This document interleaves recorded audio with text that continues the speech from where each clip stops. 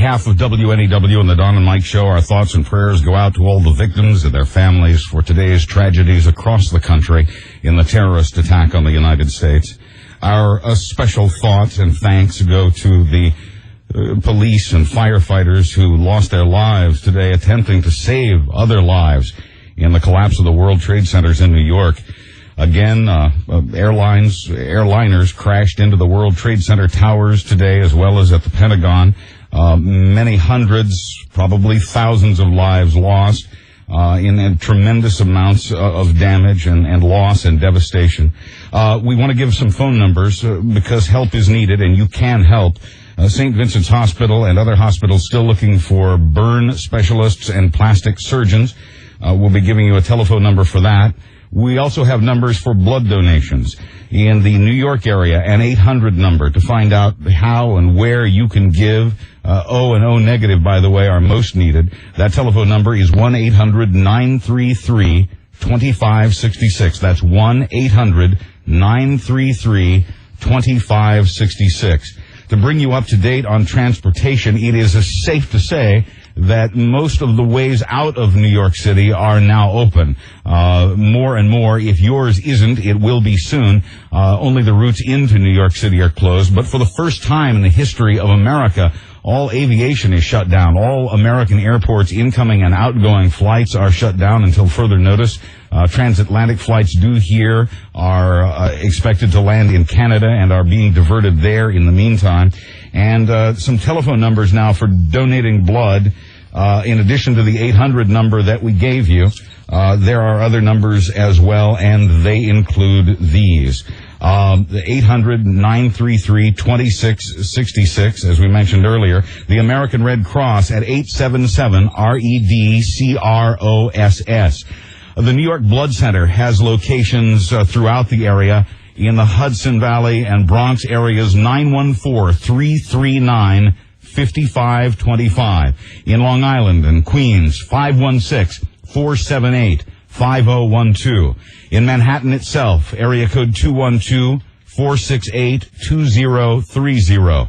In Brooklyn and on Staten Island, area code 212-468-2186. And in New Jersey, 732-220-7004. Morgan Stanley, one of the financial institutions headquartered in the World Trade Center, has an 800 number as well for people to check on the welfare of people they knew who worked in the building. That number is 888-883-4394. And again, we're pleased to report that the children in the daycare center in the World Trade Center were safely rescued before the collapse of those buildings, and they were moved to the safety of St. Vincent's Hospital.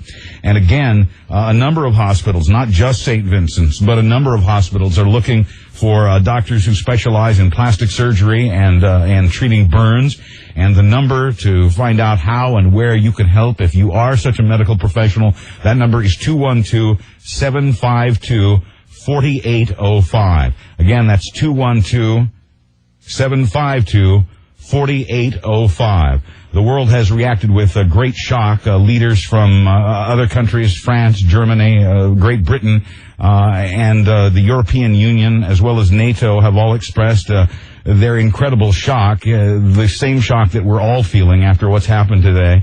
Again, a terrorist strike against the United States. Widespread attacks that included at least 3 commercial jet crashes into significant buildings and a 4th commercial jet crash. In the first attack, a plane hit the North Tower of the World Trade Center in Manhattan just before 9 this morning, followed by another plane into the second tower about 20 minutes later. Both towers then later collapsed. We understand at least 40 or 50 buildings and one of the towers remains standing at this moment. About an hour after the attack of the World Trade Center buildings, a plane crashed into the Pentagon, part of which later collapsed as well. Again, we've heard reports of at least 50 injuries there, at least 7 people in critical condition. American Airlines has told CNN that at least 2 planes in tragic accidents were lost today. Flight 11 from Boston with 81 passengers and 11 crew aboard, and Flight 77 from Washington's Dulles Airport with 58 passengers and 6 crew aboard.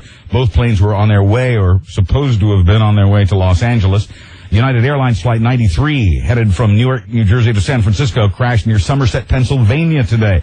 Police said initial reports indicated no survivors. Also, United confirmed the crash of Flight 175 from Boston to Los Angeles.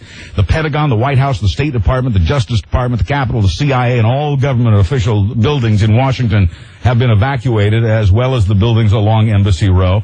D.C. and Northern Virginia suburbs of the District of Columbia have been placed under a state of emergency. People are being advised to stay home. And President Bush has canceled an appearance in Florida, obviously, to return to Washington to deal with this apparent rash of terrorist attacks. In the first ever national ground stop of airlines, we mentioned all flights have been stopped until further notice. And there have been, as we said, many reactions. In New York, more than 10,000 rescue personnel rushed to the scene of the buildings that received the plane crashes today. Some of those were lost in the collapse of those buildings later. Israel has evacuated its missions around the world. The Centers for Disease Control and Prevention in Atlanta was evacuated today. The CDC was preparing bioterrorism teams in case that became necessary at some point. Philadelphia landmarks evacuated. The New York Port Authority closed all bridges and tunnels into the city. People are now being allowed to leave. In Chicago, the Sears Tower was evacuated, as well as something upwards of 12,000 people from United Nations buildings in New York. Stock markets obviously closed. Baseball games have been called off today. NATO sent home all of its non-essential personnel from its headquarters in Brussels, Belgium, and the Immigration and Naturalization Service put the U.S. borders on the highest state of alert, the borders against Mexico and Canada.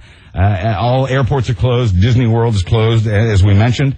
And again, we thank you, everyone. We want to thank everyone who has helped us gather the information. Lisa and Joe and John and everybody behind the scenes, the names and faces that we have not seen to help us gather this information, because it's very important at a time like this for all of us to come together. And we appreciate your listening and all of the help that you as citizens can give us as well. For the Don and Mike Show and for WNEW on this devastating day, I'm Buzz Burbank. Good afternoon.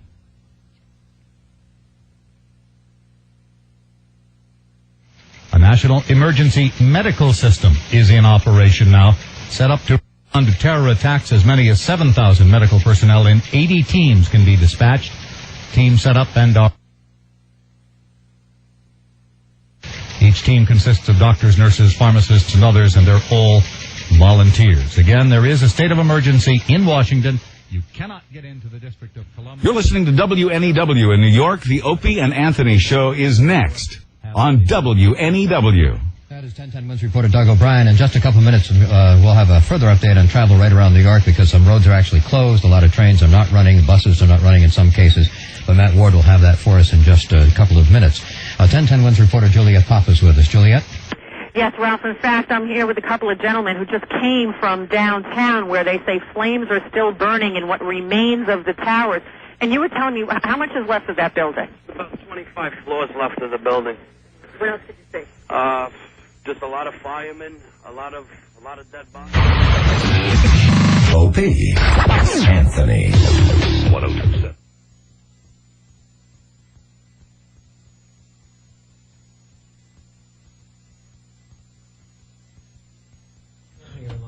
Hey guys, Ben here on the show, and the boys are in Long Island. We're trying to dial them up. Ben! There you are. There's Hope. Hey guys. What's up? What's up? You're up. Thank you, Ben. You're welcome. Jeez. Hold on. Battle stations. Okay, I think we got it figured out finally. Yeah, it's Opie and Anthony. Hey. And I guess we don't have to tell anyone, but we might as well, that this is going to be a very different show today. Yeah. First of all, Anthony and I are not even in New York City. We're on the outskirts of New York City. We're out on Long Island. We're out on Long Island. Want to thank the fine folks of WLIR on Long Island. Got to give them a plug today, because we're broadcasting from their studios. Yeah. This is just, we don't even know where to begin. This is just unbelievable. At 9:15 this morning, I was getting ready to go on a train to come into work to do our show today. From Midtown Manhattan. And they completely shut down Manhattan, where no one is allowed into the city, which is just unbelievable in itself. A lot of people. Anthony, who lives in Brooklyn, could not go into the city. No, they shut down everything coming in. There was no way you were going to get in. So here we are on Long Island to attempt to do a radio show today.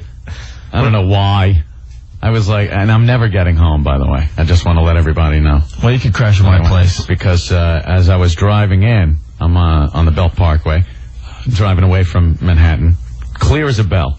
I could do 90 because I knew there wasn't going to be a cop with a radar gun.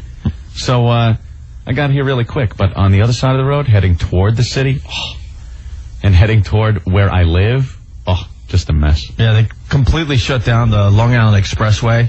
Yeah. Which, for people in other cities, just imagine your biggest road in your city just completely shut down. Yeah. So here we are. We're trying to set up communications. We're going to set up the website so we can read some instant feedback from all over the country. We're going to take a ton of phone calls today, right, Ed? Yeah. I mean, everyone knows what happened. I don't even know that we got to run through it 8 billion times again. Now it's all about revenge. Right. Whose ass do we kick? Right. About this? Because I can't just sit by and think of all the other times that things have happened and the president has the rah-rah speech and before you know it, weeks turn into months and you realize nothing happens. Any general pissed off attitude you have just goes away and you forget about it until the next time. And you get the same crap every time. This time, we need something huge. A response, quick, and so decisive and brutal to whoever did this that they have to think twice about doing it again. Or they just plain don't exist anymore. Or they don't have the resources to do anything except skin animals for clothing in the caves that they live in. That is what we should do this time because this is unbelievable. Yeah. You watch it and like everyone's been saying, it's like just watching a movie. But it's real. Yeah. First of all, how did you hear about it? I mean, what were you doing? Me sleeping. What else do you were I sleeping, do so at you that didn't- hour? I was up. I was having breakfast with my girlfriend in Northport, and I was listening to the morning show in New York on WNEW, the Sports Guys, and they're like, You're the guy that listens to that program? So they're on the air going, all morning we're talking nothing but Giants football. Oh. And then I'm like, all right, I'll check them out for a little while. And then I go in and have my little breakfast, and I come out, and all of a sudden they're talking about a plane hitting the Twin Towers. You and I have talked about this on our radio show. We said on numerous occasions we're surprised that someone hasn't done it. Yeah, that no one has ever done that before. I'm not even talking about a terrorist attack. Just a nutcase in the area that wants to just end his life and do it in style by crashing into one of these buildings. We talked about that recently on our show. So I'm just assuming it's a Cessna or something, and it happened. A guy, he decided to end his life, right? Right. And so I'm listening to the Sports Guys describe this thing, and they're talking to someone on the phone, and everyone's watching TV at this point. And I heard them live say, holy, I think they even cursed because it was just beyond belief. Yeah. Holy ass, a huge jet just crashed into the other tower. Yeah. Now, the first thought, and I'm not trying to make jokes today, I'm like, man, those guys need, ratings that bad that they're going to go down this road and come up with some wacky radio Right, prank. you're thinking it's a joke. I thought it was a joke. And then sure enough, I'm just, I start spinning around the dials to make sure it wasn't, and I couldn't believe it. This is like our worst fear here in New York. If you work or live in the city, it's always in the back of your mind a terrorist attack or, some kind of explosion. And sure enough, today we're dealing with this, and it's just amazing because we all know someone that works in the Twin Towers, and our thoughts go out to them and their families because it's bad. I don't know. You have that hope that you sit and you watch and go, hey, maybe after the first plane hit, a lot of people got out, and maybe this, maybe that.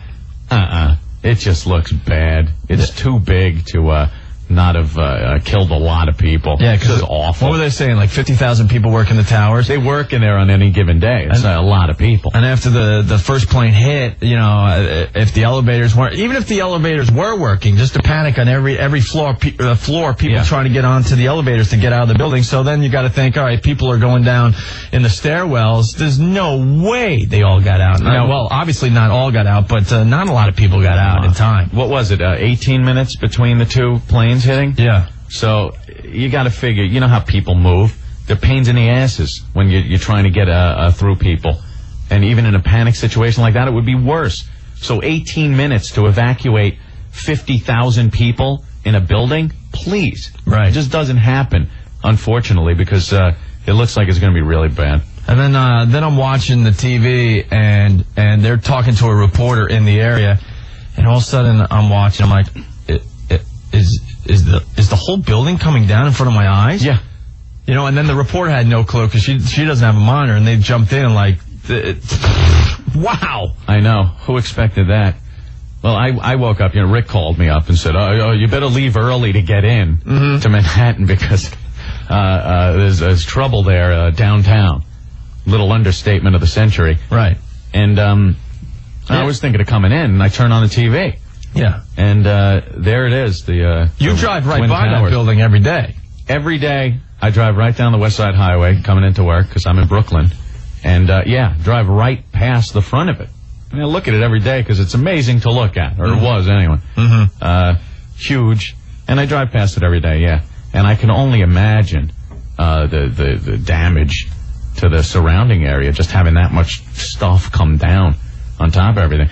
But then I looked out my porch window, and there it was, Manhattan, South Manhattan on fire. South of like Canal, basically. Just big plumes of smoke coming up. Later on, I saw some military vessel going up the river when I was coming here down the Parkway. But roads closed. People just walking around and looking dazed. It's like something you don't want to believe, like a movie, like a bad movie. You're watching it, and I'm watching the side of a building come out when a plane hits it, and you go, that's good CGI. Yeah, that looks pretty real. Yeah, it's so surreal. I think we're all going to wake up tomorrow and go, did that really happen? Yeah, I'm watching people running down the street, and there was a couple of women just cowering behind a car, and I'm looking at them going, you got to give it more believability here. It's bad acting. Looks like bad acting. The pictures are just unbelievable. We're flipping around like crazy, and we just saw some footage of, I guess it was a cop. Basically just push a lady out of the way to outrun the wall of smoke coming his way. Yeah, when those buildings came down, the plumes of smoke that came through the streets, like the streets act like a canyon, so it just blows down the roads in Manhattan. And some people had their backs turned. Now, they heard the boom, and they start trying to get out of the way, but the cloud of smoke just engulfed them. And the people running away that saw the cloud coming weren't stopping to help the people that didn't. I saw an old lady in blue, and she's kind of walking down the street, and a big cloud of smoke's coming after her, and this big fat guy just kind of pushes her out of the way. Yeah. It's horrible, but you kind of see what we're all about sometimes. There's the heroics, and then there's the people going, hey, get out of my way. I'm saving my own ass. Right. What about the guy that was behind the ambulance? Yeah. And he couldn't see the wall of smoke coming while everyone's just running by him, and he was completely engulfed. Just, sucked them right up. Awful. But now it's all about the next phase of this thing, which is retaliation. Because you could rehash this. It's over. I don't foresee anything else happen. It's kind of eerie when you look up in the sky and don't see any airplanes. Right. I drove right past Kennedy Airport to get here, and nothing. And you're used to you take it for granted that there's going to be planes in the sky, and nothing. No planes. And now I think the next big story is going to be when we finally attack whoever's responsible for this. I don't even care if they're totally responsible. If you backed terrorism, if you're a country known to harbor terrorists, that's it. Start putting some of that, those tax dollars I spent on some of this military hardware to work. Because we just have to answer hard. Bad. By the way, CNN just reported a little while ago, and we're trying not to make jokes today, trust me. Disney World and Disneyland is closed. Oh, thank God. CNN reporting that. Very important that they report that today. There's bandwagon jumpers that close things, I think, So if you're just tuning in, it is the Opie and Anthony show, and we're not in Manhattan. You can't get to Manhattan. You could barely get out of Manhattan. Did you see the footage of everyone just walking across the Brooklyn Bridge? Thousands upon thousands of people, like it was the New York City Marathon? Yeah. Amazing. They're walking up the FDR Drive, which is just a huge road in Manhattan, and no cars. They're just walking home. The mayor just got on and said, look, walk home. Walk home today. And these are people that commute in every day. So here we are in the studios of WLIR on Long Island, and we don't have anything. No, we're just here. I guess we're going to try to take a few phone calls and whatnot. Yeah, we finally hooked up the website. I think we could get instant feedback in a few minutes here. We got to get the web address for that. We should talk to Ben and Rick. Ben's back at the station. Ben. Yes, right here. What's going on, bro? Not a heck of a lot. It's just pandemonium here. It's And when did you come in from Boston? I drove in from Boston last night. Oh, you drove? I drove, yeah. I drove. I got back in New York about 9 o'clock last night. Because I was wondering about that. I'm like, Ben's in Boston. Well, when the days go by, we're all going to know at least one person that perished. I'm telling you right now. Yeah, because the scope of this is huge. Just huge. They showed on CNN the track of, was that the first plane that hit the tower? I think it was the first plane, right? Yeah, it was leaving Boston, heading towards Los Angeles, and it goes on its normal track, because there's a bunch of websites where you can track the flights of aircraft. And you see it going on its normal track west, and then all of a sudden it just makes a sharp turn south. Somewhere in Pennsylvania, just as sharp as could be, turn south. It was over New York, yeah, upstate New York. Oh, it was? Okay. It turned south, and that you can assume is where these scum of the earth took the plane over. And, you start thinking all kinds of thoughts, like, these are human beings on these planes, and what the hell was going through their heads? Did they know what was going on? Was there a big commotion? Were the pilots even alive? Well, they had a guy on a cell phone. This is all facts, by the way. We're going to try not to, hang out in the rumor zone today. Yeah. CNN said it was a fact that someone on that hijacked plane from Boston to L.A. that made the sharp turn somewhere in upstate New York, south. He was in the bathroom of the plane on a cellular phone, screaming, going, "We've been hijacked." They stayed on the line with the guy until they heard a big crash, or a big explosion, I guess they said, and that was it. Boom. I think that was the plane that went down in Pennsylvania. In Pennsylvania, okay. Which people are assuming it was shot down. Because by that point, the Pentagon had been hit, and both of the towers of the World Trade Center. So I had heard reports that F-16 fighters were surrounding a plane, and you got to assume there, too, what's going through their heads? If they have to take the shot on a plane that has passengers on it, but you got to do it because it's... you don't know if that plane's going to hit the Empire State Building or something, right? What's the next target? These terrorists, this scum, managed to use our own planes as bombs.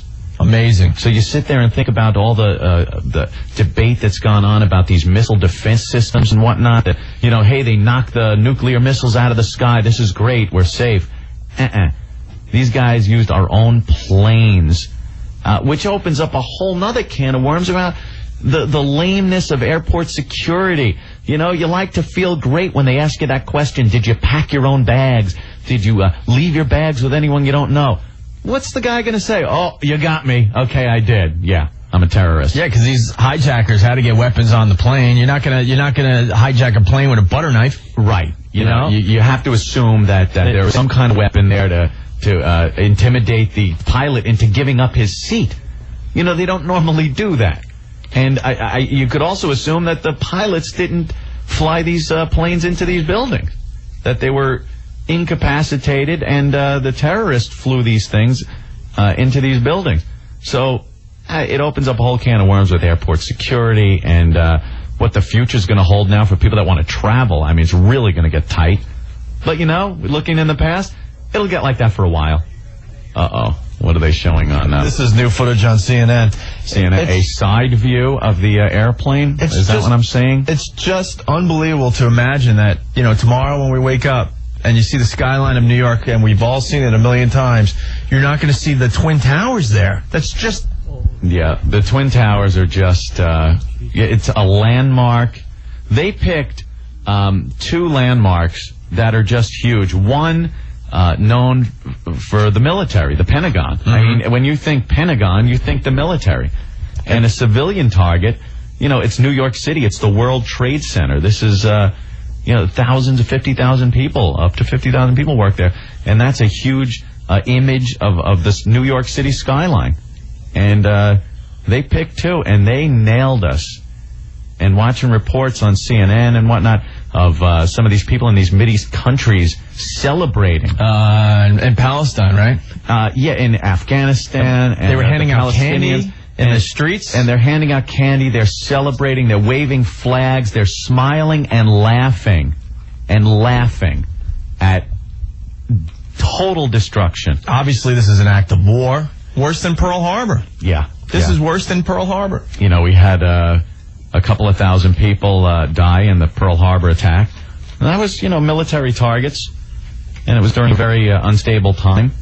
But this is civilian targets and no provocation. Because of our policy with Israel, go screw.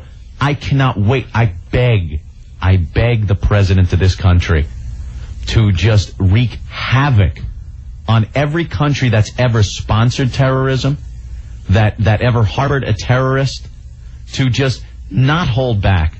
I'm in favor of some tactical nuclear warfare there, Opie. I don't care. Drop the bomb. Just clear them out so they can't even do this anymore. That's it. Done. Right. It's over on the other side of the world. I don't care. Let's get back to That's Ben. what they're saying. Hey, Ben. Yo. So, your new place is right around there too, right? I'm relatively close. I'm probably about 20 blocks away or so. Yeah. Mark's the one that actually saw it and called into the sports guys. Now, yeah, Mark, Psycho Mark on our radio show. I mean, I had no doubt this was serious, but I knew it was really, really serious when I tuned in Fox News. And there's Mark. Got to call him Mark today. Mark Walsh. As serious as I've ever seen anyone in my life be. And I'm like, that's Mark? Yeah, I know. And he's like an eyewitness to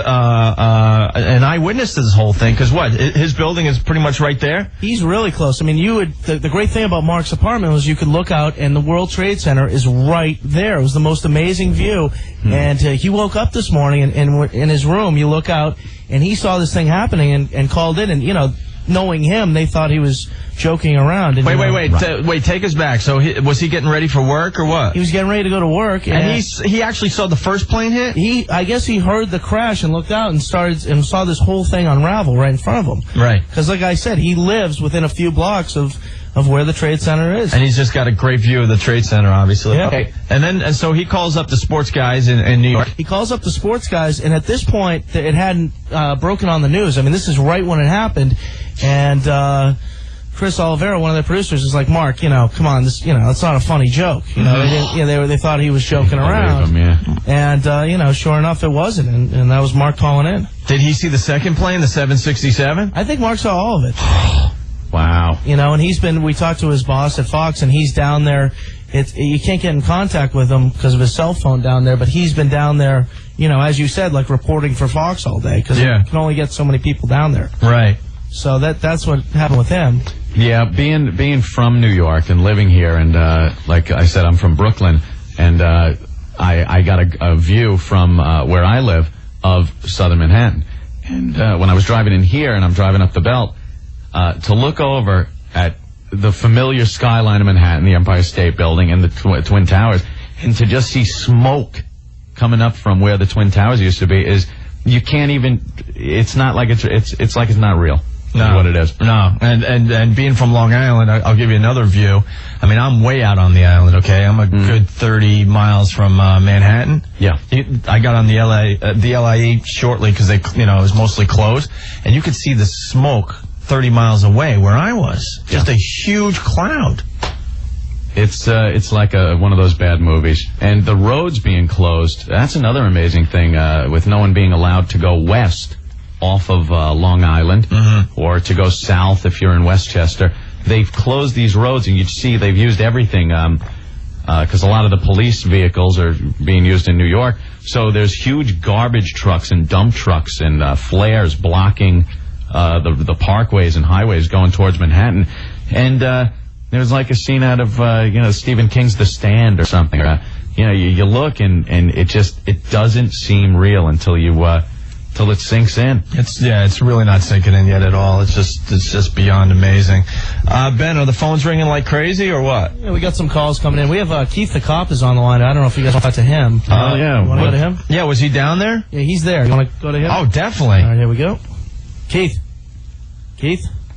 He's been on the hold for a little while, so maybe he'll come. Has he? Oh, really? Yeah. I know that Keith wasn't actually working. He was called in, and he said, he got in, the LIE was totally wide open, he got in, but he's down there in the thick of things. We have a lot of friends in the NYPD and a lot of friends in the fire department, so. Yeah, and a lot of those guys are going through some tough times right now, too, because, they were right on the scene. There were a lot of emergency workers at the base of those buildings when that happened, so hopefully plus the hotel. miracle happened. No one has mentioned the hotel that... the Marriott's right one of the towers basically collapsed right on top of. I know. And another plane's down in Philadelphia, or in Pennsylvania. That's the one in the outskirts of Pittsburgh, actually. Plane was a 747, Flight 93 from Newark. And that went down in the woods. Now that, I heard the earlier reports that a 747 was surrounded by F-16s because it was headed toward Washington.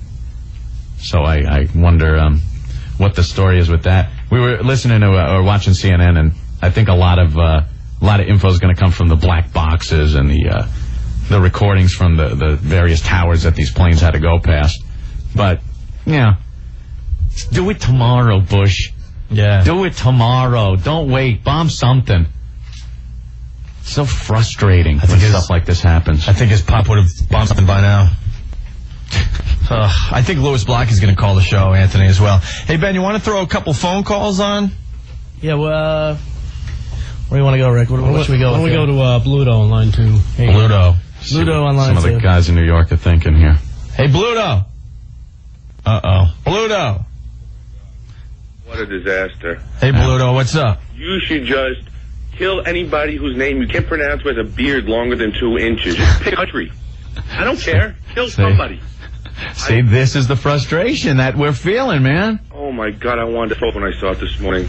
And what was your first thought, Bluto? I couldn't believe it. I'm staring at the screen. I heard the sports guys. I turned the TV on thinking it's a joke, and there it is. And I'm sitting there live, and the second plane comes out of nowhere. And next thing I know, I'm like, the building's gone. It's just gone. I work 2 blocks from there. Yeah, we all know people down there. That's what, I mean... There must be 50,000 people there. But just how it escalated, it was just like, the first plane, I really thought it was just a Cessna. I mean, it still sucks, but I'm thinking, okay, some wacko, decided to take his life. And then the second plane hits. When that second plane hit, you just blinked your eyes hard and went, what did I just say? A 767 hits the Twin Towers, and then you keep watching, and then you find out the Pentagon gets hit. And then when they fell down, it was just... the whole news went silent. It just collapsed. What do you say? You're just watching going, all right, the plane's hit, but hopefully, because you keep hoping that, all right, hopefully they'll be able to fight some of that fire and they'll get the people out and stuff. And then when you watch the buildings just come down, it was like the only thing I could even equate it to is watching the Challenger explode. And then where you're sitting there and you're going... All right, maybe there's an escape thing or something, but then the realization hits that parachute. No, it's a disaster, and those people are just gone. And then there were people that they knew the building was collapsing, and they panicked and started jumping out the windows of the Twin Towers. And then the Palestinians are cheering. Did you see that? Yeah, handing out candy in the streets, right? God, we're not like that. I'm a little pissed off at CNN for even showing that. I mean, no, get us riled up. They should show it. It doesn't get us riled up in the right way. I'm ready to re-up right now. I'm ready to go back down to my Navy station and hit it again. I am so pissed. When I watch the buildings coming down, that gets me riled enough. Believe me, Yeah. we have to respond so strong that no one could even have the potential to do this. Just wipe them out. That's it. The end. All right, Bluto. Thank you very much. Yeah. You guys suck. Hey, Ben, throw us on with somebody else. All right, you know what? We should also mention the national number. I don't know if it's working because we've had problems, but we want to mention the national number, 866-2774-WOW. 866-2774-WOW, right. And, of course, in the New York area, 877-692-1027, all right? A lot of the reasons we never, in the past when we've had terrorism here, responded quickly and really strong is... There's all that political bull crap you got to put up with. You don't want to piss off this country or that one or this. I think this is big enough where the politics of it is going to take a back seat to the sheer revenge of it. That we have to now respond in a way that will show these people that, you're going to do something like this, we're going to hit you tenfold. And I don't think politics is going to be playing a big part in this one. I hope not, anyway. I hope they don't pussy out on this. Yeah, all right. Hey, hopefully Keith the Capo calls, because he's pretty much at ground zero at this point, trying to do what he can as a New York City policeman. Ben, put us on with somebody else. All right, let's go to Eddie right here. Go to Eddie. Eddie. Yeah, babe. Hey, Eddie. Hey, guys, what's up? Well, you tell us. Yeah, Jesus Christ. I work for Pepsi. We're on the roof of the supermarket looking at this place. Then we drive downtown, and we're sitting there, and the thing collapses right in front of you. I'm looking at my friend. I'm like, did we really see this? Is this really happening here? Yeah, you got to check your brain. Like, there's no way I just saw what I just saw. Exactly. You're like, holy God, there's people in there. It's like looking at a hotel in Vegas going down, and there's people, and sure, there's somebody in there, and you just can't believe that it's happening. Yeah, and you get like a sick feeling. Like, I just felt sick, and there's nothing you could do. You're powerless. You know what I mean? I still got a knot in my stomach. Yeah, I was watching, and I'm just walking around the house, and all I was saying, I'm shaking my head the whole time, just going, holy S, holy S, holy S. Yeah. I can't believe this. Exactly. Like, you really think that this would happen in my lifetime? I mean, come on. In this day and age. Unbelievable, guys. You got to be careful how you say things today, but it makes the Oklahoma City bombing look like a little scratch. Well, like a little scratch. Yeah, you know how huge that was when it happened, and before they found out it was an American that did it. Do you remember that? Everybody was like, "Oh my God, we got to kill, we got to bomb, we got to bomb." Now we know this isn't the work of Americans. Now we have to respond hard. All right, bro. Thank you. He's gone. We hung up on him. All right. Let's go to Sean here on line 9. Sean. Yo, what's up? Hey, Sean. I was up in Mahwah. It's in northwest Bergen County. Yeah. And it's about 40 miles away. And I was driving in my car, and don't feel bad, Ope, I was actually listening to the sports guys, too. And when I heard about it, I went up to the cliffs, and I was looking. You could barely see the outline of the World Trade Center. And then all of a sudden, just boom, a huge fireball I could just see from miles away just shot off the side of it. And then I went home and started watching TV, and I just saw them come down, and I was like... Yeah, it's What happened to your mic? I don't know. Did something open? No. Wait, try it again. There you go. Okay. Are you playing with the buttons here, I'm too? not playing with the buttons here. I don't know how to play with the buttons here. When we're back in New York, you just start hitting buttons for no apparent reason. No, I'm not playing with the buttons today. All right. Thank you. No problem.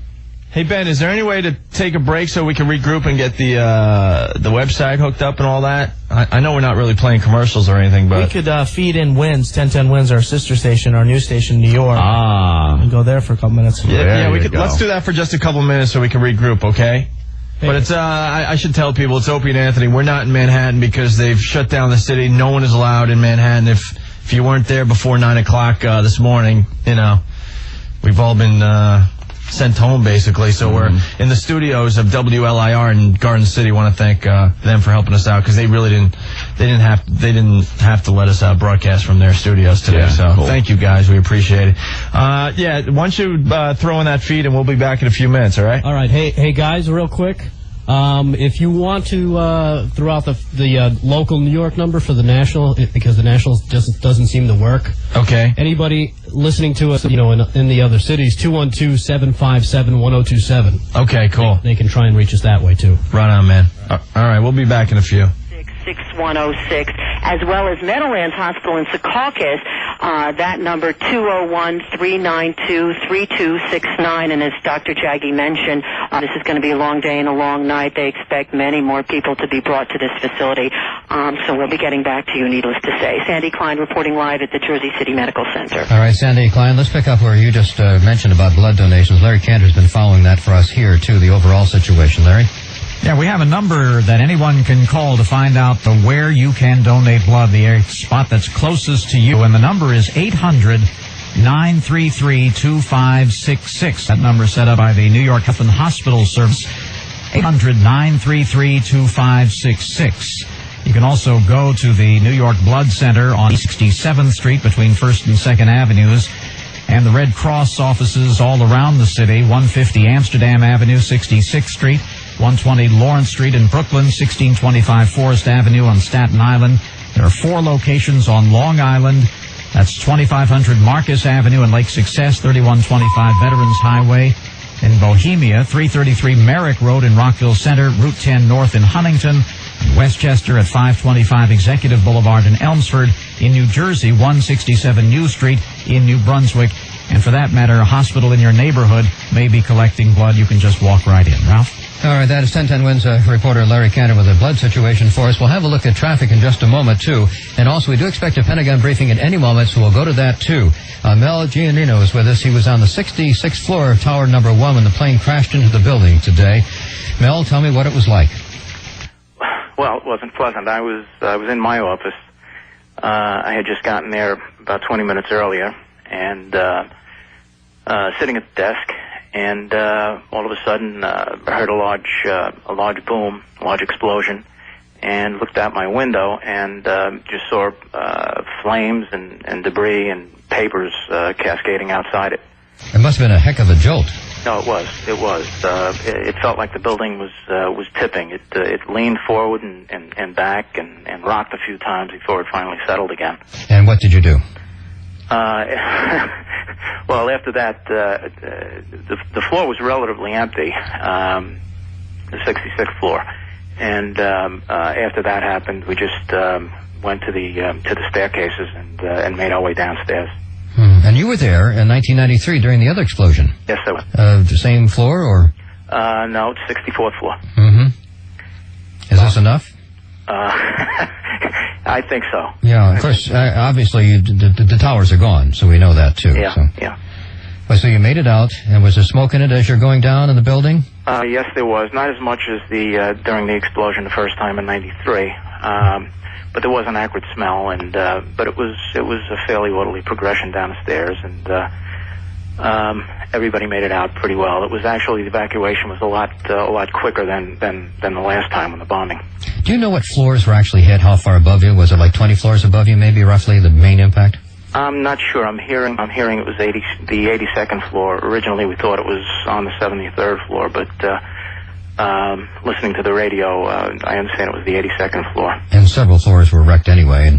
And yeah, the floors above were engulfed. Well, I'm so glad that you escaped, and we thank you very much for talking with us. You're welcome.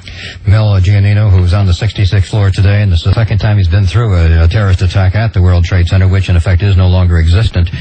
But still a major rescue effort underway there. Again, we expect a Pentagon briefing momentarily. Well, let's get back to Matt Ward and an update on where we stand in travel. Are you there, Matt? Well, we'll get to Matt in just a moment then. Matt Ward is keeping us up to date, but a lot of roads have been closed. For example, like the thruway coming in, a lot of the Long Island roads were closed up to keep people from coming into the city. President Bush has put the military on high alert. He says we are being tested. Terrorism against our nation will not stand. The president has been moved around. He gave a taped statement that was made, I believe, in Louisiana. Then he last heard he's at an air base in Omaha. So the president is being very carefully guarded. Mayor Giuliani talked with the reporters a short time ago, too, and gave us an assessment. We also expect to hear from the mayor a little later on today with another assessment of just where we are. 1010 Wins reporter Carol Diori has been talking to people on Long Island and what's been going on there. Today's disaster meant people walked for miles, for hours, from lower Manhattan to the outer boroughs. They went from downtown Brooklyn to try to get to parts further east. I found Abraham Flint resting at the corner of Eastern Parkway and Washington Avenue. He said the only thing he could think of as he was, it was like being in the middle of a war. Walking down Flatbush Avenue, I felt I was part of a large war refugee contingent. And I also saw people who had been in the building, rescue workers. They were covered with smoke. They were in a state of shock, dust. Anybody who survived it, it's a miracle. And people have all ranges of emotions. I found a young teenager walking from downtown Brooklyn. He was headed to Brownsville. He was very angry. He said the worst of all this, he doesn't think the U.S. will have a good response. What we're going to do about it? Nothing we can do. So emotions run very deep. He's angry. People are just very sad. I've seen people crying. Carol Diori at 1010 Wins in Brooklyn. Before this day is over, there will be a lot of tears. We have no idea whatsoever how many people may have been killed at the World Trade Center, but obviously scores, if not hundreds, if not thousands were, and that's just beside the many injured. We do know at least around 2,000 people roughly have been treated or were injured. That's a rough figure, but we're sort of assessing as we go from hospital to hospital. Now, let's go to 1010 Wins reporter Eileen LaPalmer. Well, Ralph, I'm here on Hudson Street and Duane Street, where emergency vehicles continue to zoom down Hudson Street. They're heading towards a site that used to be the World Trade Center. I've seen ambulances go by, squad cars, and even a bomb squad truck. There are people, though, just standing around in the street. They're just looking up, watching the dark cloud of smoke that continues to hover in the south sky. They're sometimes even blocking the sun. And the people here have brought out their cameras and are kind of gawking and looking. There are others lining the street. They're just dumbfounded by the enormity of this tragedy. 6 hours ago, though, this street was filled with people screaming, panicking, running for their lives, running north. And I even talked to one woman who survived and made her way out of Tower 2 before it collapsed. 92 floors, and I stopped on the 70-something floor because they said everything was okay, and the second plane crashed. Into the second building, right? Yeah. That's what happened? So it's the first Tower 1 hit first? Yes. Oh, my God. And now, again, Lower Manhattan is under lockdown right now. People who live here are obviously thankful to be alive, but now their thoughts are turning to how are they going to get home and where are they going to spend the night. Eileen LaPalmer, 1010 Wins, live on Hudson and Duane Street. All right, and we are back with the Opie and Anthony Show. That's our sister station, of course, 1010 Wins here in New York City. But Anthony and I are not in New York City. We're on Long Island. We could not get in city. They pretty much closed down Manhattan, as you know by now. Yeah. And Ben and Rick are back at the station in Manhattan. They got in early today, and we're trying to figure this out as we go along today. So, and who do you have online? Keith the Cop? We have Keith the Cop. Here we go. Keith. Hey, what's going on, fellas? Hey, Keith, what's up, man? Oh, we're just sitting here like in awe, just staring at it, you know? Where are you right now? We're about 10 blocks away. 10 blocks away, and still just smoldering, and things burning down there, huh? And you're just looking up in the air, and it's just like, it's amazing, you know? Yeah, two of the biggest buildings in the world were there, and now they're gone. I mean, everybody's here. Other states have come to help us, and it's just really, it's unbelievable. I'm at a loss for words, you know? Yeah. I mean, we're just waiting to see more about what's going on and, you know, what we could do to help, but it's just, you know, called everybody in. Yeah, the emergency vehicles I saw when I was coming out here to Long Island, coming in the other way, I mean, from everywhere out on Long Island. They were just sending truck after truck of emergency vehicles out there. You know, waking us up out of bed and bringing us in, and, you know, you just sit and we sat and looked at it, and just, it's too incredible for words. So either you're just waiting for orders now? There's nothing you can do at this point, or? We're basically just, you know, going around the area, picking up, you know, residual stuff that's going around outside of the area, and, you know, having updates inside. You got any word on injuries of any of the NYPD or any fire department? Or we know there are, but we don't have any facts. Yeah, jeez, man, that's too much. Where were you right when it happened? You were off duty? I was off duty. I was home, and then they called us all in. So I mean, it's just awing just to sit and just look at and see this is billowing smoke and nothing there. Now, are there fires out of control down there, or? You know, like I said, I'm about 10 blocks away. I really don't know the heart of what's going on down there. Mm-hmm. It's, you know, things are sketchy. Okay. But, you know, I'll, if I have anything that I can pass on. I'm sure all of us will know a lot more tomorrow. Now, is there debris as far as you are? Not. Yeah, maybe, you know, we're probably on the outskirts of it. Like that dust you're talking about, the volcanic dust? You've seen a lot of people walking around just covered in it. Right. Yeah, they're showing people on the TV that are just, their eyes are beet red, and they're covered in this white dust. The hospitals are just out in the streets. You know? Hospitals, just the streets are closed, and they're just treating people out in the streets. They just showed Yasser Arafat, Opie, on the CNN. Who also, him too, saying, oh, despicable act. Oh, it's terrible. He's another one who should pay with his life. All right, gentlemen, I got to go. Okay, Keith, if you find out anything, please give us a call. You're pretty close. Okay. All right, man. Thank you. No problem. It's safe to assume, I guess, they're done with their terrorism here for the day, I hope. It's like, I hate reading, they're closing this, and these people have been sent home and stuff. They're done. They did it. They're long gone, you know? Like locking up the barn after the animals get out. Yeah. Done. Oh, and here's some more footage of the people celebrating in their dirty country that will soon be bombed out, I hope. Damn, I hope so. All right, why don't we take more phone calls, because everyone has a reaction. Everyone has someone that works downtown. Mm-hmm. I finally got word that most of the people that I know in that area, as far as family, are safe. Everyone is going through that same process today, trying to locate family members and friends. Yeah. So, Ben, who do we have on the line? We got Matt from Washington calling in. Matt. Hey, guys. Hey, Matt, what's up? I just wanted to, first of all, say I love your guys' show. Well, today's not a day for that crap. I know that. It's the first time I've gotten through, but I usually go through the Pentagon. Today, for some reason, I was early to work, thank heavens, and because the metro stop's right in the Pentagon. Phew, wow. And, yeah, I mean, getting into the city, I was fine, and all the stuff was going on in New York, and then they evacuated us from our building. My building's right across the street from the FBI building, and it was eerie getting out of there. I mean, you're walking up. I live about 20 blocks up from the Pentagon, and as I'm walking away from the Pentagon, you can see how black the charred side of the building, and it's just... How insane is it that they were able to hit the Pentagon? Well, have you ever been down here? Hell yeah, many times. Okay, Flown in. But National Airport is right there. Yeah, so, yeah. It's a pilot makes an error, and in a plane that big, you're there at the Pentagon. I mean, yeah. So I've also heard reports that a fighter jet was following that plane. So, really? And I also heard another fighter jet has brought down a Learjet, not shot it down, but escorted it down. I haven't heard anything about that. Yeah, and possibly the one in Pennsylvania was shot down. Well, yeah, we'll find out in the coming days. It's just amazing. They use, like Anthony said earlier, our own planes. Our own planes. Again. Who would have thought that this was possible? Right. Maybe one hijacker, maybe two. Mm-hmm. But we're talking at least 4? These are 4 planes, our own planes, American and United. I guess that was a conscious decision they made there, too.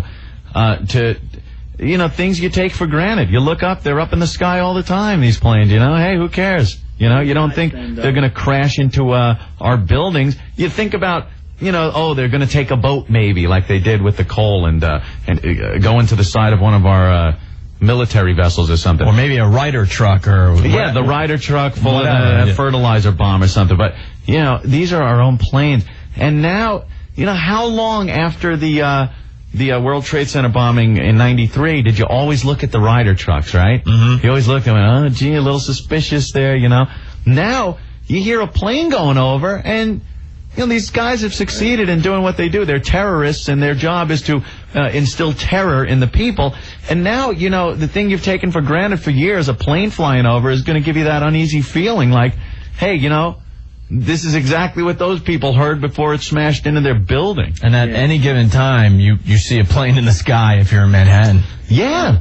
Guys, and my roommates are all police officers down at the Pentagon, and I haven't heard from them at all today. See, that's scary. Yeah, man. One of them's on the SWAT team, and another 3 are security, officers down there. So yeah, this is kind of a bonding thing for the JFK listeners and the other listeners here in New York, because the good thing about the Pentagon was where they hit, they had just remodeled, and they were getting ready to remodel one further down the hall, and it doesn't look like all the many offices that could have been filled were filled. Right. From what I heard on the news also, the other side of the Pentagon was really the money target that it seems, thank God, they missed. Yeah, that's facing the water, and that's, they always thought that an attack would come from that side of the water side, because that's where all the brass sits and all, it's just eerie. And then there was a report in your area that was false, thank God, that the local police saw a plane coming right up the Potomac.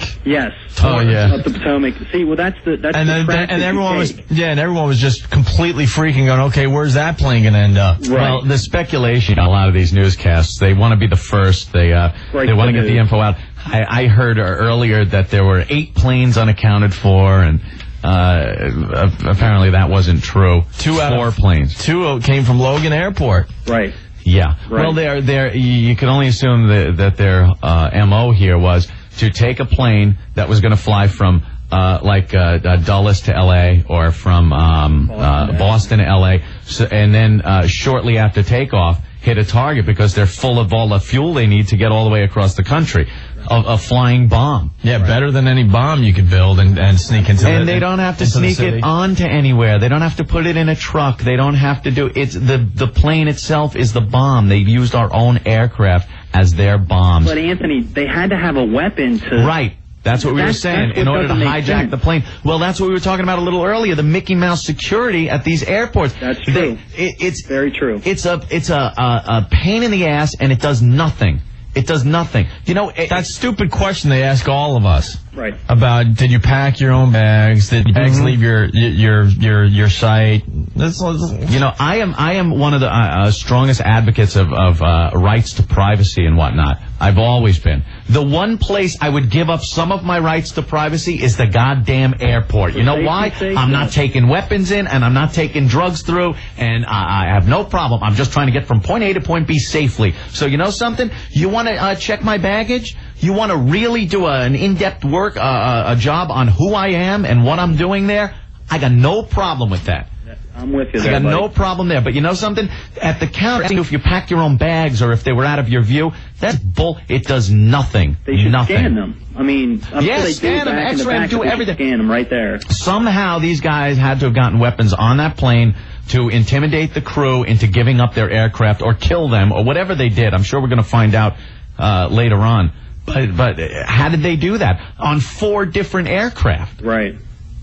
Unbelievable. Right. All right. And I also heard the one in Pennsylvania that went down was possibly going to Camp David, which is just north of here. Well, there was rumors that Camp David was hit. I heard that on the way to this studio. And then one today. fell short. That was false because that was the plane in Pennsylvania that went down. Yeah. All right. Well, thanks for the info. Take care, buddy. Appreciate it. All right. Bye. Washington checking in. They're saying that all air travel canceled in the U.S. until the earliest noon tomorrow, which is canceled. It's surreal to look up anywhere in this country. You look up, you will not see a passenger plane. It's not just America. Most of the world has canceled flights. Yeah. That was another surreal moment was when I walked out on my balcony at my apartment, and I hear fighter planes over Manhattan. You know, that was the only aircraft that was flying. You don't see them, but you hear them, and you know the roar of those engines are military aircraft. Oh my God, we've reached the point where we now need fighter aircraft over New York City to protect it. And warships on the way. Yeah, I saw military ships going up the river, up the Hudson. All right. And who do we have? Pete Radovich is on 6 with something here. Let's plug him down. Pete from, I believe, CBS Sports these days. Yes. Hey, Anthony. Pete, what's up, man? A couple things. Yeah. I fly probably more than anybody you know. Yeah, you fly a lot. He covers all the, what, you were affiliated with the NBA? Right. And now you traveled all over to the and games? I travel at least once a week, and I will gladly wait online for 3 hours every time I fly, if I have to make sure that they can strip search me for all I care at this point. You know, I get annoyed waiting at airports if I have to wait because somebody's carry-on's too big or they don't have the right ticket or something. That annoys the hell out of me. But if it's for safety's sake and I know it's really going to make a difference, I don't think anybody would argue. You know, but human nature is such that you say that today and a couple of months go by and people are like, oh, you know what, I just want to go to L.A. You know, come on, move it along. Well, you know what, then all the people there should carry around the little portable DVD player and show the plane hitting the building and go, okay, you want to maybe wait a little longer? I'm just saying, I agree with you, but the human nature is such, none of us want to wait, none of us want the hassle. It is. You just want to get to your location as soon as possible. You're right. This is different, though. I think this is big enough. This is Pearl Harbor. This isn't... Yep. There you go. Oklahoma City was big, obviously, and the World Trade Center the first time was big. This is off the charts. The This response, is bigger than Pearl Harbor. the response to this is, I believe, I hope it is, but I really believe it is going to be so big. I think it's going to make the Gulf War look small compared to what we have to do now to respond to this. And speaking of war, you guys know, during the war in Croatia, I visited my family and visited a friend on the front lines. I've actually witnessed war. Yeah. And for the first time in my life in America, I mean, I'm out in the suburbs. I wake up and I see this on TV, and then I walk out of my yard. I look up in the air and I see 4 military helicopters fly by, and I'm thinking, this is war again. You're thinking, which country are you in? Right. I mean, I've seen it. You've seen it in your now. homeland. I'm telling you, I'm having flashbacks. This is if Americans don't know what war is. See, this is war. You're right. Everybody has that little emotional moment watching stuff like this, and when I was coming in, I saw South Manhattan just smoldering, and it was an act of war. It was a bomb that went off there. I don't care if it was a bomb made out of an airplane, a jet. It was a bomb, and you see southern Manhattan burning, and a warship in the river, and then you look and there's the Statue of Liberty right out there in and it's just. You realize, oh my God, we're at war here. Right. This I'm is in a war. suburban New Jersey, and I'm looking at war. Military helicopters flying by low. Yeah. You look at the footage on the news. There's refugees that could be from anywhere in the world. Yeah. Sure, they're dressed a little better. They're carrying their briefcases, but they're no different. They're people that have been displaced by a military action, and they're walking home just like you would see anywhere else.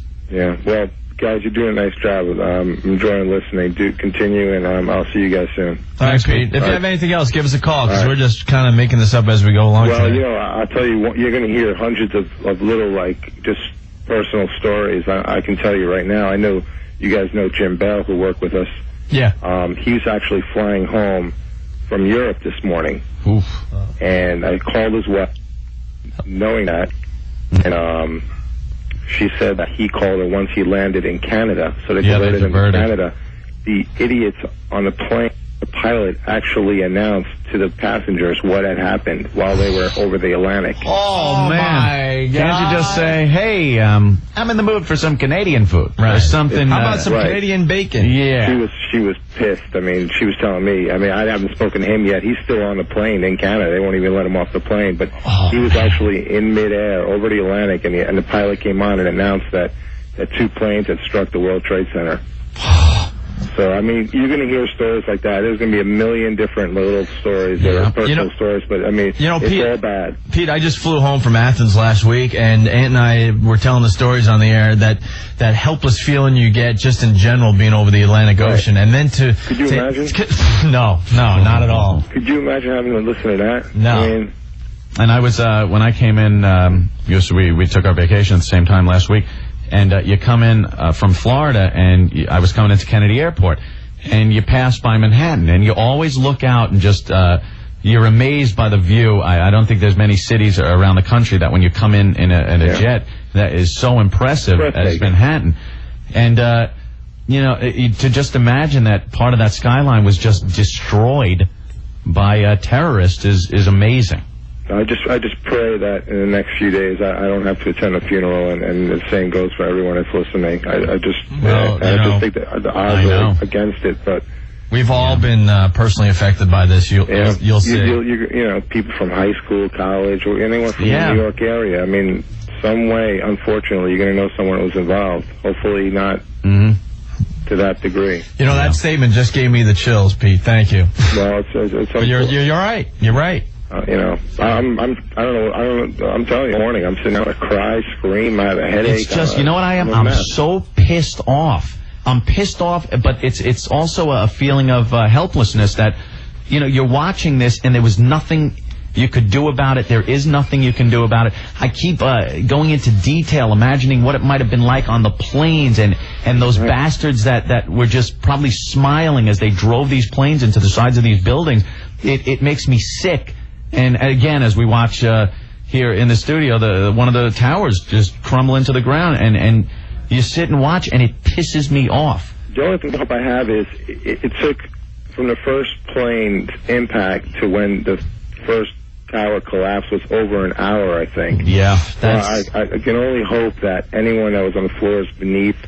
Well, Pete, that gave people a chance, but you know what? Yeah, that's a long time. That's a quick hour though, when you have to walk down all those flights of stairs because the elevators are either packed or not working. I'm sure they weren't working. Unfortunately, a lot of people were able to escape, but I don't know, man. A lot of emergency workers too. Those guys. An hour, so I'm hoping that most of the people did have time to get out. That's my only. A lot of emergency workers, too, are going in there. Right. We're going in looking for people to make sure that people got out. And, you can only hope they were called out before the buildings collapsed. Yeah, what amazed me about this whole thing is how easy it was to do. Yeah, and incredible. It's like, didn't they have a clue? Usually they have a clue when something, is in the works with these terrorist organizations. Here you go. And I'll get on my soapbox once again with this. We went through 8 years of prosperity here in this country. Everybody was in the stock market. A lot of people made a lot of money. Relative peace when Clinton was in office. No one noticed that the ball was dropped as far as things like intelligence goes. And the military and things used to be in place that would catch stuff like this before it happened. You'd get an inkling of a terrorist group getting ready to do something. And something of this magnitude, there should have been some smell in the air that something was brewing. But we all did nothing. We were very happy here in this country. And the administration that was in office 8 years, Clinton and his pals, and I'm not pointing the finger of blame here because... the terrorisms are 100% responsible for this. But there should have been something in place over the last 8 years that could have detected that something was happening and dropped the ball there. Well, and that's going to be addressed. Yeah, that'll be addressed probably in a few days. Obviously, the concern. Why? How could a terrorist organization organize something? A lot of people have to be involved to pull something like this off. It isn't 4 guys going, hey, you get this plane, I'll get this plane, and we'll crash it. It takes a lot more people that either remained quiet or there wasn't enough intelligence in place to weed out any inkling that this was happening. So we got to step things up there, I think. Yeah. Millions. I mean, millions, and God knows how much money taxpayers pay for intelligence and all that stuff. Well, in the last 8 years, I think it was more important to put that money elsewhere for some reason. We totally forgot that the threat isn't with the Soviet Union anymore and missiles and ICBMs. It's with things like this, with small boats going up to our ships and people in our own planes now crashing into buildings. I mean, we got to put things in place, intelligence that could weed this out. And you're right about the bastards. They waited for the L.A. flights, the California flights. They'd have enough fuel. Full tanks of fuel. Yeah. Exactly right. All right, Pete. All right, guys. Take care. Thank you. Take care. Pete Radovich from CBS Sports. Who do we have on 7, Rick? Al. Okay. Al. Oh, hey. What's up, Al? Yeah, I work in the trade center, man. I got out of there. I was treated and released just about 40 minutes ago. Now I'm back in Staten Island. You're not BSing with us? Because this isn't the day to BS, man. No. So what happened? You got to work at what time today? Well, I got to work early this morning, earlier than I usually do at 8:30, and then I'm screwing around in the building, and the explosion happened, and I was lucky enough not to be on my floor, which is 97. Get out of here. Yes. What floor were you on? I was in the 50s. I was on 53. And where did the plane hit? It hit in about the 80s, actually. The first one, right? It's a lot higher. Okay. Oh, Opie and Anthony, you never felt such drama in your life. I mean, people were literally, beside themselves, running around crying. Yeah, that's pretty dramatic stuff. My heart is beating still just thinking about it. All right, so the explosion hits, and what's the first thing you do? Well, nobody knew what it was. Nobody had any idea. We were baffled. So, most people are walking around like, what was that? Was it an explosion? Where's that coming from? Some people are heading for the exit. Some people are at their desks still trying to talk on the phone. Right. It was such mayhem. But finally, we found out exactly what had happened, and some people started heading for that area of the building. Why the hell would you do that? That's what I'm wondering. You know what it is? We aren't used to stuff like this, so we're fascinated by it, and we feel like we can't get hurt. This is America. If a plane crashed into the side of a building, hey, I'm going to go see. Yeah, right. We're a nation of rubberneckers, and it kills people. Let's go check it out. They were looking at the Grand Canyon or one of those things. Right. It was sightseeing. It was unreal. There were people running through the building taking photographs with their digital cameras. Get out of here. I swear to God. Oh. All right, so then what did you do? I went to the street, and now of course I'm. But I mean, were the elevators working? No, well, actually, some elevator banks were working because there are quite many of them, depending on what department you work for. But I made it to the street with not a problem. We were out of the building within 6 minutes. Okay. Wow. Yeah, and debris was everywhere. It looked like nuclear fallout. Yeah, just dust all over for blocks and blocks. Then, of course, you know the rest of what you've seen on TV and everything like that. So where were you when the second plane hit? I was outside the building. I actually saw it. I'm actually there when it exploded. We feel the heat. We feel the compression. It was so horrific. Horrific is the only way I can explain it. The worst nightmare of life. And people just screaming everywhere? Yeah, now what I want to get through to you is that all the people who made it and went to treatment centers, they're full of debris and dust. I have a contention. That's asbestos filled. That's why I'm calling your show. Anybody leaving for home, you must take off the clothes you're wearing and put in plastic bags before you infest your family. They're going to come out on the news with reports that inhalation of asbestos particles have been imminent. You know something? The buildings were built before they did that. Listen, guys, anti-asbestos it's very thing, important that you let this message go out on the air. Anybody who is in the area covered with dust, you must bag your clothes. Let's not start a panic. I'm sorry. I'm really sorry, but it's very important. In 30 years I know that they have done, and the codes do say that over the past few years they've had to replace the asbestos that have been in buildings. It's called a friable asbestos. Usually that's cracked up and ready to be, airborne. So the original stuff that was still nice and compact is still in the building. Guaranteed, because I know, because I'm a fireman. Not a fireman that you see riding around in the trucks, but the guy who runs a boiler system. Right. An engineer type. And the asbestos is all over the building. It is all over the air. It is now all airborne, all throughout Manhattan and throughout all the other boroughs now, too. Wow. Hey, did you see anyone jumping out the windows? Oh, no, I see that, but I mean, who the hell would do that? Out of panic. I mean, you know the building's collapsing. What are you going to do? Yeah, you're going to take the ride. You're going to take the ride down and hope for the best. Or but anyway, remember I was saying that I do work on the 97th floor. Yeah. I have a friend who made it out from that. I just got in contact with him before I called you. He got burnt from his thighs down to his feet. He was out of there. His pants were scorched. His hair was burnt.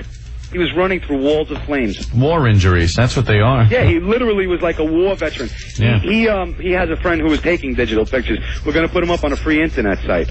All right. For free. I'm not trying to plug anything. No. Well, okay. All right, someday we'll be interested in that, but right now we got to move on. Much. Dudes, listen, the asbestos thing, most serious. I would not kid about that. Well. Anybody in the building covered with debris, bag your stuff and take a cold shower first. All right, thank you, Al. Thank you. All right. Who else do we got? Hey guys, this is Rick. We're just getting a report that I guess there are people lining up near the military, where you sign up for the military, near Times Square. Really? Lining to sign up. I don't know if it's true, but actually somebody just walked in and told us about that. All right, let's go to another phone call. One other thing too. Yes, all the letter trains, the subways here in New York are running, as well as the 5 and 6 came through too. So they some of the subways probably just outbound, right? That's all they got. This comes down from winds. I couldn't imagine anything inbound to Manhattan. Yeah, and again, for the affiliates that can't reach us on the national line, you can call us in New York at 212-757-1027. All right, cool. Let's go to another phone call. I had just had dinner a while back at the top of the World Trade Center. There was a great restaurant up there that overlooked Manhattan. Window of the world. Window of the world, yeah. It's so weird you're talking about it in the past tense. It's I know. It's just amazing. amazing. You can't believe it. It's such a fixture in New York. If you're in picture the Sears Tower. If you're in Chicago and that all of a sudden is gone. If you're in Seattle, all of a sudden the Space Needle's gone. You're in St. Louis, the Arch, gone. I mean, landmarks, city landmarks. This is probably one of the most famous buildings in the world. And in New York, it's a major landmark. You drive past it all the time. And now, it's not there anymore. Picture it, just take the biggest, most famous building in your city and imagine it's been blown up. All right. Too much. Who do we have on the phone? We got Steve. Steve, you're on the show. Hey, what's going on? Hey, Steve. Sad day, sad day. Yeah. Rick's news is pretty funny, though, because I've been saying all day that I'm ready to go sign up at this point. Hold on. Wow, look at these people just running. Yeah, it looks like the running of the bulls. Yeah, I know. There's people just running through the streets in panic. It's just so, I mean, we're just getting more and more, a brand new video, and that's an amazing shot. Just thousands upon thousands of people running up, who knows, could be, I don't even know what road, I can't really tell, but... could be Broadway down... I was going to say maybe Broadway, but just Lower running Manhattan. away from the wall of... Look at that! It's like, it's the only way I can describe it. It's like the New York City Marathon, when you see those shots where, there's so many people that you can't really run yet, so you're kind of walking fast. So... They've closed the borders with Canada and Mexico. Aren't they supposed to do that anyway? Jesus Christ. All right, who's on the line? Hey, guys, we actually got Gary Ackerman. Gary Ackerman. All right. He's down. Gary. Hi, how are you? Gary, what's up, man? Man, this is the largest single tragedy in the history of our country. Absolutely. It is unfathomable and unthinkable what's happened here, and there's probably many more than 10,000 people who've perished today. Oh my God. And right now it's kind of surrealistic, looking and listening to all this and hearing it described like in a distance through fog. And as soon as we start getting more details, there's not going to be a person who is in this city, who is on Long Island, who is in the state of New York, or in the country, who's not going to know somebody who was killed today. Yeah, I mean... That is a huge number. This is a day just like Pearl Harbor was. I mean, Yes. you got to understand the scope of this. It's huge. We've had our brushes in the past with terrorism, of course. A lot of the times it's military or I hate to say it, but, we don't feel as bad when maybe it's 5, 6, 10 people that lose their lives. We kind of shut ourselves off to that. But something this big affects everyone in the country. It's huge. This affects the entire civilized world. First, it's going to affect us personally because these are going to be real people pretty soon, rather than just whoever was there and we don't know who. Right. It'll be real people. This place was leveled. I mean, you have to look at all that steel and concrete just melted down. They're never going to find 1% of the remains of people that are lost there. Not to mention the passengers of 2 aircraft.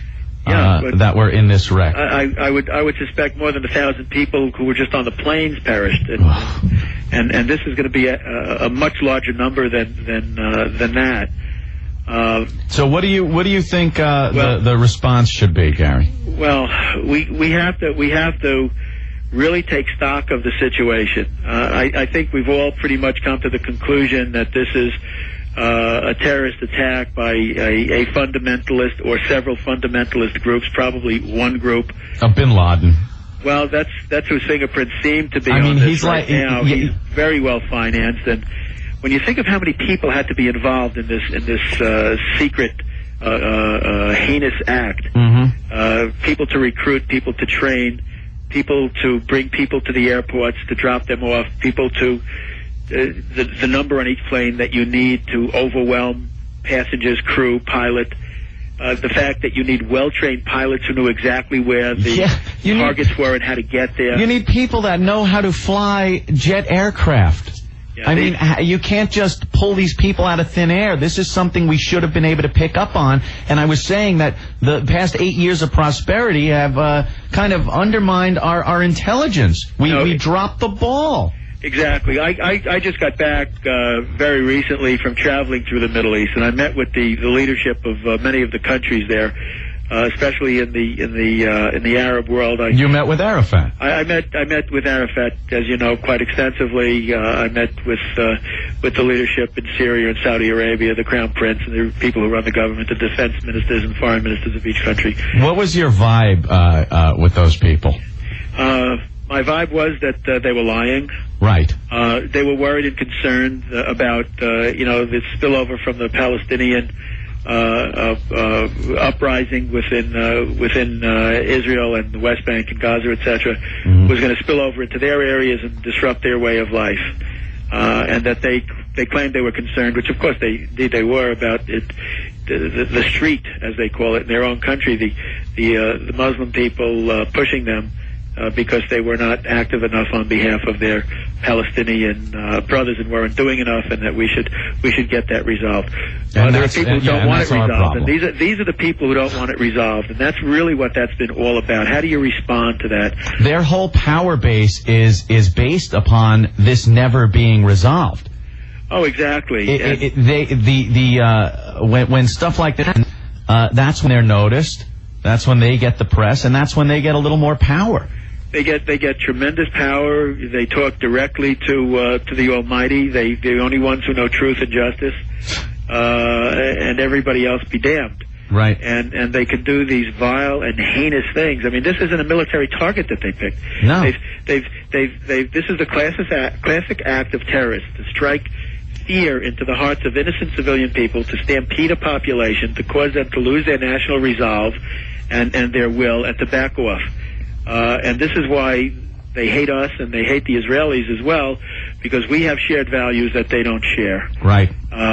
And we just have to know that regardless of our political affiliations or personal philosophies, we have to stand as one now. Right. You see bipartisan support of the president now? I've been trying to help lead the charge on our side. We have one president, one commander-in-chief. He's going to call the shots. We're going to follow. We're going to explore, all the things that we have to do as far as the policy and the security breaches or whatever or the intelligence lapses that might have taken place. But we are going to stand behind the national response to this. And our first response is naturally trying to see how many people we could save here, if any. I mean, it doesn't look good. Well, I hate to say this, but I think we're going to spend a lot of time cleaning up 8 years of neglect on the part of the Clinton administration for letting us get so relaxed with intelligence and the military. This is the same. This is the same administration that gave the Chinese their rocket program, Gary. I think that's unfair, and I think that the thing we have to do is avoid starting to say whose fault this is. No, I know whose fault it is. It's the terrorists' fault. I'm not saying that. I'm just saying it wouldn't be fair for me to say that they dared not, while Clinton was president. They waited for, he doesn't eat from Shinola, and therefore can take and I won't take a cheap shot like that, because I don't think that it's right. We're going to stand behind the president. Our military has to be strengthened. Unfortunately, we've blown the whole national surplus on giving everybody a lousy $300 when it should have been used for the defense. But that's beside it. We have to stand as a people and not bicker over this and try to get political gain for one party or another. Gary, what does the president do and when? Well, the president has to be thoroughly briefed, and I think that everybody's trying to figure out what happened. This isn't something like you just turn to the back chapter of the book and see what the answer was.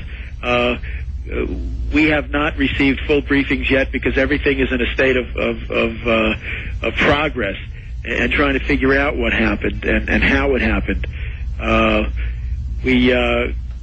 I was just talking to, Washington. We're being briefed by the people in the Sergeant at Arms Security, and I was just with the NYPD. I went down to, from Queens, they took me over to Port Washington, where we loaded a bunch of EMTs, emergency medical technicians, onto ships. Yeah, a lot of Long Island emergency equipment going to New York City. To bring them into the city by boat. Because otherwise they can't get in there at any time soon. I noticed the roads congested going westbound. It is a mess. It's a nightmare, and people are sitting in traffic, trying to get somewhere, and then they try to get back, and that ties things up because they realize they can't get anywhere. Mm-hmm. One of the sad sidebars to this horrendously horrifying incident is the reports we're getting and the clippings we're getting of people in some of the Palestinian areas that are celebrating this, for joy and laughing, handing out candy. It is that human beings would succumb to taking joy in this tragedy. You use the term human being loosely, my friend, because these are very sick, evil people that take any solace, no matter who is your political counterpart or enemy or whatever. You don't wish this kind of thing. I mean, when there's an earthquake in Pakistan, the Indians even go to help. When something happens in Turkey, the Greeks send help. the Israelis send people all over the world, to try on these emergency situations. No, these people celebrate death in the name of God. It's just beyond any realm of reality or civilized thinking. Right. You're absolutely right, and the fact that Mr. Arafat immediately after this happens denounces it as a terrible thing. I mean, what does he expect? He is absolutely guilty of giving license to people who would even think about this by talking the language of hate and terror, and that it's okay to kill, and to show it on television programs to their school children about killing and murdering, and this is acceptable. This is no way for human beings to behave, and I think that the problem is, indeed, we're not necessarily dealing with human beings. Right. It's time to get our house in order. We're going to get our house in order. We are going to hunt these dogs down, and they will pay the price. Last scene of The Godfather. Michael Corleone takes care of family business. It's time. We got family business. Yep. All right, Gary. Thank you. Thank you, Gary. Yeah. Let me just put in one additional thought here. Sure. And this thing hasn't been completely ferreted out yet, but the much heard about conference against racism in Durban, South Africa. Yeah, that was a farce. Where the Arab world had gotten together.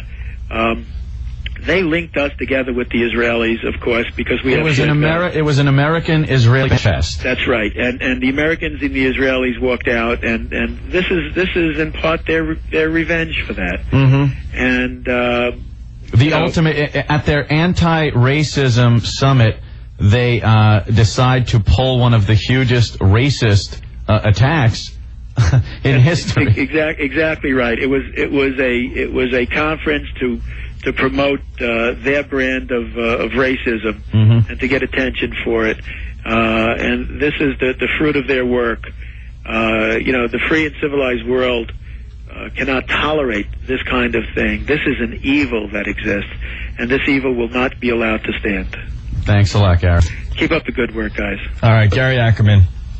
Thank you, Gary. Hey, guys, we got Lewis Black on the line. Oh, I don't know if I could deal with him today. Hey, one other thing, too. They're coming across CNN here. We got it on the studio that there's another building down in that area on fire. Building 7 in the World Trade Center. Yeah, it's burning. And it's a blaze, right.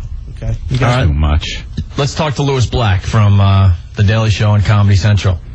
Lewis. Hey, guys. Hey, Lewis. How we doing? Jesus. And I know, I just was listening to Gary.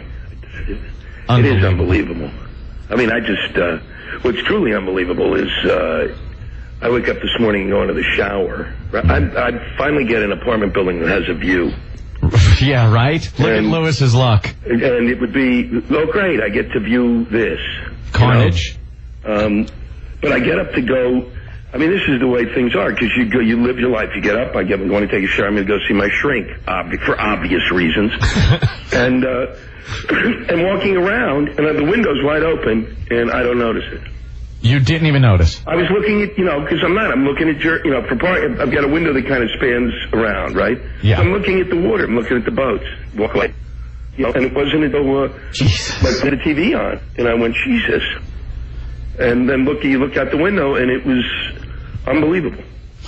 A friend of mine was in Brooklyn, who I talked to and saw this. I don't know how you handle this. I mean, because I'm sitting here. I was looking at it but saw the plane hit it. Wow. Hit the second building. Yeah. Standing in Brooklyn on the street. Well, the thing is, everyone was looking in that direction because it's not every day you see the World Trade Center on fire. Yeah. So everyone was looking in that direction. So a lot of people did see the second plane hit it. Yeah. And at that point, you're amazed that you're just looking at the World Trade Center burning. But then when you see another plane hit it, you rub your eyes, open and close them a few times, and then just curse like, what the F did I just see? Yeah. Because it really does, it's... The toughest thing is that the only thing that comes close in my experience is Kennedy being shot, in the sense that everything changes. Right, as a country, right. Everything changes. Yeah. And and you can say, well, the Kennedy thing may not be a big thing, but it was, because it was like, well, if you can kill the president, any schmuck can kill the president. Right. We're in a different ballpark, and this was like if they can do as you were saying. I mean, this is, I could see a Cessna, okay? Right. Yeah. I can understand that. I can see somebody taking off from Hackensack. We've talked about that on the show, Lewis. Yeah. We were surprised that no one has done that before. You know, hey, I hate my life and I happen to be a pilot. Yeah. What was that, initially, when I saw the building burning, I thought that's what it was. I thought, okay, great. Yeah.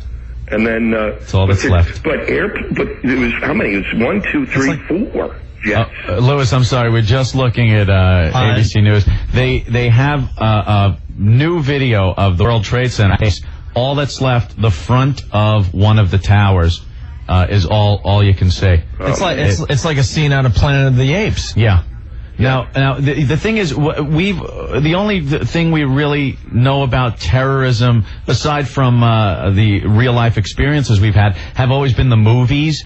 So you always thought, all right, I watching the movies and they make an A-bomb or something and they bring it over here, or they have a bunch of troops that come across from Mexico and take us over. When you think that you look up at aircraft and now it's a potential weapon. Yeah. A jet plane now, you look at it, there's a potential terrorist weapon. It changes your thinking now. Yeah. It changes your everyday walk through life thinking.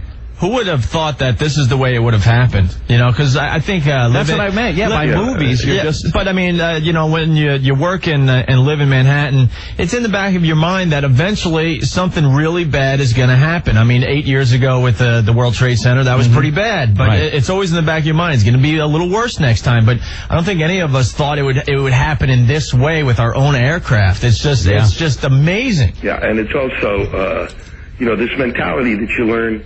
And it's a hell of a way to learn it. But the mentality that you learn when you go to, if you go to Europe, and you realize that these people have all been bombed. They've dealt with this for many years. We were always like, how could this happen? Well, we got in a state of, how do you train?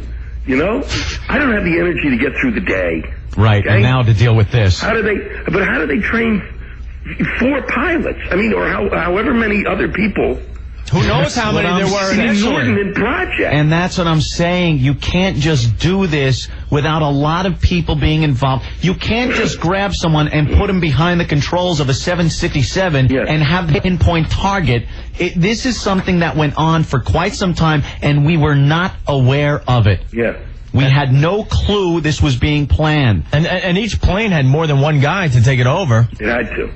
Yeah, you can't just have one guy. You can't have one guy. The other thing... and the other thing you learn too is another friend of mine said today quite aptly that because I travel, I'm on an airplane all the time. Yeah. And I go through security, and about every second time, they actually check me for they check your bag where they see if there's something on it, where they do this thing now, they take a piece of paper and touch your bag and check it. Right. And you kind of look at it and it's like there's a sense of it. As a friend of mine said, it's like they've got the checkers from D'Agostino working this. Yeah, exactly. It's bull crap security. It is, and it has been. And I've always kind of wondered, shouldn't we? And when people would stop me, I'm like, and people get irked. You would get irked, and I go, you can't get. What are you, nuts? Yeah. If it takes us 20 minutes to get through there, because that's what they do everywhere else in the world. Yeah, right. Except for us. Well, we feel so secure with those 2 huge oceans between us and the uncivilized animals of the world. Yeah. And then you realize they used our own planes, Lewis. Yeah, I know. They used American and United Airlines to smash symbolic landmarks of America. The World Trade Center and the Pentagon. Yeah. Unbelievable. We were looking in the wrong direction. Truly. And then the other one that went down in Pittsburgh, which they're now saying it made a turn to go to Washington. It was probably, could have been shot down. I have no idea, but it made the turn, and that's where that one was heading. It was back to D.C., which meant they were probably either going for Congress or the White House. And that was a 747. Yeah. Yeah. I mean, it's beyond, and it's, it's like. And it's the day where, this is what people say, everybody always goes, we've talked about this all the time on the show. Mm-hmm. Where does comedy stop? Yeah. It stops today. Stops today. But you know something? 75 years from now, they'll make fun of it. Oh, yeah. Jesus Christ. Well, if I'm alive. We're a mess. If I'm alive and there's a stage, yes. But not, No, absolutely, this is where you just draw the line. But everybody always says, what is the line? And I don't think there's much of a line, okay? I mean, I think you can make a joke about practically anything. Oh, man, you've been on our show, sure. But when you reach any kind of point of this type of violence, there's nothing. You just have to stop. There's nothing. There's nothing funny. The level of stun that most of us are at is beyond belief. Yeah, the reality of it has more impact than any dopey joke you would ever even hazard to make about it. I mean, just the reality of watching the World Trade Center towers crumble to the ground. Yeah. I mean, who ever thought you'd see that? When they tried it in '93. You sat almost smug and proud going, look, bastards couldn't knock it down. That's right. They had a truck full of explosives. We all saw the crater it made on the news, and we said, look, you bastards, you couldn't even knock it down. You had carte blanche to the garage. You blew it up the base of this building, and it still stands. Go F yourself. Yeah. And here we are, 2001. They used planes, our own planes, and to watch them, both of these things crumble to the ground was just... like you felt beaten and helpless and pissed. Yeah.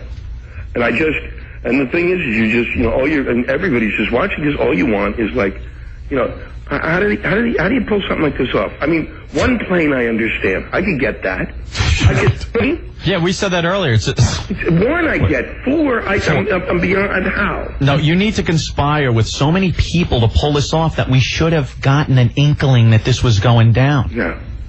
We've failed over the last 8 years. We had a lot of prosperity in this country, and we kind of put off things that we didn't want to think about. Yeah. The Soviet Union crumbled. Great. that's wonderful. That doesn't mean we don't have to turn our intelligence binoculars somewhere else. And this is where we have to look. Well, the other thing was that how, once.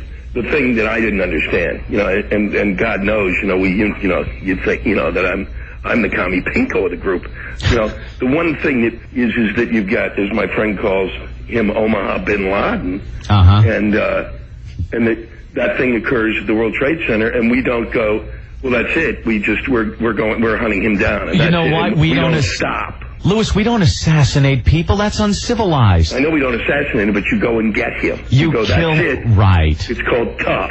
Exactly. I don't care. I'm not talking about killing him.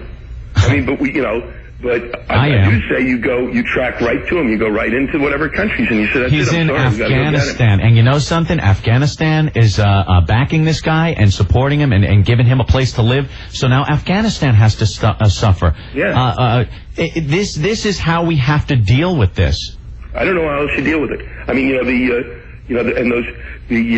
were talking about the Palestinians. I mean, these guys are, if I would say, but when I saw it, my immediate reaction was it's got to be the Palestinians because they're the ones basically who were in the most sense of rage. Right. And so, but if you do it, you don't celebrate. Oh, they are just partying in the streets. They're in the streets, Louis. How stupid is that? I hope the next video of them dancing is on the nose of one of our bombs. Yeah, I mean, it's really beyond belief. They have just destroyed themselves in the court of world opinion. Yeah, that's it. I mean, because in a sense, they had the underdog thing going for them. Yeah. In a sense, I mean, I'm Jewish. These people, in a sense, historically, and this is the thing I hope we get over in my lifetime. When you set up a situation like you set up in Israel and Palestine, 100 years ago, whereby you set it up so that you don't have that the British and the French go in there and set it up so that it has no solution. Yeah. They set it up. They're going to go, okay, you Palestinians, go live in a dump, and we're giving this to the Israelis. Right. And everybody goes, okay. And everything I read historically, I'm going, well, didn't somebody at some point go, look, something's going to happen from this? Well, you know what, Louis? I don't feel that's our effing problem. And I think they should fight it out as best they can, and the top dog gets it all. Mm-hmm. You know what I mean? If they have a problem between each other, which they have, and they have for quite some time, fight it out amongst yourselves. Leave us out of it. Well, yeah, but I always said, and I still believe this, if we had just gone over there and set up Vegas. Yeah, right? In the Middle East, which Casinos. Is what you do when you have a desert. You don't make right. you don't do agriculture. You do what we did in Vegas. They're fighting over crap. Exactly. But people who gamble together, don't fight. Yeah. I mean, they are fighting. They're fighting over, as my grandfather who left there 100 years ago said. I said, "Why'd you leave it?" He said, "It was a dump." He said, "I don't know what these people are keeping here." And I don't like the idea of Osama bin Laden coming out and saying it's not him. Yeah. He had no responsibility. He tried to blow it up in '93. This is like the crackhead that robs the same liquor store over and over until they catch him. Yeah. You know what I mean? Yeah. It's got him written all over it.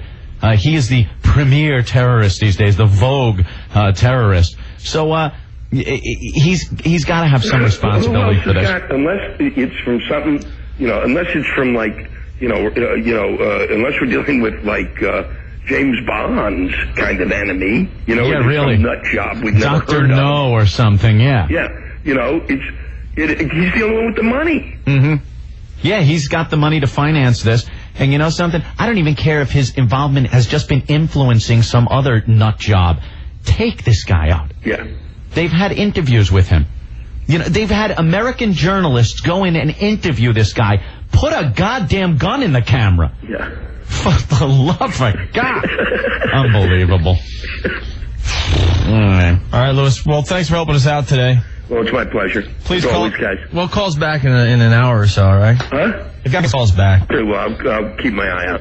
All right. You guys take care, okay? Thanks. And I'll see you soon. Yeah, you got it. Take it easy, Louis. Louis Black from The Daily Show on Comedy Central. He's always a nut, and this must have just put him right over the top. I mean, he's in New York City, and he's one of those guys that are pretty neurotic to begin with. He's neurotic. Something like he can't handle if someone's in front of him buying too many lottery tickets online. So this just must have put him over the top. All right. Hey, Ben, Rick. Yeah. Yes. We could use a break. All right. Real quick, before we go to break, I guess we're going to pick up 1010 Wins their news coverage again. Real quick info about the subway service in New York. Yeah. Most service has resumed with the exception of the 3, the C as in Charlie, or the Q Express.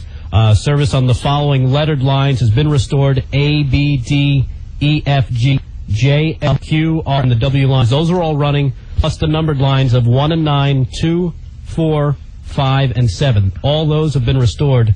So if people are trying to use the subway system, things seem to be getting back to normal slowly but surely. Is this Mad Max or Rick telling us this?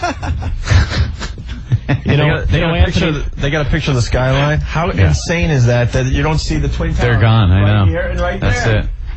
Yes, guys. And referring back to something you guys were talking about, how the size of the operation this terrorist group must have put together. I mean, think about it. They've had 8 years to put people in place, get jobs in, airline security and stuff. They could be anywhere. Yeah, I know. That's the scary part. That's the scary part. All right, man. Hey, guys, one other note, too. It looks like the national phone lines are starting to work. So 866-277-4WOW. If you're not in the New York area.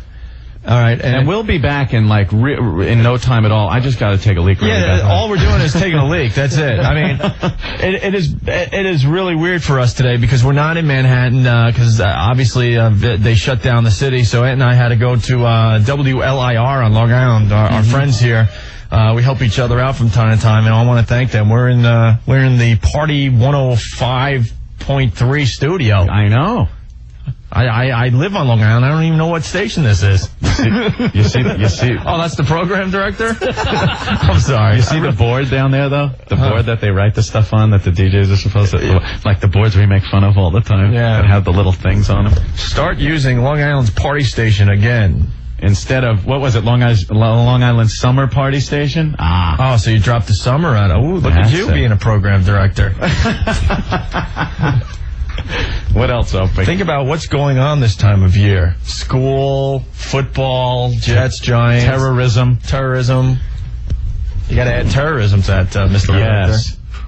Got to get personal. A lot of stories coming in. Hey, you guys, we want to talk to a lot of people in New York that have personal experiences with this whole thing today. Okay, or just how they're feeling, even if you were sitting at home or something. Yeah.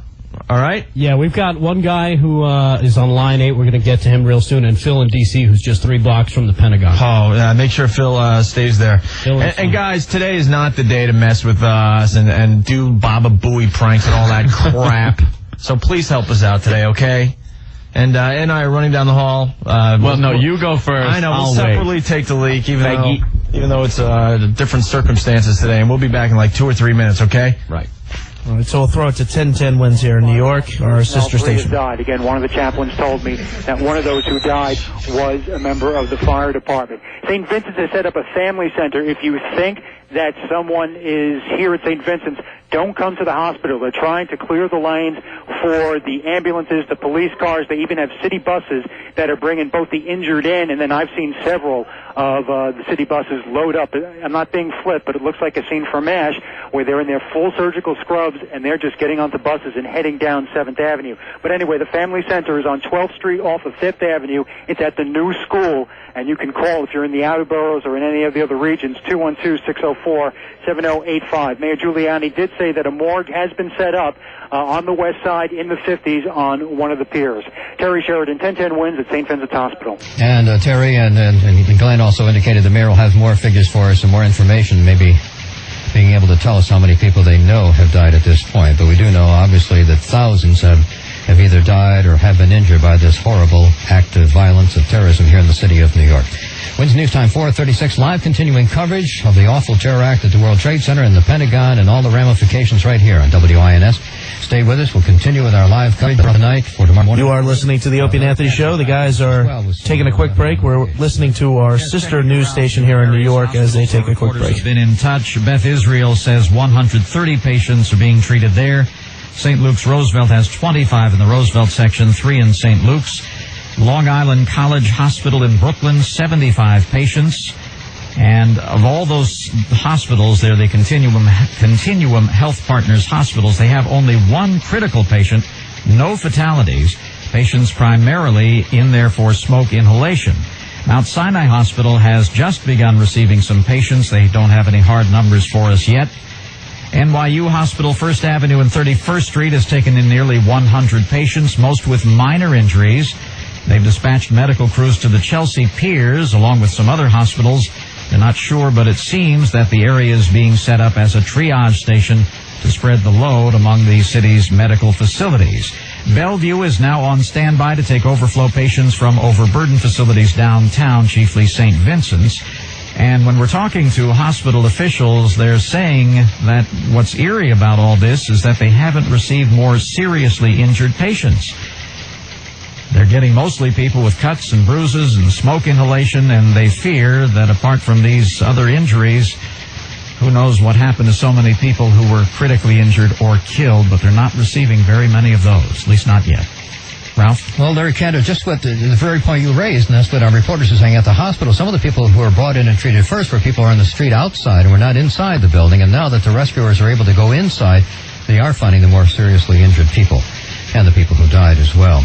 Again, live continuing coverage here on 1010 Wins. President Bush, we're told, is now returning to Washington, and he had gone to Sarasota, Florida for a speech, and then was apparently taken off to Louisiana as a precaution and then taken to a base in Omaha. There was a statement of it pointing out that they would search and find the people responsible and that the U.S. would be tested and the military was on alert and so on, but it was a tape message, and that was sort of left behind when the president was flown to Omaha. Now we're told President Bush is planning to or is returning to Washington right now. We did get a statement from Karen Hughes, who was the president's counsel, and she was actually in a speaking for the president. She said that the Secret Service had secured the president, the vice president, the House Speaker, and others.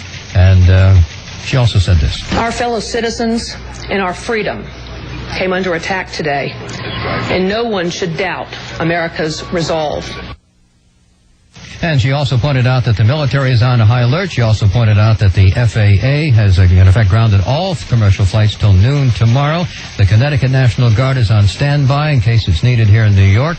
And Governor Pataki has called out the state's National Guard to help in recovery efforts and to give relief to the firefighters. Hey, All right, we're back. It's the Opie and Anthony Show. That's our sister station, 1010 Wins here in the New York area. I needed that. A little bathroom break. So, all right, here we are trying to do something today. Our bosses insisted that we do a show. It was important to do a show and talk to your listeners today. I think it's, I think it's kind of a good, kind of therapeutic there, you know. People like calling up and venting. I think that's what our show's always been about, you know. Me personally, I'd rather stay at home, to tell you the truth. But people need to vent or want to vent and tell their stories. Well, so let's move on with some of these phone calls. Ben, who do we have next? We got Philip in D.C. checking in. Philip. Hello. Hey, Philip. How you doing? Pretty good. Yeah, just wanted to relate. I only live about maybe 3 blocks from the Pentagon. My usual routine of getting ready for work this morning when, the building actually shook. And, I had the TV on. I was watching the thing with the World Trade Center. Yeah. And wondering what the heck is going on. Yeah, just imagine that. You're in D.C., you're watching the World Trade Center going, oh, geez, I can't imagine nothing. And all of a sudden, a couple of blocks away, the Pentagon goes up. And your building's shaking. Yeah, unbelievable. What did you think right when you felt it start shaking? Did you think, uh-oh, here we are now in Washington, and we're next? I presume the worst as far as, something that happened, maybe an explosion or, electrical transformer or something, but I went outside. You didn't think it was another terrorist attack? I had no idea. No idea until I actually saw it on the news when they said that a plane and actually went down toward it. And then you're thinking, what's going to get hit next? When is this going to end, Yeah, exactly. It's like, okay, 2 into the Trade Center, 1 into the Pentagon. Now there's 1 down outside Pittsburgh. That's when everyone started really freaking out. I mean, did you hear planes going over your head? Oh, yeah. And I did too, and I was like, you second think, you second guess. You're going, is this the next one that's coming in somewhere? They were going for the Empire State Building as well. Oh. Something happened there. Maybe the guy chickened out or something. Said, you know what? Chickened out. Well, I don't think these people chicken out. Who knows? I don't think they chicken out. So you think it was 4? They go hijacked planes and that was smiles on their effing faces, these people, plowing into the sides of buildings, strapping bombs to themselves, going into restaurants, whatever it is. Do you know what these people believe? They believe if they die during one of these causes, they're a martyr. So what they get is 70 virgins. They go to heaven. And they're right there on the right hand of God. The rivers of milk and honey, and 70 virgins are theirs. And God takes care of them. 70 virgins. They are. So they do these things thinking that they don't think twice about it. It's like, this is great. Oh my God, I can't believe I was picked to be the guy that blows myself up. Yeah. That's the mentality you're dealing with. In the Pentagon, when you found out it was there? Yeah, we were down there, as close as they would allow us to get. See, that's how we are messed up as humans. We're rubberneckers. Because that's what happened at the World Trade Centers. Everyone, ran down there to see how close they could get. Right. The people on the upper floors and on the floors below where the first plane crashed actually said, "Oh, plane crashed up on the 80th floor. Hey, let's go up and check it out." Yeah, they went up with digital cameras. That's one report we got today. We can't really confirm that, but I don't doubt it at all, knowing humanity and how people think. It's retarded. So you ran down toward the Pentagon, and how close did you get? Probably within about 350, maybe 400 yards. I mean, I had a pretty good view of what was going on. And there was just a gaping hole on the side of that? Couldn't really see it from all the smoke that was pouring out of it, but you could tell that something big had hit it. Yeah. And in every video clip I've seen from the various locations that these planes hit, you see no piece of wreckage from the plane whatsoever. These things were disintegrated on impact. Amazing. Bastard. Anything else, bro? Other than that, I mean, I had a friend of mine that I happened to catch up with that works in the Pentagon. She described it as pandemonium as far as them getting out of there. Yeah. I mean, every time you'd watch a movie, because that's the only real thing we have that connects us to these terrorists, what we've seen in movies. And you watch shows like the X-Files or whatnot. And the Pentagon, my God, there's no way a plane's going to hit it.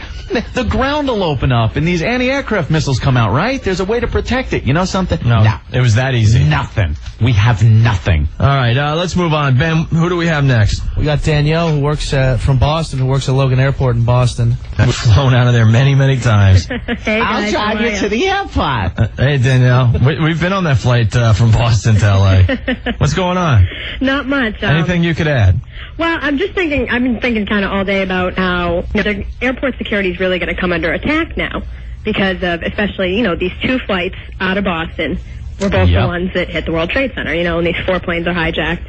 And, like you guys mentioned earlier, they ask us security questions and you show your ID, and it's, it's not really a foolproof way, to see what's going on. And, a lot of people are wondering how they're getting these weapons or whatever it is past airport security and, if they have people in place. It's feel-good security is what it is. It's there to make us feel better, but it does nothing. Because, even if they had somebody in, like, an airport security type scenario, like, you don't know who's going to be in front of which machine, and they could get shuffled to another machine.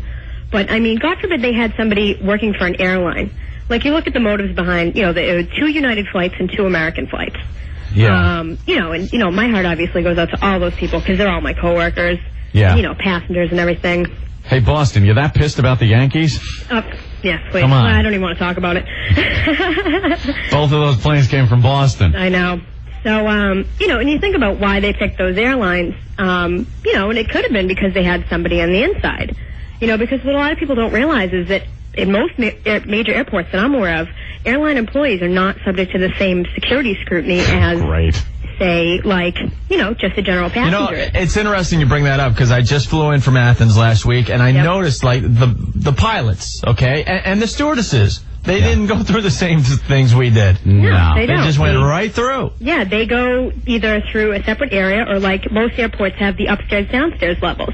I was thinking about that because I'm a paranoid flyer, and I'm like, that's interesting. The stewardesses and there go the pilots just walking through everything. And you like to think, all right, they have the credentials, but there's got to be someone that would know if they're fake, right? You say to yourself when you're in the airport, they got to have people in place that would look and go, that's not John Smith. I know him, and he comes in. But there isn't the recognition like that. If you have the proper credentials, you get through. Security is a goof to make us feel better. It's so easy to say that today, but I've always thought that airport security was a complete joke.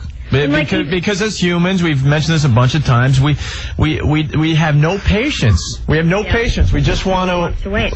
Every time we get on something, Ann, you see something new on the TV. I'm looking at the TV, and there's just new footage that keeps coming in of the World Trade Center. That one was a real low-angle shot of when the second plane hit the tower, and the fireball, that's about from maybe 2 blocks away.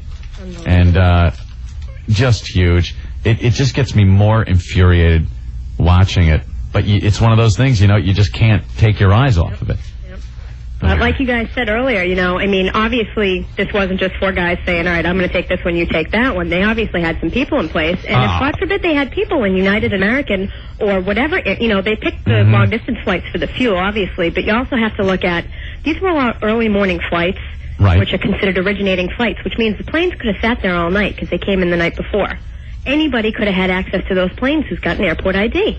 Well, we're going to find out all that, obviously. It's so scary. It's all speculation, obviously, but it's just so scary to think of. This took hundreds of people. Yeah, this was an organized attack. And we didn't have one clue? Yeah, something should have funneled down to our intelligence people around the world that something like this was going down. And I heard a report that Bin Laden had told somebody that something big, something unprecedented, he said that about 3 weeks ago, was going to happen. Yeah. And right there, you should take note and really look into what might be happening. Check out contacts. But you know something? I don't think our intelligence agencies have the contacts that we used to. It's a different world now, and now go to Plan B and figure out how we can make it safer. They're our own planes, for God's sake. All right. Anything else? No, that's Danielle? about it. Okay. All right, guys. Well, thank you. Talk to you later. All right. Bye. Ben, who do we got? Let's go to Steve here on line 8. Steve. Where's Steve coming? He's from New York. Hey, Steve. What's up? I'm in Long Island, man. I'm bummed. Yeah. I have a friend that works on the upper 90s in Building 2. You heard from him yet? No. Nobody's heard from him. His family called St. Vincent's. They haven't heard anything. And it's mayhem. It's mayhem. And, I'm sitting in my house. I wanted to go out and beat the hell out of somebody.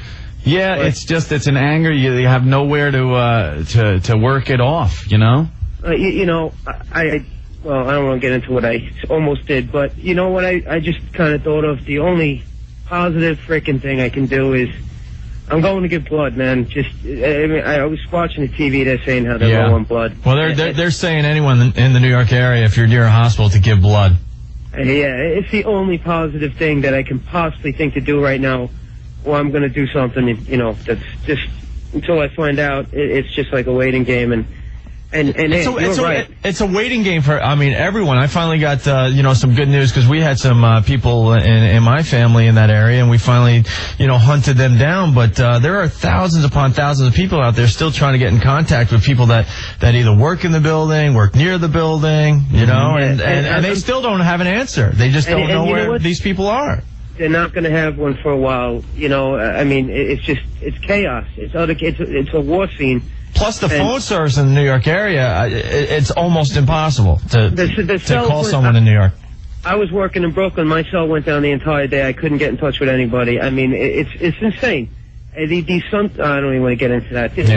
It's insane. You don't know what to do. And it's the only positive thing I could try to think to do right now, rather than slam my head into a wall. So they're saying they need it. So if people are out there, even if they never did it before, go do it. You might actually help save a life in this situation. Good deal, man. So and you're right about the airport security, bro. It sucks.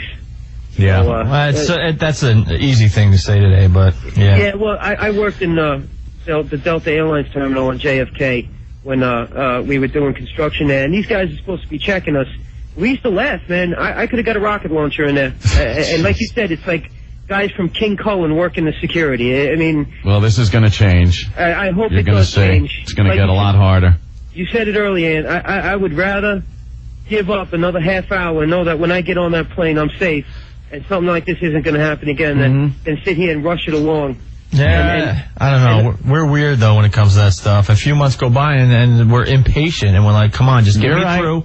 Yeah, you're right. It's a scary thing. It's just human nature. I just hope something changes, that this never happens again. But listen, guys, love you guys. Have a good day, man. All right, Steve, hang in there. Take care, man. Cool. You know what else now? The focus right now, of course, with the World Trade Center being blown up, is the loss of life, But I think in days to come, you're going to see the other residual effect. You know how much information was in there on their computers? All those papers you saw flying down to the street level? That is the finances of a lot of places in the world. And I don't know how they're going to recover that information. How many things have you sent to One World Trade Center? You're right. It's the address on an envelope. No matter where you are in the country, a lot of the offices there had information, credit information, things like that. That just I see how it could ever hurt.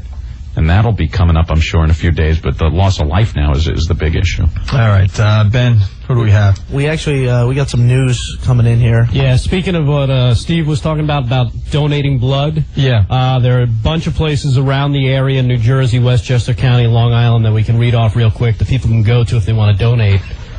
In Manhattan, New York Blood Center, 310 East 67th Street. Or you can go to the American Red Cross at 150 Amsterdam Avenue. In Brooklyn, try 120 Lawrence Street. That's near Metro Tech if you want to donate blood. On Staten Island, 1625 Forest Avenue. On Long Island, there are 4 locations. One in Lake Success, 2500 Marcus Avenue. In Bohemia, out east a little further, 3125 Vets Highway.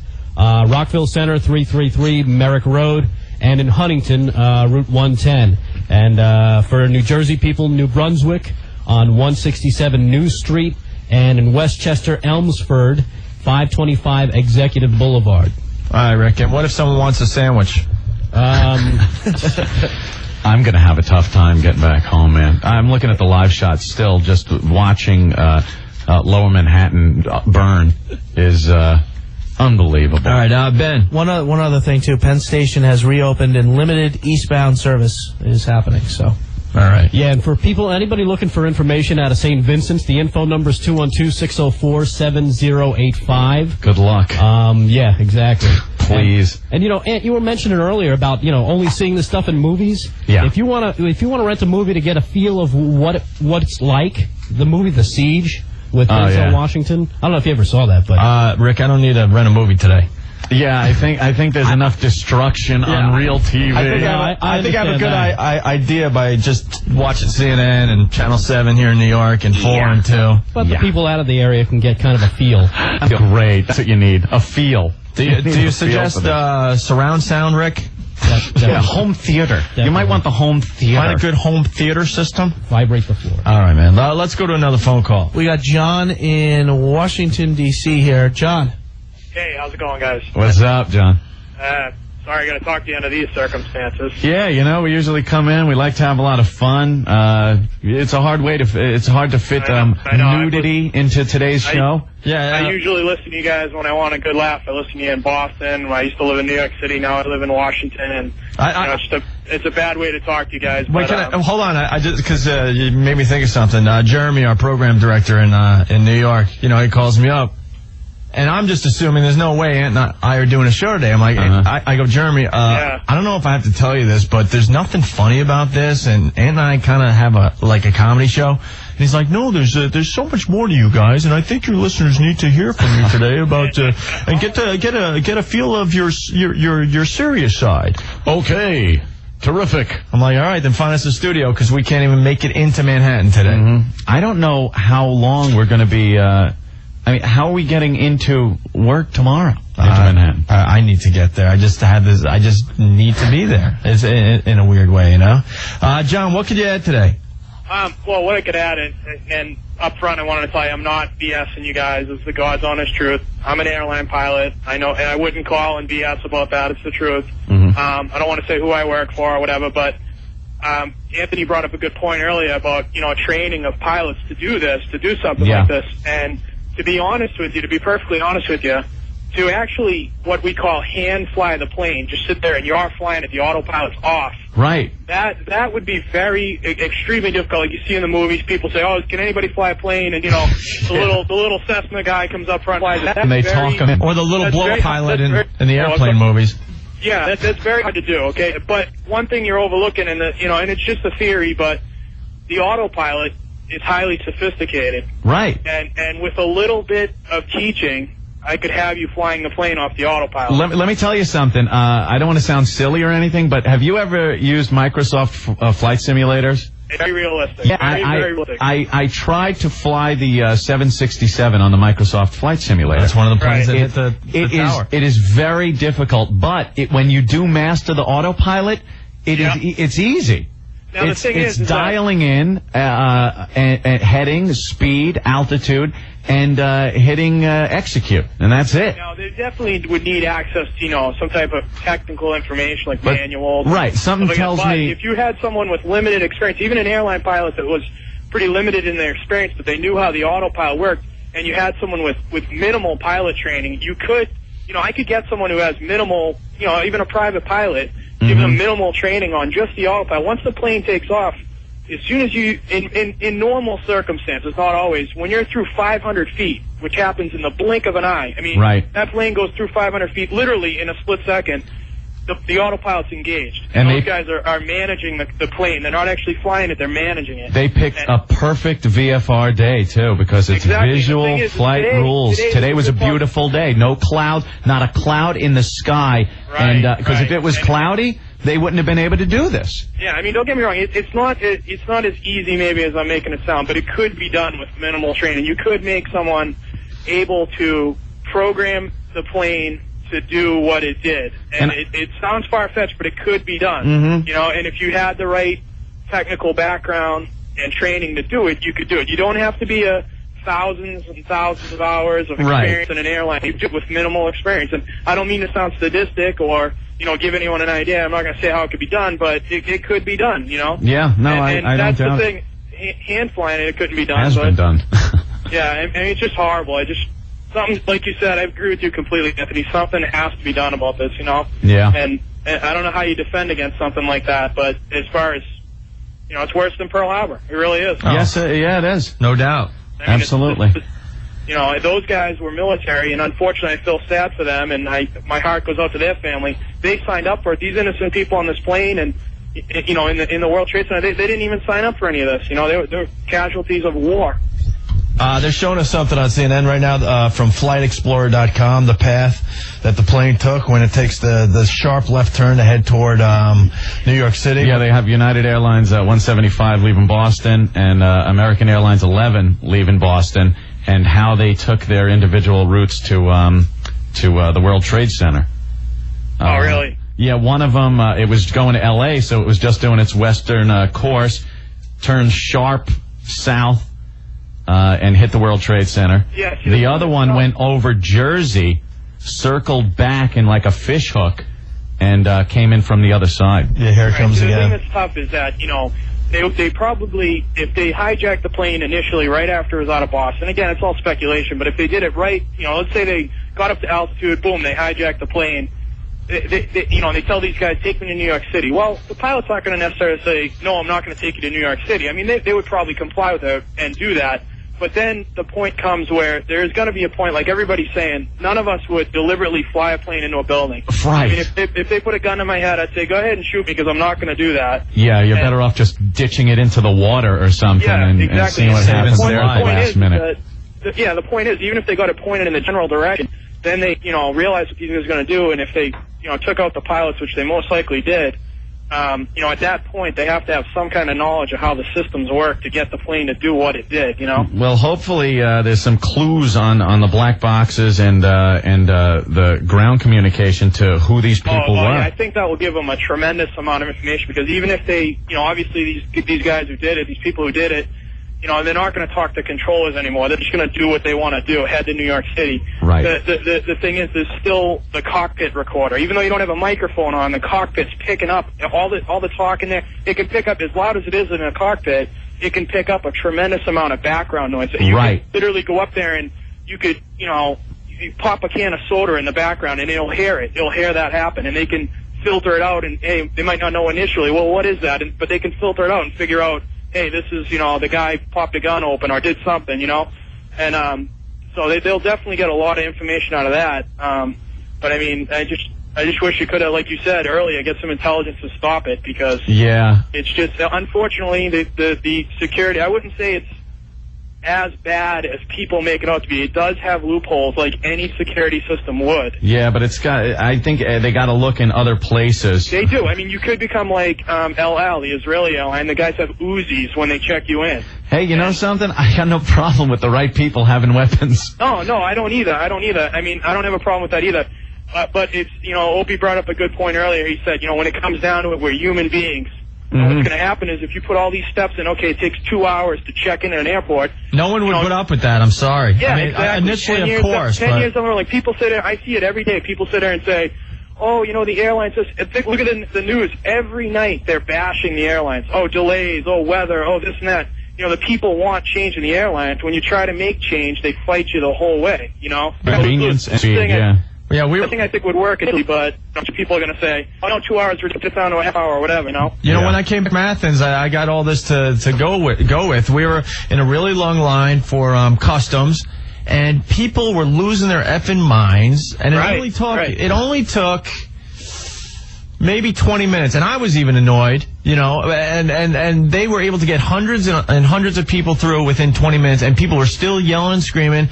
You could call up my girlfriend. There was a fist fight online because everyone was just irritated. They just had a really long flight, and they just wanted to get through customs and get home. And they could care less who's in front of them trying to get into the country. What their intentions were. All they wanted was to get through that customs line as fast as possible. And people were stomping on the floor, getting frustrated because one of the custom agents was taking a little more time on the person in front of them. That's what we do as human beings. Yeah, and that's the thing. I've seen people get mad because we're out of soda. And they throw a hissy fit. You almost have to threaten them with the police and security when you land at the next airport. Hey, what kind of plane you fly? Well, I used to fly turboprops and moved up through a lot of different things. Right now I fly a larger turboprop, and that'll kind of narrow down who I fly for, if I tell you that, if anyone knows who's listening. But I don't fly anything huge. It holds about 30 I was wondering if you flew one of those that were used today. No, nothing like that. But I've been in simulators like that, and I have friends that fly stuff like that, and I've been there before, and I ride in the cockpits all the time. I know what it's like, and I know that they're all the same. A plane's a plane is a plane. You know, they get more complicated as they get bigger, but the basics are the same. You have the same 6 instruments in every plane, whether it be a Cessna all the way up to a 747. A plane is a plane. If you can fly one, you can fundamentally fly them all with some additional training. I don't mean to, downplay what an airline pilot does. It takes thousands of hours and years of training to get the proficiency they get. Well, they were trained in some way, but right, exactly. Probably we'll find out more and whatnot. Hey, thanks a lot, man. Okay, guys, take it easy. All right, John, thanks. All right, bye-bye. Cool. Damn. Who's on 11? Wait, one second, too. We also have a couple lines on that are free on the national, 866-2774. Okay, cool. And go to Danny here. Danny. Hello, how you doing, guys? Hey, where are you calling from, Danny? Queens, New York. Right on. All right, listen, guys, can we get serious for one moment here? Like we haven't been? Yeah, but that's, I don't know how to say it, but anyway, this is the way I see it. I mean, don't you guys think that it's sort of United States' fault for these idiots who did this to us? Guys, listen to me. I'm sorry, I'm not defending anything that they've done. First of all, I just want to say that my heart goes out to all those victims. What are you trying to say? It's the United States' fault for no. Okay. Get there. All right, hold on a second. I'm getting there. This is what I'm saying. I'm saying United States messes around with so many countries. Yes, we're number one. New York City. Yes. Hold on a sec. Yes, New York City is number one. Yes, we're the number one nation and everything. We're the best, right? Yeah. Therefore, everyone hates us, right? Yeah. Okay. Therefore, people want to do harm to us. Now, what if we were number one and we weren't getting involved in so many... I don't think you'd get an argument from many people that I would love if we could just mind our own goddamn business and be the country we are without having to police the world. For some reason, yes, we are policing the world. Yeah, for some reason that fell in our lap. For some reason that fell in our lap, and people look to the United States for leadership and guidance and whatnot. But as far as the Middle East goes, which is just a hotbed of trouble, I don't think we should have anything to do with it. Could we support Israel? Yeah, fine. It doesn't mean we back everything they do or every opinion they have. I understand. And want to duke out with Palestinians or land. We just look at the World Trade Center is no more because of a land argument that's been going on for some time. I don't think we want to be part of that. I don't think you'll get an argument. But as far as it being our fault because we're in that position, no. Okay, I'm not gonna listen to that. Hang on a second. Okay, I don't mean it as our fault towards that, but I think that we have. Why didn't this happen to another country? Why is it that the United States always gets? It happens in other countries. It happens all over the world. It happens all over. We've been lucky, and because of... Don't you think that because we're New York City and because we're the United States, we shouldn't be getting involved with all these... we're being the freaking police over here for the entire world. Is that right? Listen, let me just tell you something, okay? I don't know how you guys feel about this, but being drafted is not a cool thing. To know that your butt is going to go to a war... Okay, let's get down serious over here, all right? Everybody's talking about, let's go attack. But sit down and think.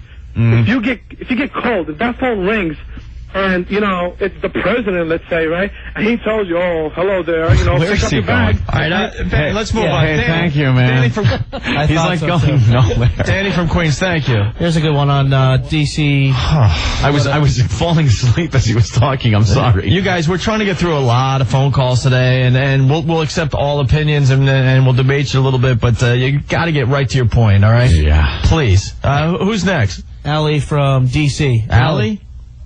Hey. Ali. Maybe it's Ali. Yeah, Ali, yeah. Ali, what's up? Nothing much. I'm just down here. I'm right in Georgetown, and they've got F-16s flying all over and stuff.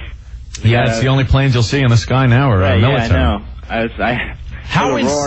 was looking up. I was like, "What's that?" How insane is that? That's something you don't see every day. Did you ever think in the Georgetown area? It's like in the '60s when the military riots and stuff. If you asked any American yesterday, do you ever think we get to a point where, because of events, no planes would be in the skies and F-16s and various other fighter aircraft would be over Washington and New York defending its airspace? Crazy. You'd be like, yeah, well, what movie are you watching? Yeah. Right. And all of a sudden now it's reality. This morning. Yeah. What's the feel of Georgetown right now? Well, you know, everybody's just kind of unbelievable still for us because we're just down here and we keep seeing TV and stuff. You know, it's hard to believe that really happened. Are people walking around like zombies in that area? Gone. Yeah, I mean, because that's what we got up here in New York. People are just in shock. They don't know where to walk. You know what? You bring up a good point. I when I was driving here from Brooklyn out to Long Island, where we're broadcasting from today, a lot of traffic, a lot of people. You look into the car and you just saw their faces. They weren't as animated. Everyone just looking straight ahead, very solemn. And you know me, I'm a maniac, and I don't like people in my way. I don't like being effed with on the road. And there were a couple of instances where I would have blown the horn and just flipped the bird. All of a sudden, it wasn't that important. You know, I was driving, and everybody was letting other people in, and just kind of, you didn't want to be bothered. It wasn't that important. It's funny you say that, though, because we've been talking about, humans not having patience with, airport security and all that. Yeah. Here on Long Island, they closed down the Long Island Expressway. Westbound, yeah. Which is just insane if you live in this area. It's just, you can't even function on Long Island without that road. When it's open, it sucks, and people are in traffic for days, right? Yeah. So they have cops on all the entrance ramps and the exit ramps, and as I'm heading to the studio on Long Island, I see people arguing with the cops. Like the expressway is closed, and they're arguing like, no, I have to go that way. And it's like, no, there's something a little more important than you today, and help us out. Help us out and understand what's going on and try to figure out how to go home on the back roads. Right. But they're yelling and screaming at the cops like... You guys, I'm just in high school. I'm just a high school student, and the only people who aren't acting all serious is just high school students. They don't seem to understand how serious it is. You know, they're all running around laughing and stuff. Yeah, they're goofing and stuff. Wacky kids. Yeah. Yeah. All right, man. All right, Allie. Thank you. Yeah. Who's next? All right, we'll go to John in New York. All right. John. Hello. Hey, John. What's up? Hey, Mohammed Oak and Anthony? Yeah. All right, how you doing, guys? Listen, Anthony, I don't really agree with your views on terrorism, blaming on the last year, 8 years of administration. No, I don't want you to get me wrong. Now, I didn't say I'm blaming this on the last 8 years. I'm saying the last 8 years of prosperity, we've dropped the ball. We didn't put our priorities in our intelligence where we should have. I didn't blame the last administration on this. I'm not a Republican. I'm not a Democrat either. I don't want to get people thinking I'm getting on the soapbox for the Republican Party. I'm not. I'm not even saying that you did that. I just have a different idea. When I was watching shows on terrorism, what I feel about is that terrorism is like fighting guerrilla warfare. Mm-hmm. These guys get lucky. It's like trying to fight Vietnam. You're not going to win because they attack in the night. You got a good point. Yeah, with enough being thrown at you, you're going to get hit by one and get lucky. This is more than luck, though. This is something we should have known about. And that's what I'm saying. Our intelligence isn't what it used to be. We should have seen this coming in some way, shape, or form, where we could have put some kind of alert out. We've had terrorist alerts before. Yeah, there's something this big we should have picked up on. Yeah, you get the stories, this guy was stopped at the Canadian border, and he was heading toward New York City. Or you get wind of somebody, all of a sudden they're training at this camp, and for some reason they're training, they need aircraft manuals. There's always some little loose end that gets picked up by our intelligence, but we've dropped the ball. John, this should scare you and everyone listening to us today. This was well planned, and in my opinion, they didn't have a clue. They didn't have a clue this was happening today. Mm-hmm. We talked about it. We were up on the JFK air rail in Kennedy Airport. One of the guys spots that the Trade Center's on fire, so we start to watch. The next thing we see that giant mushroom cloud, an orange mushroom cloud. We think maybe the jet fuel blew up when we heard it was a airplane. We never thought it would be another one. The problem is we have no idea what we're up against with these guys. We're not used to dealing with people that are willing to take their lives over bizarre, promises that they're going to have 70 virgins when they meet Allah. Well, something? When the Soviet Union crumbled, and we were spending a lot of money and a lot of time on intelligence against the Soviet Union, we knew. I mean, do you remember watching the news going, it's now that the Cold War's over, we have to put our resources elsewhere into terrorism. Right. And we never really did that. I know. Everyone knew from years ago, but we never did it. As we get comfortable, these guys here, they hide under the guise of being, what it is? We don't have a particular country to attack. We should attack somebody. If these people live in that country, we should just finish them. See, that's what it is. You got something like a Pearl Harbor. It's Japan. You know it. We went after Japan. That's how it works. Right. Now, something like this, it's terrorist. It's very vague. You don't know. But you know something? We have ideas of who harbors these people, who finances it, who backs them. Right. And those are the people that maybe we've held back on in the past because of politics. Because if we bomb them, this country's going to be mad. Well, or this country, we have a trade agreement with this country. Right. Now it's time to just go in and clean up these loose ends and F the politics behind Absolutely. it. I agree. If we know that who's responsible for this, we give the country where they live 1 week to give them up. If they don't give them up, we bomb the... Hey, you know something? That might sound silly, but a lot of these countries say, I don't know who they are. All right, They you don't know. understand. We're gonna do something. We want these people, and you see how fast we start getting some of these people. They don't understand anything but violence. There becomes a time you have to sit a plate and behave the way they are. Have to fight back with violence. There's nothing we can do here. We can't be diplomatic anymore. We have to demand these people be given up, or we go and we wreck the whole place. I don't care how many countries we piss off by doing this. They're going to have to live with it because... They don't have to go. I work in this city. This is where we live. My wife, I have 2 kids. We're horrified. I got the windows closed because I'm afraid of anthrax blowing around over here. That guy's really right about the asbestos. That stuff gets airborne. It'll take months for it to come back down. Much less people walking into their house covered in all sorts of powder. People don't realize what we're up against here. And the horrifying thing is this had to be perpetrated by people living in our own country. You know, and people have to be aware of I don't know about that, living in our own country. Oh, they're established. These communities are established. This is very, very deep warfare. These people are way, way, way undercover. Oh, yeah. No, I know that. Yeah. But obviously they're here on a mission from another country. Absolutely. You know, it's not like a Oklahoma City bombing where it's... it's just a very... You know, oh, I my was God. working Look at at that that. Trade Center. A Murray Street sign and an airplane engine. A piece of a turbine from an engine in the street. Well, I was there the last time. We responded to that last explosion at the Trade Center. Just like you said, I agree with you on the point. I walked in and I saw a few floors exploded out of the parking garage. But afterwards, I was laughing. I said, these guys couldn't even take us down. You know, we're the most powerful country. Not only one, I think once the first airplane hit the first thing, everybody just must have said, oh, wow, that's unbelievable. They'll never have the, guts to go crash another one into it.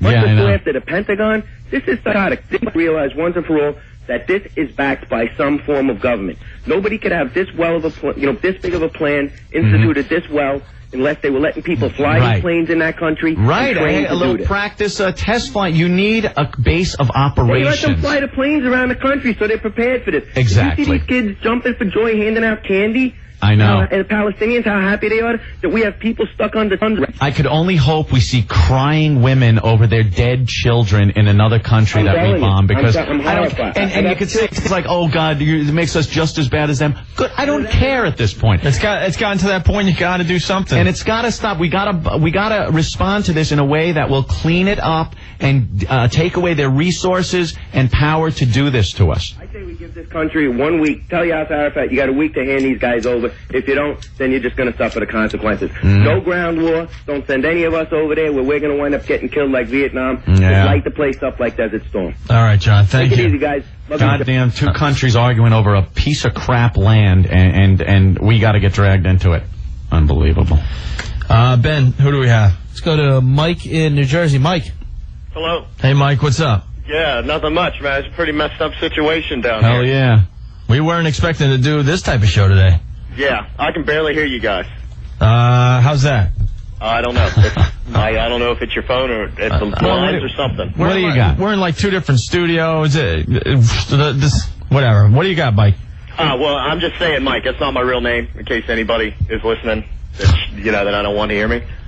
But we've got a pretty messed up situation here at the base because we don't have enough people to carry out our job. The base? At the base that I'm stationed at. He's at a base in Jersey. Oh, okay. What are you, reserve? No, active duty. Really? So why aren't you doing something? Well, we are. We're on standby. Okay, all right. Because I think if you're on standby, you can't just make phone calls. That's what I mean. It sounds a little weird. Yeah. All right, bye-bye. It's a little weird. I know my brother was in the Army, and during the whole Iran hostage crisis. And they would put him on these big C-130 planes and just sit him on the runway. That's being on alert. He's not calling, go, hey man, guess what? Right. A new vending machine. I'd call you guys. Yeah, this is great. The orders are coming in. We're going to be shipping out at 0600 and... Yeah. All right. Should we take a break? Do we have anyone on hold that we need to get to, Ben? Rick? There's a guy in line 2 that's not bad, and there's a guy... Here, let's go to him here. Yeah, we can throw him on. All right. Dennis in New York. Dennis. You. Hey, Dennis. What's up, man? Guys, first off, I'm numb. I'm numb. I mean, everybody says you don't understand the gravity of it until you see it, and it's just... I just went over the 59th Street Bridge not too long ago, and just you don't see the towers anymore. It's shocking. Yeah, when you see something that huge and then it's just gone and it was blown up, it's amazing. I was on, and this is no BS. I would not even joke about this. I do communications, and I was on Fifth Avenue walking up, and I saw and heard the first plane go over Fifth Avenue, and they were tree-topping it. They were just barely over all the buildings, just going straight down Midtown. And the whole time we were just talking about it the whole way up. Like, how is that plane going? Yeah, how is that legal? Right? Yeah. We get up to the floor where we were doing work, and everybody says, "Did you hear? Like, what are you talking about?" A plane just ran into the World Trade, and I just saw it. It just went by. I was just stunned. Man, wow. I'm free. I've been sick to my stomach all day. I'm on Queens Boulevard now, and I'm seeing like all the smoke still billowing from the area. Well, there's another building on fire down there, and then there's all those cars and everything. World Trade. I know people in 7 World Trade, and I'm just hoping they got out in time. I'm shaking. I can't believe it. Dennis, you in a car right now? Yeah. I'm looking now at the news. There's a building that I guess was near World Trade Center with a corner of it ripped off. It looks like a prop building from a Godzilla or something. Like his tail swiped Godzilla it. 98. It really is just absolutely disturbing. And Anthony, to back you up with the sheer amount of data that's lost from those buildings. Yeah. Like I said, I do communications, and you know how large those floors are. Picture multiple entire floors filled, rows and rows of servers, computer systems, servers, it is storage. There's a bunch of just computer storage devices on all those floors where people just upload their stuff and keep it. Exactly, and just like what you said, all the companies have all their main data there. World banks have their data there. No, they might be backed up somewhere, but just getting that in place is going to be unbelievably difficult, I think. Exactly. It's absolutely staggering. They're saying Wall Street is probably going to remain closed for the rest of the week. Yeah, that's where I was. I was at a stock place. I won't say the name, but they were saying the exact same thing over their loudspeakers, that it's not likely that the exchange will open at all this week. That's downtown Manhattan. Hey, Dennis, what's going on the roadways right now? Oh, it's a mess. It's an absolute horror show. Yeah. Just everybody, I'm on E right now. Everybody, if you pass the gas station, get some gas because you're in for the long haul. I live out. Actually, I'll be about 2 blocks away from where you guys are now. That's where I'm trying to get to. Good luck, man. Gonna try. All right, Dennis. Thank you. It's so strange to watch the news and see people being taken to the hospital in pickup trucks and the back of SUVs. You know, you'd like to think no matter what emergency happens that there's enough ambulance and professional equipment that you're going to be put on the gurney and wheeled into an ambulance and the lights go on. But you're seeing people being wheeled on office chairs and being thrown into pickup trucks and SUVs. Like, it's like watching something from another country because you couldn't imagine it ever happening here. It just sickens me when they show that shot where you're used to seeing the World Trade Center towers. And there's nothing. All right. And when that smoke clears, it's going to be even stranger to see because there's sometimes you look and you see the plumes of smoke and you could imagine them still being there, you know? You're thinking, okay, it's behind the smoke, right. But when that smoke clears and people see the damage and the death and destruction of this, unbelievable. All right. Ben, who do we have? Let's go to Mike in New York. Mikey. What's up, Mikey? What's going on, Owen? Hey, this is Mike. I'm down in Philly. Yeah, you guys rock. I love listening to you. I have to say, I love being an American.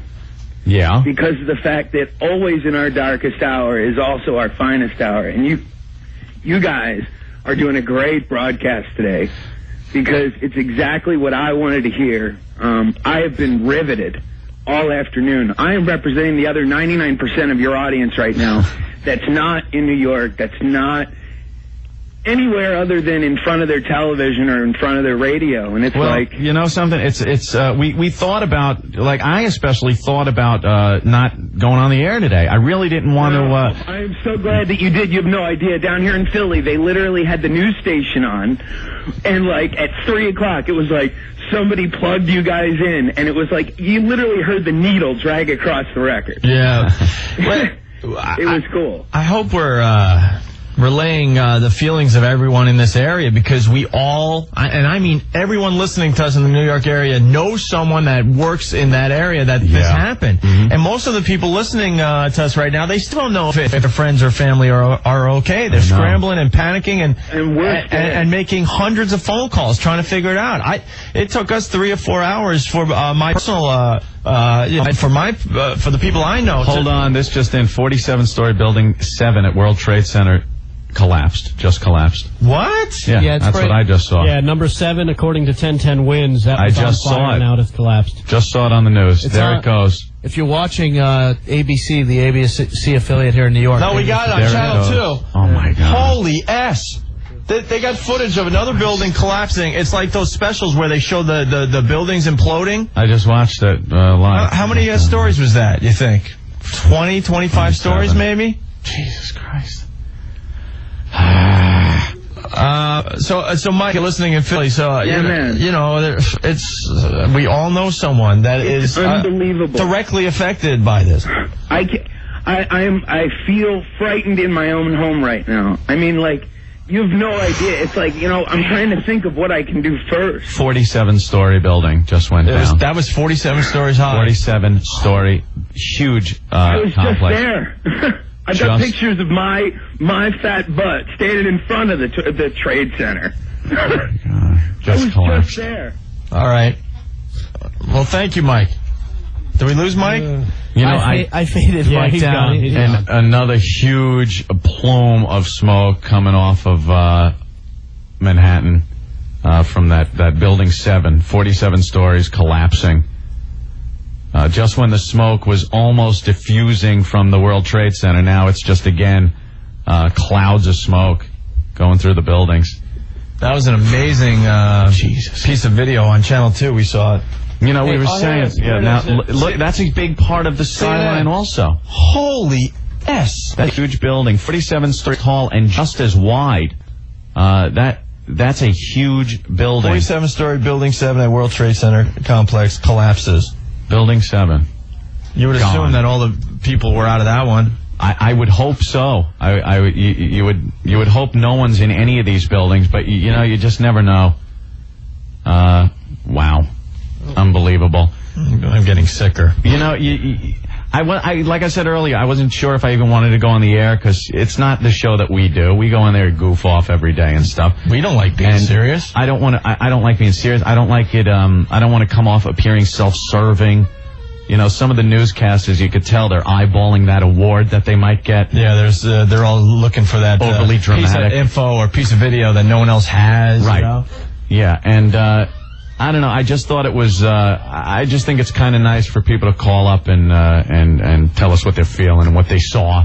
A lot of the New York listeners, like I've said, know people down there or were down there and have to deal with whether it's the traffic or debris falling. You know, we've had a lot of eyewitness reports of people that were in the building today when it happened and were able to get out. Who do we go to next, Ben? We got, just to give you some more news, there's some news coming in New York. Limited eastbound service continues from Flatbush Avenue to the Atlantic Terminal in Brooklyn. And no westbound service from Jamaica to Penn Station, Flatbush Ave. Hell no.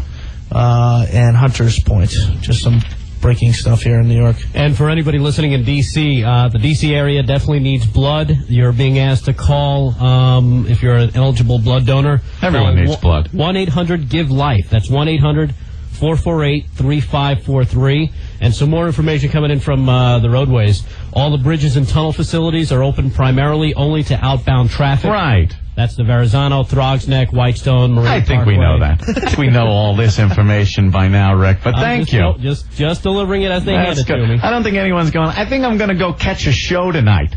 I think I'm going to go to Broadway and Is the tunnel opened? Let's go Yankees. Well, also... There was a rain out yesterday, right? The expressway is now open. All right, good. All right, anybody else on the line? Should we take a break? I don't know what to do. Let's take a quick break.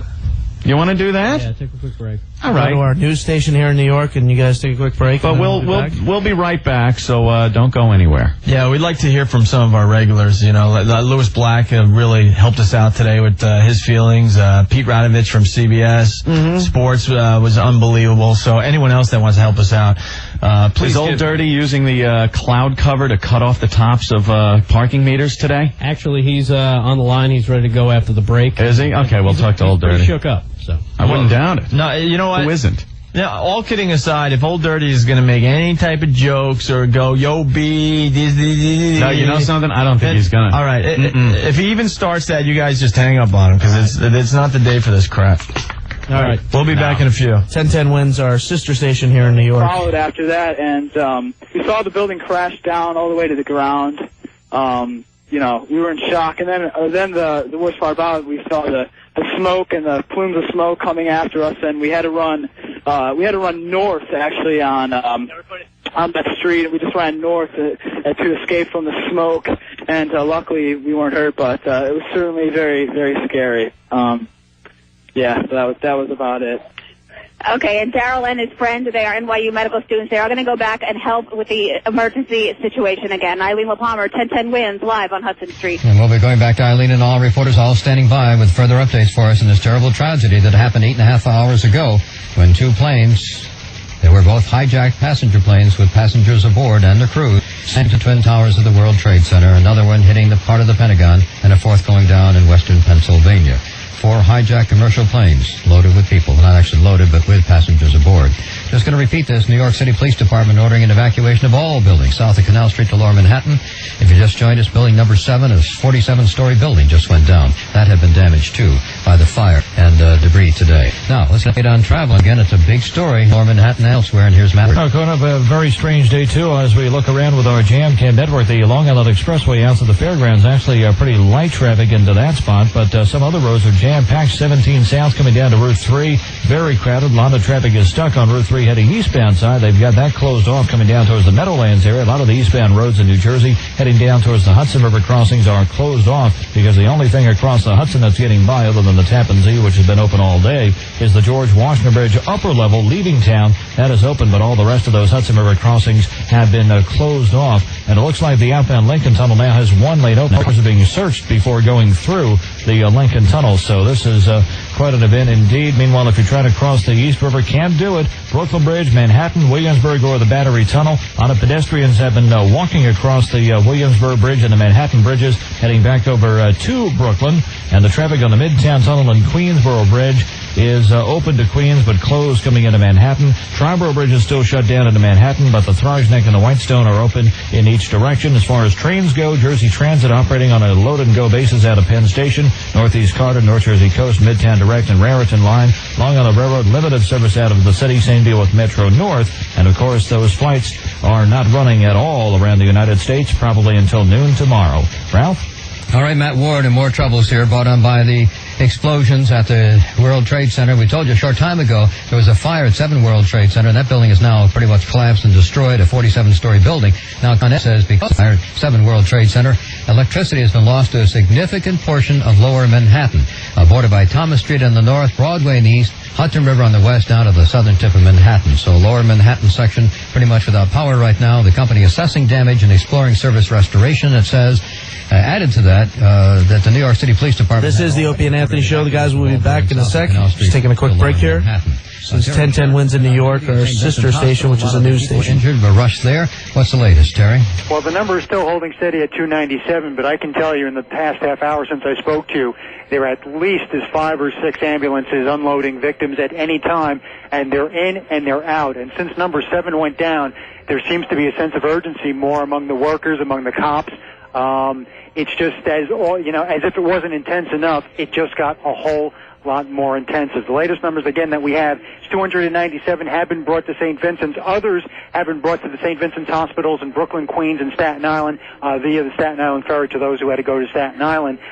They have also set up a mental health hotline for anyone, whether you're a rescue worker, whether you think that you've lost someone, that you can call and speak to a counselor, which is 212-604-8220. If you think that someone that you know or one of your loved ones is here at St. Vincent's, they are urging you not to come to the hospital. If you are in Manhattan, you can go to the new school, which is on 12th Street, just off 5th Avenue, or you can give them a call at 212-604-7285. Terry Sheridan, 1010 Wins at St. Vincent's Hospital. Terry, I just want to ask, though, too, as you pointed out, some of the first people arriving were the people who were outside. So now we're seeing some of the more severely injured people coming in. That is true. With the first people that I was told who arrived were the people who were outside or people who went in, such as the police and fire department, the ones suffering the eye injuries, the ones suffering the dust and smoke inhalation.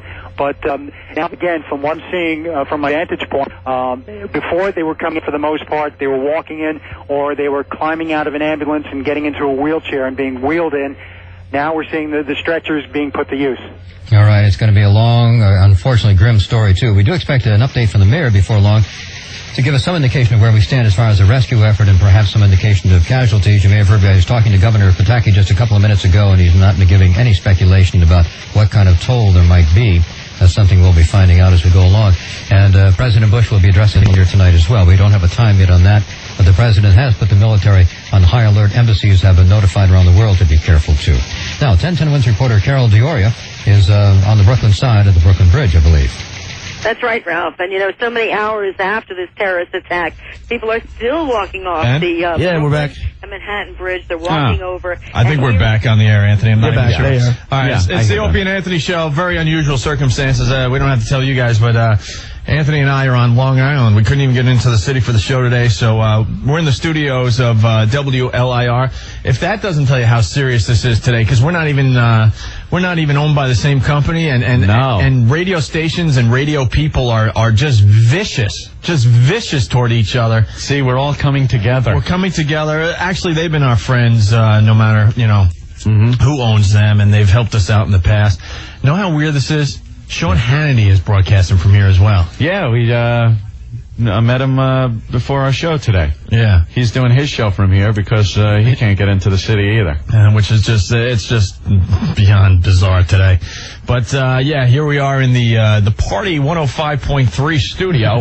What's this normally play? Dance music? Yeah? Look, they got the turntables and everything. Wow. Can you scratch on these? No? Scratch your ass. All right. We'll go back, obviously, but we're here, and Ben and Rick were able to make it. Well, Ben lives in Manhattan, and Rick went in early, so they're at the station helping us out with the phone calls and stuff. So who do we go to next there, guys? We got Jay Moore on the hotline. Jay Moore. Hi, guys. Jay, what's up, man? I'm shook up, man. Can you even believe this? These filthy animals. Yeah. My wife, by the way, is in my apartment, and her and Frosty went out in time to watch the second plane hit the World Trade Center. Yeah. That's something nice for your wife to see when she's visiting New York, who was supposed to fly back to L.A. today. You're right. And you know what? If any government official is listening, if Uncle Sam genuinely needs me, I'm 31 years old with bunions. Hey, man, I'm in. At least you're young enough there, Jay. 31, but I can shoot straight, baby. I know. If they start passing out, so I already got my hollow tips. If they start passing out candy on my street, it's going to be a different party. That's right.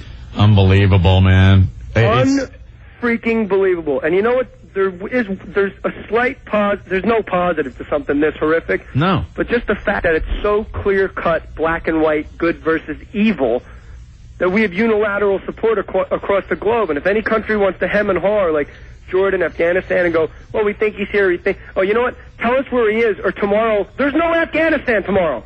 Yeah, I think and tomorrow, Afghanistan... Palestine is going to be called Israel. You know what, Jay? I don't think Afghanistan could do anything to keep from being bombed. I think Afghanistan is going to be a primary target. The other countries have to just stay out of this, like Saudi Arabia. All those people that we set up missile batteries against Iraq for have to let us do what we have to do now, which is go in there and plain and simple get some good old-fashioned American revenge and make it impossible for these people again. You know what? I really feel more proud to. I was just talking. Me and my neighbor sitting around watching all the news footage, and I said to him, "You know what? I'm more proud to be an American today than any other day of my life." Well, I'll be a lot more proud when we just wreak havoc on some of the people that I are agree with you. responsible I'm for just this. saying, how many countries on this globe could have 60,000 national reserves in Jersey waiting to help? Yeah. None. Zero. One. The United States. We're scumbags. We're freaking out because the way they did this is just it's so underhanded and using our own aircraft against us like that. So Palestinian. Yeah. You know why Palestine has a seat in the United Nations? Because they did so much killing, like the 72 Olympic massacre, that every other country said, "Hey, you know what? We'll give you the seat. Stop murdering people." You know why they've prospered for as long as they have? It's politics. No one's really turned around and told the other countries that do support them, F off. We have to do this. But I think this time, America is going to turn around and say, I don't care if this screws up our relationship with this country or that country. This happened to us. We will do this. Period. And hopefully that good comes out of this. I think every American feels deeply disturbed. It's pissed off. Personally afraid and helpless. Which is not like a Vietnam or an embassy bombing all the way in Africa or on another continent. The World Trade Center is gone. I'm looking at my living room floor right now, and they're the same. It's the same. It's flat. It's gone. Yep. How many times you flown out of Boston to L.A.? I've been on that flight 3 times this year. How scary is that, man? It's scary that my wife was supposed to fly back today, and I'd be down in a Palestinian section just randomly beating people with a bat right now. It's frightening, man. How about the Hamas, the religious lunatic brains, saying, we have nothing to do with it. We blame U.S. policy. Well, we did it. Well, you know something? They're going to get another dose of U.S. policy that I think is going to be a little worse than the policy we've had with Israel and Palestine. And don't think Uncle Colin, don't think his ass isn't rubbed the wrong way when they took out the Pentagon. Uncle Colin, how good does that little soft shoe he did with the Chinese look and the treaty Clinton signed with the North Koreans who have nuclear capacity? It all looks good for us right now. And I'm telling you, any country on the fence, well, you know what? You better hand them over, because we're just going to call Israel tomorrow also. Yeah, there you go. And we're going to put big Jewish stars on everyone's forehead. We live in a country where no one can come in your house, rape your wife and sister, and beat you with a rifle, and eat your food and leave, and there's nothing you can do about it. I don't know about you, but I didn't pass any tanks on my way to Yankee Stadium this year. Right. I didn't pass any tanks on my way to do my movie acting or whatever it was. You guys go in and do your job. You're syndicated. Any city you're in, Cleveland, no matter where it is, no one has ever seen anyone throwing rocks at tanks. You see somebody arguing with a cop, you run the other way. Right. And they're jealous. These dirty, filthy animals are jealous because they live underground. They eat camel crap for a living, and they just can't stand that the quality of life here is so unbelievably fantastic that the only way to cut us is to take out... We're talking Vietnam casualties, guys. There's 50,000 people in that building. Granted, they had an hour and a half to get out of there. I hope Vietnam was 10 years in the jungle. Yeah.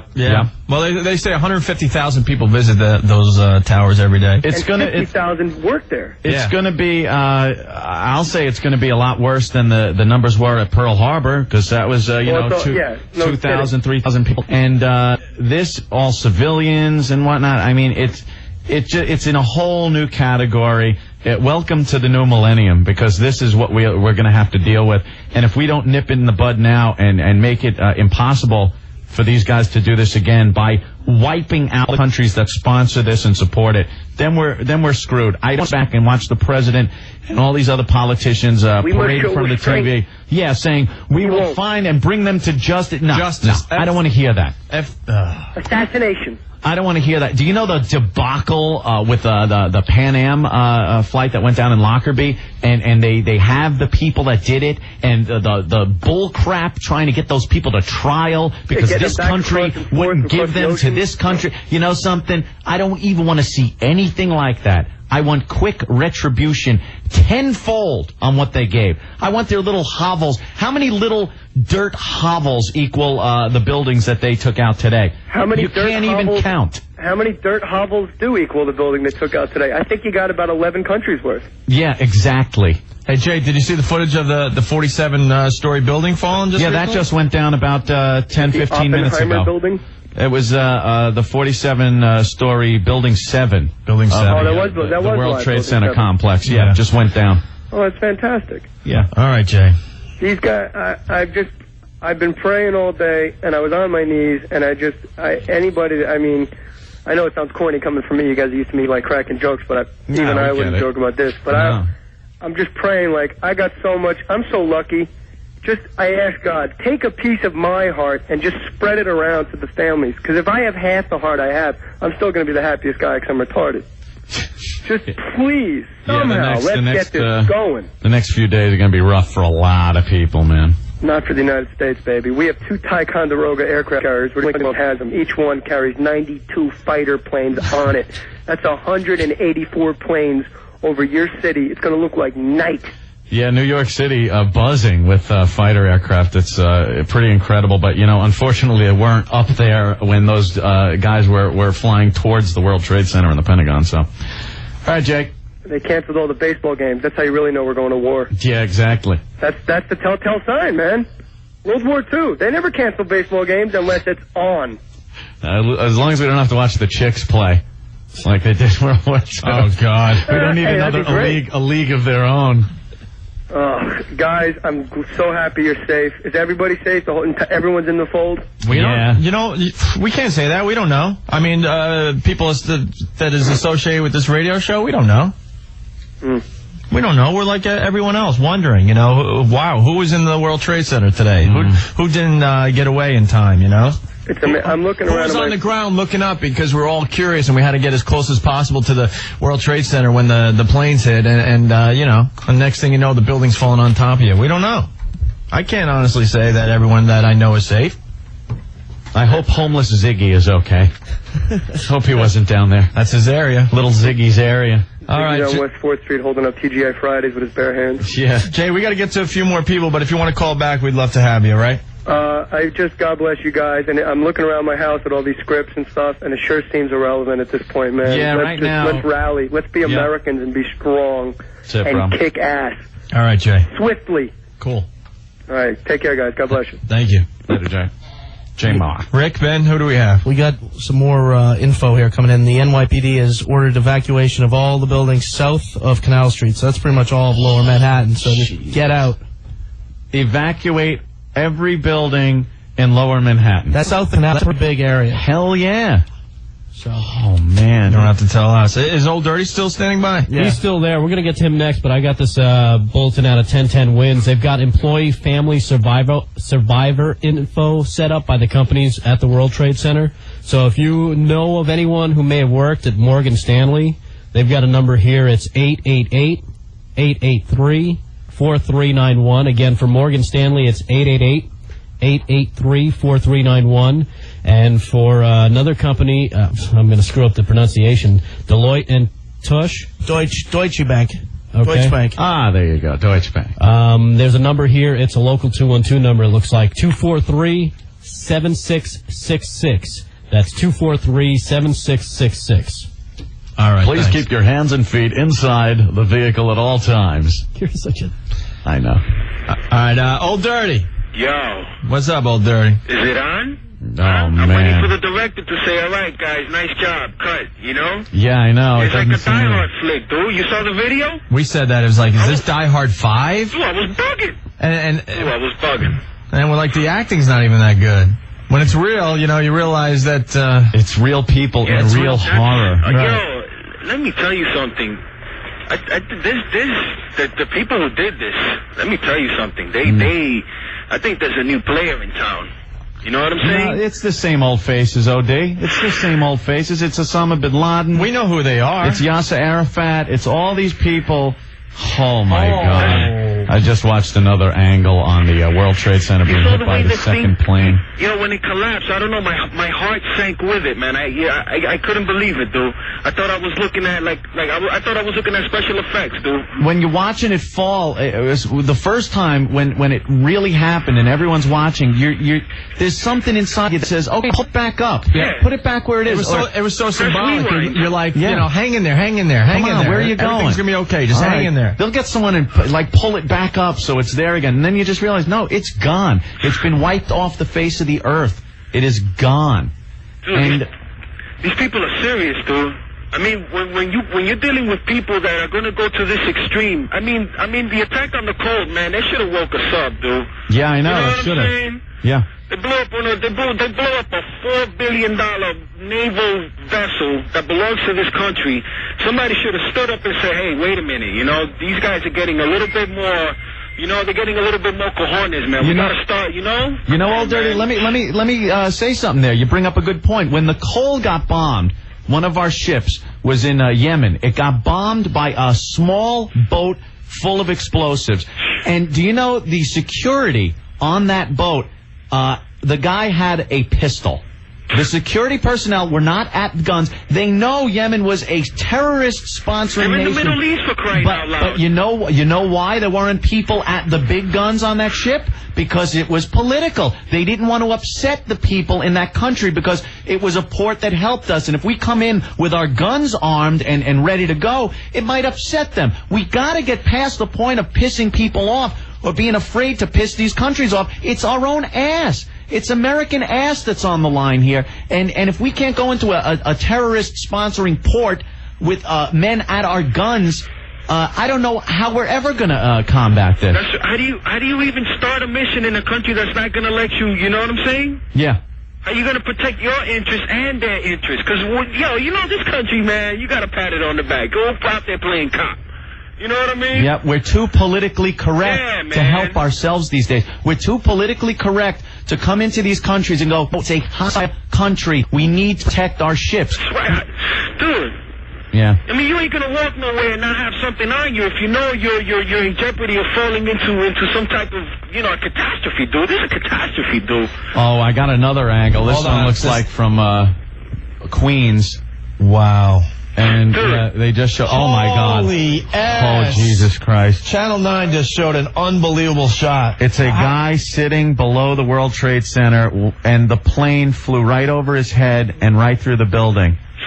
In slow motion. It was probably the closest shot I've seen yet. Yeah, this camera can't be more than a block away, looking straight up. And New footage. The plane disappeared into the side of the building. Wow. And it was crystal clear. Wow. So they planned it out to the hilt, dude. I mean, they had some planning, that's for sure. And it's just so scary to think that we had no clue, and that they used, like Anthony said earlier, they used our own planes. That's right. And no one had a clue. If you think about it, there had to be hundreds of people to organize something like this. The guy who probably gave the order was out in his crib, probably somewhere in some desert, talking about, it's 9 o'clock. Set it off. He's in a cave. And waited for CNN to pass the footage. He's in a cave in Afghanistan, and his name is Osama bin Laden, and that guy should be taken out. Dude, whoever it is, man, they got to catch the people who did this, man, because this is a little bit too much. You know what I'm saying? This is a bit much. Somebody put up a policy. Enacted a policy with this country that we don't assassinate people. Yeah, so that's why we never take out a leader. You know what I mean? Let me tell you something, Anthony. But we got to take out this bin Laden guy. Dude, when you're dealing with gangsters, you got to get gangster, dude. You got to go down. You got to get grimy. There you go. Yeah. You got to get grimy, dude. You can't play this little pussyfoot game. Let's talk it out. Yeah. All right, we're going to talk it out. But meanwhile, I got a hit team on your man. We can't worry about offending other people. Come on, man. It's our ass. Dude, you know how many people I knew in that building, dude? Man, I'm looking forward to like a month of wakes, dude. I haven't heard from PR. PR wakes down there. I haven't even heard from him, dude. I can't watch this, man. There are people now, they're showing them hanging out the window of the World Trade Center. That begging for help. And what a feeling of helplessness, man. Yeah. You're so helpless. You're like, damn, bro, man, you can't do nothing? Nothing. Man, put a parachute on, my brother. Do it. Do something, man. All right, OD. Thank you, man. We're gonna move on to some other calls. But thanks, dude. The footage is just getting more and more graphic. Well, more is coming in now because everyone had cameras after the first plane hit. I can't. All right. Believe that there's no more Twin Towers. Guys, who do we have? Want to go to West Coast Dave? I was thinking Matt. Matt on line 1 on the National. Where's he He's from? out of Boston. All right, Matt from Boston. Sure, why not? Matt. Hey, Matt. Yeah. What's up, bro? Man? What's going on, man? You tell us. What's the feel of Boston today? Well, it was like a mass exodus. People leaving the city. Yeah, from Boston. Yeah. Yeah, I've yet to see traffic at 11:30 heading out of Boston. It was, the worst rush hour traffic you could imagine. I mean, it was nuts. Everybody here is just still in awe, really, of what's going on, what's transpiring. Yeah, a couple of those planes coming from Logan. Yeah, and I mean, it's really, it's really just mind-boggling. It's depressing. It's sad. It's just, it makes everybody pissed off. It does. I mean, I myself, and I'm pretty much just waiting for the phone call myself. Huh. And to be honest with you, speaking to some of my fellow Marines, it's just, we know what we have to do. I hope there's a response. My God, I hope there's just a tremendous response from the United States military. Well, we all know what we have to do, and everybody I've talked to, we got a job to do. That's what we've been trained to do, and when the time comes, we're prepared to do it. Yep. And but I just had, I've been listening to the radio, and I've been listening to people say that, it's unfair to blame the past 8 years for what has happened today. And to be honest with you, we are not the only ones to blame, but we are to blame ourselves. I got to interrupt you. The footage of the kids and the people beeping their horns and in various Middle Eastern countries celebrating like they just won the NBA championship or something, or the Super Bowl. Are they insane? Bastards, you keep celebrating. Go ahead. Buy your flags and wave them. Go ahead, you sons of bitches. In the past 8 years, under the brilliant leadership of Bill Clinton, we've had our military depleted to an all-time low. And we have no more military intelligence to let us know stuff like this is happening. He sat by while the Chinese were stealing our rocket secrets. He sat by when more espionage took place against the United States than in any other administration, even during the Cold War. He did. It was very nice. It was a lot of fun watching through the whole BJ episode with Monica. And sitting back, and the money was rolling in. I mean, the market was great. No real war to speak of. Little things flared up. Whenever we got bored, we'd bomb Saddam, and it was always fun and everything. But for 8 years, something had to have gone wrong that we didn't know about this, and it was during their watch. It was the American people losing sight of what was really important. We felt good about the way things were going, so you don't want to think about stuff like this happening, but that's what it was. And it wasn't just over the past 4 years that he started depleting the military and all that stuff. I mean, this started as soon as he took office. Okay, the military, there were military spending cuts, and I'm not blaming Clinton. But the American citizens, the American voters who reelected him are the ones to blame, because what did we do in response to the military spending cuts? We reelected him to a second term. Exactly. You know why? Because it all sounded great, all the money he wanted to pump into those social programs and stuff. When you don't have the society, the social programs aren't that good. When your buildings are being destroyed in front of your eyes, everyone forgets how important it is to be strong militarily and have the intelligence to make sure this doesn't happen. Anthony, this just in. New York City will be closed tomorrow. Yeah.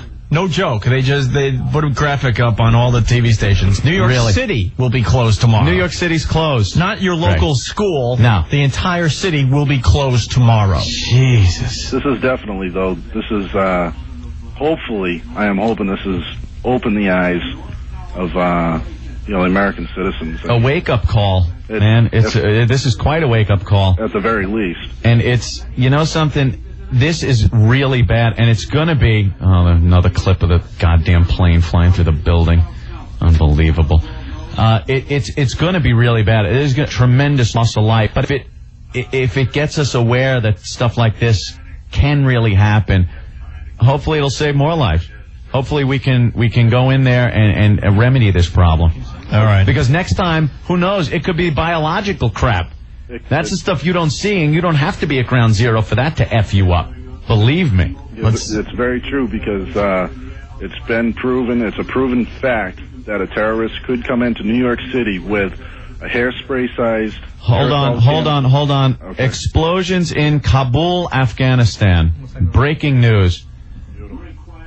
I sure the hell hope we're bombing Afghanistan as we speak. Wow. Oh, something's burning in Afghanistan. Wow, look at that explosion. Are you kidding? Because if we did it that fast, God bless America. I am looking at live footage from CNN of Afghanistan, Kabul, Afghanistan. There is a building on fire, a few explosions happening, and I just hope this is the first wave. Looks like he learned something from his pop. Right, quick. All right, Matt. Yes. I want to thank Matt for calling the show. Why don't we move on to somebody else, Ben and Rick? Hey, guys, real quick on that Afghanistan stuff. It was unconfirmed reports that missiles were fired. Well, I'm looking at confirmed fire coming out of a building, Rick. And, a nice big explosion there. Unfortunately, they have crappy little buildings there. I wish they had a huge landmark building. Blow up their mosques or something. Sons of bitches. Okay. And who do we have next there? Ben, Rick? What do you want to go to? We want to go to, you want to go to Mark's brother? Yeah, Tim? Mark's brother watched the Boston news conference here about what they said about Logan. Tim.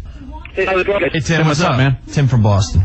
Yeah, I rushed back into Boston to Hardline because I was trying to get a hold of my brother, and they had the Massport. They had a Massport on, obviously, right after the bombing, trying to explain what had happened. And he's trying to say that, Logan is a safe airport, and we were following the correct procedures. But 2 planes drove into the side of a building today in New York City. So what I'm afraid of, and I've been talking to people, is how many different terrorist groups were on other planes that didn't take off today? Because they didn't just have 4 groups get on 4 planes and try to take off. That's what I was saying earlier. How many more were there? Whether, something got... You must have 50 groups on 50 planes and only 4 got off the ground. So we have all these guys still running around the streets of America. Whole tracer rounds coming up. That's from the ground, though. That's shooting at aircraft. Yeah, that's aircraft.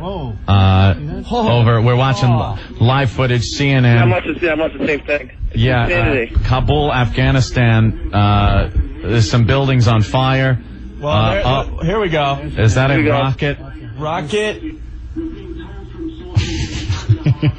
Was that a rocket? Yeah, it looked like a rocket exploded. There's tracer fire coming up from Kabul. There's some kind of bombing going on in Afghanistan as we speak. What else, Tim? Well, it's just the one thing. I was listening to that Marine. He's completely correct. I mean, we don't need to watch the Russians put, missiles in Cuba. We got to watch the guys who come into our own soil, steal our own planes, and fly them into our own stuff. We were starting to feel safe. We let our guard down. Russia's no longer a threat. You stand on the East Coast and look at the Atlantic Ocean. There's a long way before you hit one of these hostile countries. Same thing with the Pacific Ocean. And we always assumed because of that we were safe.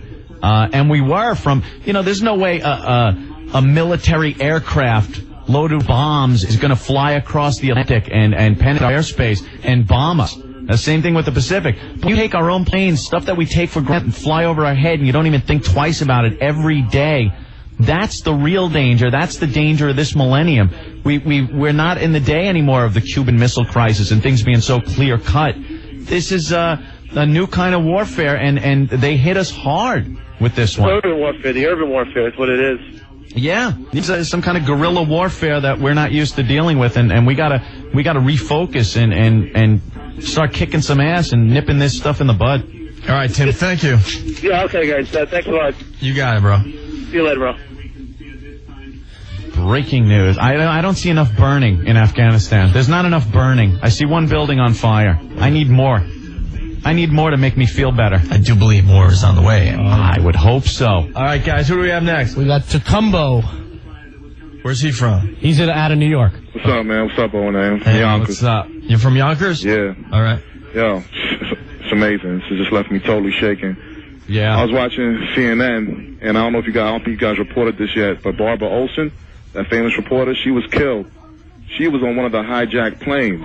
Stop. Who? No, her name is Barbara Olson. She was very famous. She was the blonde-haired reporter you always saw on CNN, and she got famous during that O.J. trial thing. And you always see her on CNN. She's always commentating on different things. Well, I can't confirm this. No, but, I'm telling you. I know. I gotta say, I can't confirm any of these stories. So, we gotta be really careful. If her family's listening and you say that, I don't know. I understand that, but no, I wouldn't make that up. That's on CNN. They broadcast it twice.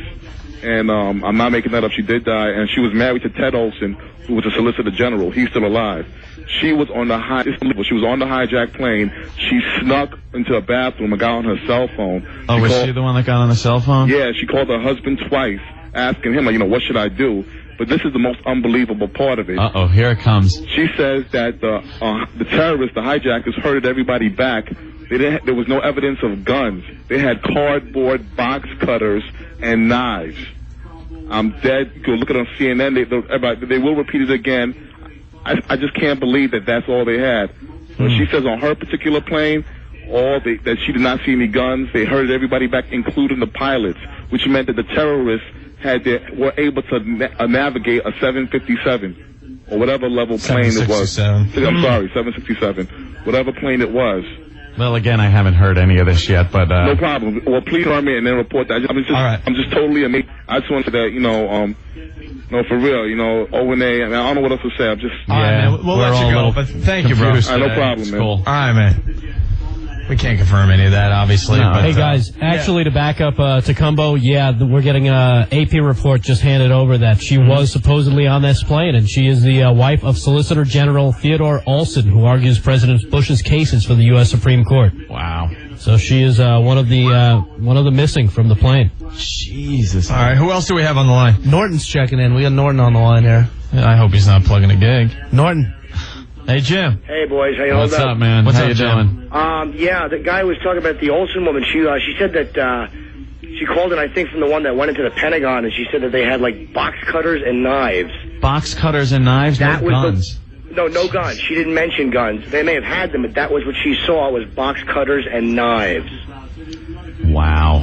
She said they made everybody go to the back of the plane.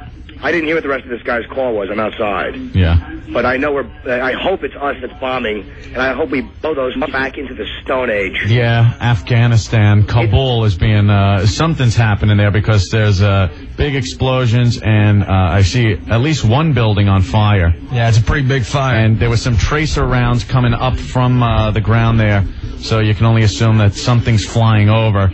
I would think it would be, cruise missiles that we would send in now and not aircraft. So. If it's one of these nations that actually did it, you know what the problem? They underestimate the vengeance we're going to want. They think that we're just going to fall apart. Mm-hmm. And they have no idea how badly we are really going to want neutron bombs dropped on their countries. As Japan said a few people, I feel we have awakened a sleeping tiger. You know what I mean? Yeah. They do underestimate how we get when things like this happen to us. We might beat the living crap out of each other when we're at peace. We look to each other and races, fight, and everything like that. But when something like this happens, we just unite and have a single enemy. And you can only hope that we get some justice here. We will. And when you hear about the Pentagon or the White House, I mean, those are military targets. But to go after the Trade Center, which, especially at a time when you know it's all civilian. Symbolic target. They picked a military target and a civilian target and very visible targets. They probably could have done more damage crashing those planes elsewhere, maybe a nuclear power plant or something. But the symbolism that the World Trade Center is, that's what they were going for. And the good news is, I mean, they have obviously no military capability. It's all, I mean, it was very effective what they did, but they have obviously no planes they can send over, no effective weapons, just So why send planes over? They got ours. Well, yeah, good point. Use. We can do more damage in probably 20 minutes than they did all day. Well, you know, I hope so. I hope it does take out and hurt some of the people that were responsible for this. You know, it's just great watching people get bombed when something like this happens to us. But I really do hope that we're helping out and solving a problem that we have here by doing it. Oh, we will. I mean, you know, I'm actually happy to have Bush in the White House right now, even though he wasn't like my favorite guy, but I definitely feel more comfortable with him because it seems like, you know, he's definitely a cranky little man, so hopefully he will do something immediately, and I hope that this is what we're doing right now. I just hope we are bombing these savages while they sleep. Well, it is dark over there. I really hope we are killing everybody over there. Boy, you got to give it to CNN with that new little device they have. That video phone technology they got. They're the only ones that are in Afghanistan with live footage of this bombing or whatever it is, some kind of action going on. Yeah, I have a feeling it's just, I hope we're sending strikes over there. That would at least take a little bit of the sting out, just to know that we are attacking them immediately. You can hear Navy planes going over my house. Who would have thought, yeah, there wouldn't be a civilian plane in the sky, but the planes you do hear, you look up over the United States of America, major cities, Washington, New York, and hear and see military aircraft, and that is all that's flying right now. 40,000 canceled flights. 40,000. I think it's the first time in history the entire aviation system in our country has been shut down. That's what I heard. It was the first time that's ever happened in this country. And it was a good move by the FAA. I mean, hopefully, maybe they saved a couple of incidents. Who knows? Yeah, who knows how many more we're getting ready to board planes and do it in other places. Yeah, because there's got to be Midwest targets, and there had to be some type of West Coast targets, and hopefully some of that was averted, you know. CNN is reporting unlikely the U.S. would move this quick. What? Saying that it might not be a United States strike, but something in the way of a civil war in Afghanistan? Well, that's coinky-dink. Yeah, well, possible. Whoever it is, even if they didn't do it, they kept Osama bin Laden there for a long time. And even if he didn't do it, I'm happy that we're killing them. They know Osama bin Laden is given refuge in Afghanistan, so I think this is some kind of U.S. action. Although it doesn't seem hard enough. You know what I mean? Well, again, we really don't have any proof that it's him, I guess, so you can't just carpet bomb the whole country. I mean, that's my guess. I mean, I really don't know. It's him. It's like I said earlier. He's the guy that tried to bomb it in '93, the World Trade Center. He's like the same crackhead that goes to the same liquor store and robs it until he gets arrested. Yeah. You know, you got to know, this is his M.O. Anthony, 4 flights went down today, and that was a total of 266 people. That's a total, not on one plane. Box cutters and knives. Well, you know something? You probably don't even imagine that they're going to do something like crash the plane into a building. You would think maybe they want to go to another country and get refuge, so you're not going to attack them even if they just have box cutters. Because you can't fathom they're going to do something like this. And it's real easy to sit on the ground and say, well, if I was on the plane, I would have done exactly what those people did. You just sit back and just hope you don't get back splashed. And shut up, right? Yeah, and hope you land safely. I mean, you know, it's easy to sit here and go, I would have jumped on him. I wouldn't have done anything. Yeah. I was at a McDonald's that got robbed, and I cowered like a girl. I certainly wouldn't have attacked men with knives and box cutters. We were watching some video of one of the towers collapsing, and we saw a big fat guy running down the street away from the big cloud, and an old woman dressed in pink is limping her way, and you know she's just going to get engulfed in this smoke. There's no way she could even get up to a jog, never mind run away from this smoke. The fat guy pushes her out of the way as he just continues running down the road. That's what humanity's about. Save my ass. You know, but that's, again, it's kind of tough. I mean, if I was running and there was I've pushed old ladies to catch buses. I mean, for my life. For your life, yeah. Use her as a car. I mean, it's easy for me to be here in Jersey looking at the smoke, but I probably would have done the same thing. And it's horrible, man. It's a really, really horrible day. Yeah. And very depressing. And it was just a symbolic thing. And I just hope that symbolically we kill as many of those savages as we possibly can. Absolutely, Norton. And I really, really hope we have a military military strike that is. I hope we embarrass ourselves by striking so disgustingly hard. I will be proud that my tax dollars are on some of the fin rivets of those bombs they send over. Yeah, I don't know when I'll be able to get into the city. I mean, maybe tomorrow they'll start allowing people in, or who knows? I doubt it. No, this is just in. They have closed New York City for tomorrow. Oh, it's already. New York City will be closed tomorrow. Really? Stanley Deanwitter, largest tenant in the World Trade Center, and what about those records? What about all the people that work there and the market, the finances of the world? There were a lot of servers in the World Trade Center, a lot of computer equipment, a lot of records are stored there. Like I was saying earlier, I don't know of one person in the country that hasn't sent out an envelope to some company or another that said, One World Trade Center as the return address. It's a building that it's worldwide. It's the World Trade Center. You know what I mean? It's important to the free world. And I hope I couldn't be the only one that's hopefully that China will just shut their yaps and stay out of this if we decide to attack one of these countries. Well, again, what I was saying is a lot of times we hold back for political reasons, and this time we just gotta say, something, screw you. This is what we have to do. I don't care how you feel about it. You know what? I don't see them holding back this. I don't know if you saw Colin Powell this morning, but he did not look pleased. A little cranky? He really looked angry. Yeah, and I was very happy to see it. And Bush certainly doesn't seem happy, so I just hope we do awful things. And I really don't even know what to say. It's very, very sad. Yeah, because even no matter how much we bomb them, this still happened, and it's a hard one to swallow. But they will rebuild them. I mean, they will. They will go back up, and we will again. In the end, we will do more damage than was done. All right, Jim. All right, guys. I love you guys, and I'll see you guys as soon as I can. Okay, man. Jim Norton, everyone. Everyone just shocked. Yeah. This whole situation. Who else we got, guys? West Coast Dave checking in here. West Coast Dave. From San Francisco. Yep. Dave, what's up, buddy?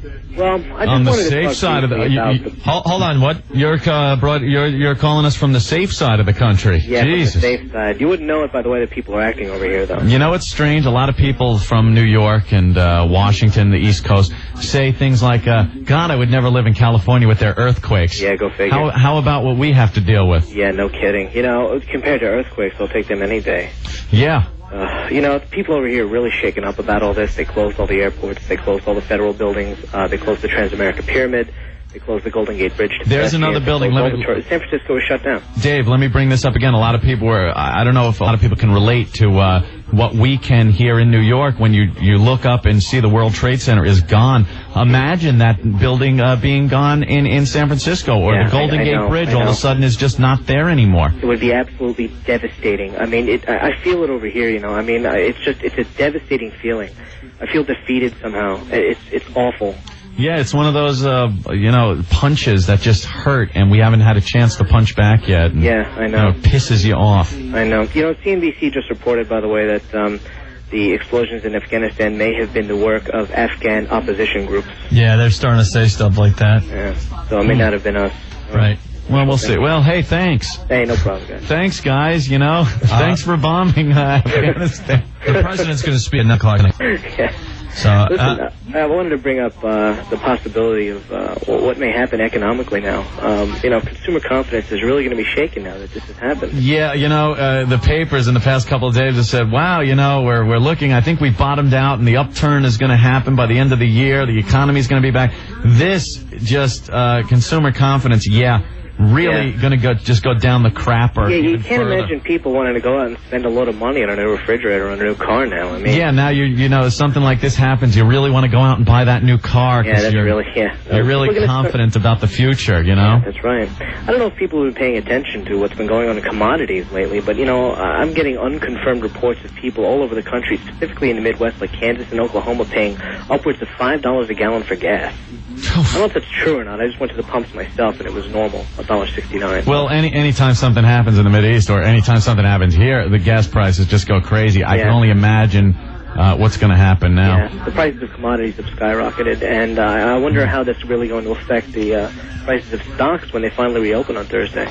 Yeah. You know, you got to wonder what that's going to do. All right, Dave. All right, guys. Thank you. Dave from San thank you. Francisco. Cool. All right, later. Hey, guys, speaking about gas prices, already reports out of Kansas City, $5 a gallon, Louisville, $4, Detroit, $5, some other places as high as $9. I would pay that and then stick the nozzle down the son of a bitch's throat that runs the gas station and pump him full of gas and then light a match. Because there's no reason to raise the gas prices hours after something like this happens. It's pretty sick and twisted that they're taking advantage of this situation already. Right. You son taking of a advantage bitch. of the panic. Because I before I came to the studios to do our show today, I'm thinking like everyone else, I better get a full tank of gas. I mean, the lines were insane, and this was at like noon, 3 hours after the whole mess. And people out there taking advantage of this already. Sons of bitches, animals. Who do we have on the line? We got Matthew who's calling in from the New York area. Matthew. This is Matthew. Hey, Matthew, what's up? How are you? All right. Radio guy. I'm a United States Marine, Corporal Brookie working out of West Trent, New Jersey. You ready to go? Yes, sir. Yes, sir. I've been waiting. I've been talking to those other guys that have been waiting, that have been talking. I've been listening to them and conversating with them. You know? Hey, thanks, Matthew. Thank you. All right. Come on the radio. See, that's what we want going, though. They have one thought, Opie. Nothing else in their head except kill, kill, kill. Anyone else, guys? Should we take a break? What do you want to do? Go to David here in Boston. David. You're truly born again hard, Private Pile. David, what's up? Well, I got a different story for you. I got my brother-in-law. 2 months ago, we threw a party for him. He got a new job. Wow, at the World Trade.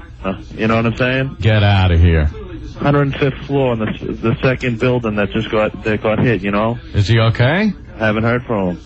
No clue, right? And you're just sitting there wondering. Well, yeah. What does one go out to find them? You know something? I don't even know how to give you an answer. Yeah. I mean, how do you? Went to Brown University, took a job for $120,000 a year to go to fucking. Go to the World Trade Center to work. Well, you know, hopefully he got out. It's very hard to get phone calls out of New York right now. So is that what it is? Have you called his friends? His girlfriend's in New Jersey. She can't get in touch with him either. David, what company does he work for? We might have the number here. Conan and Fitzgerald? Is that it? No info on them. But if we do have those numbers, if they come up available, we'll definitely be passing them on throughout the night. Time here. Yeah. You know? All right, say a prayer. All right, David. Thanks. See, it's stuff like that, you know? Who knows? Yeah, and speaking of people looking for survivors, family, employees of Morgan Stanley, the number again is 888-883-4391. This is info set up by the companies at the World Trade Center. And the other company, Deloitte and Touche, it's a 212 number, 243-7666. So if you're looking for anybody who worked in those companies, give those numbers a try. Hopefully they can help you track down your loved ones. All right, cool. Anyone else on the line? I think we're going to take a quick break and go through some more calls for you guys. All right, cool. All right, man. Well, it's Opie and Anthony. We're broadcasting from Long Island today because we can't get in the city. I want to thank our friends at WLIR for giving us a studio today. Yeah, we're going to take a short break. We'll probably go to our little sister station there, the AM 1010 Winds, and we're just going to take a little leak or something, and we'll be right back in no time. Hang on one second. Hey, real quick, for the guy from Boston who was looking for his brother, people looking for missing loved ones can call 212-447-2998. That's 212-447-2998. That is the New York City Bureau of Labs. They could help you probably track down who you're looking for. All right, and we'll be back in like 2, maybe 3 minutes, so stay there. Our live coverage on 1010 Winds, and here's Eileen.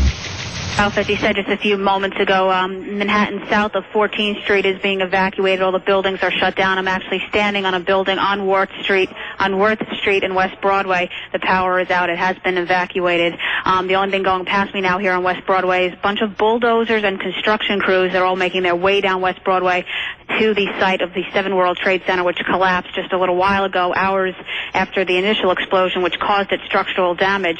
At that point, people were standing around just kind of, looking at the smoke that was billowing from the first 2 collapses of the World Trade Centers, and then suddenly 7 went down. The crowd started running north again, trying to escape the dust cloud and the falling debris. Among them was Daryl. He was a worker trying to help with the injured.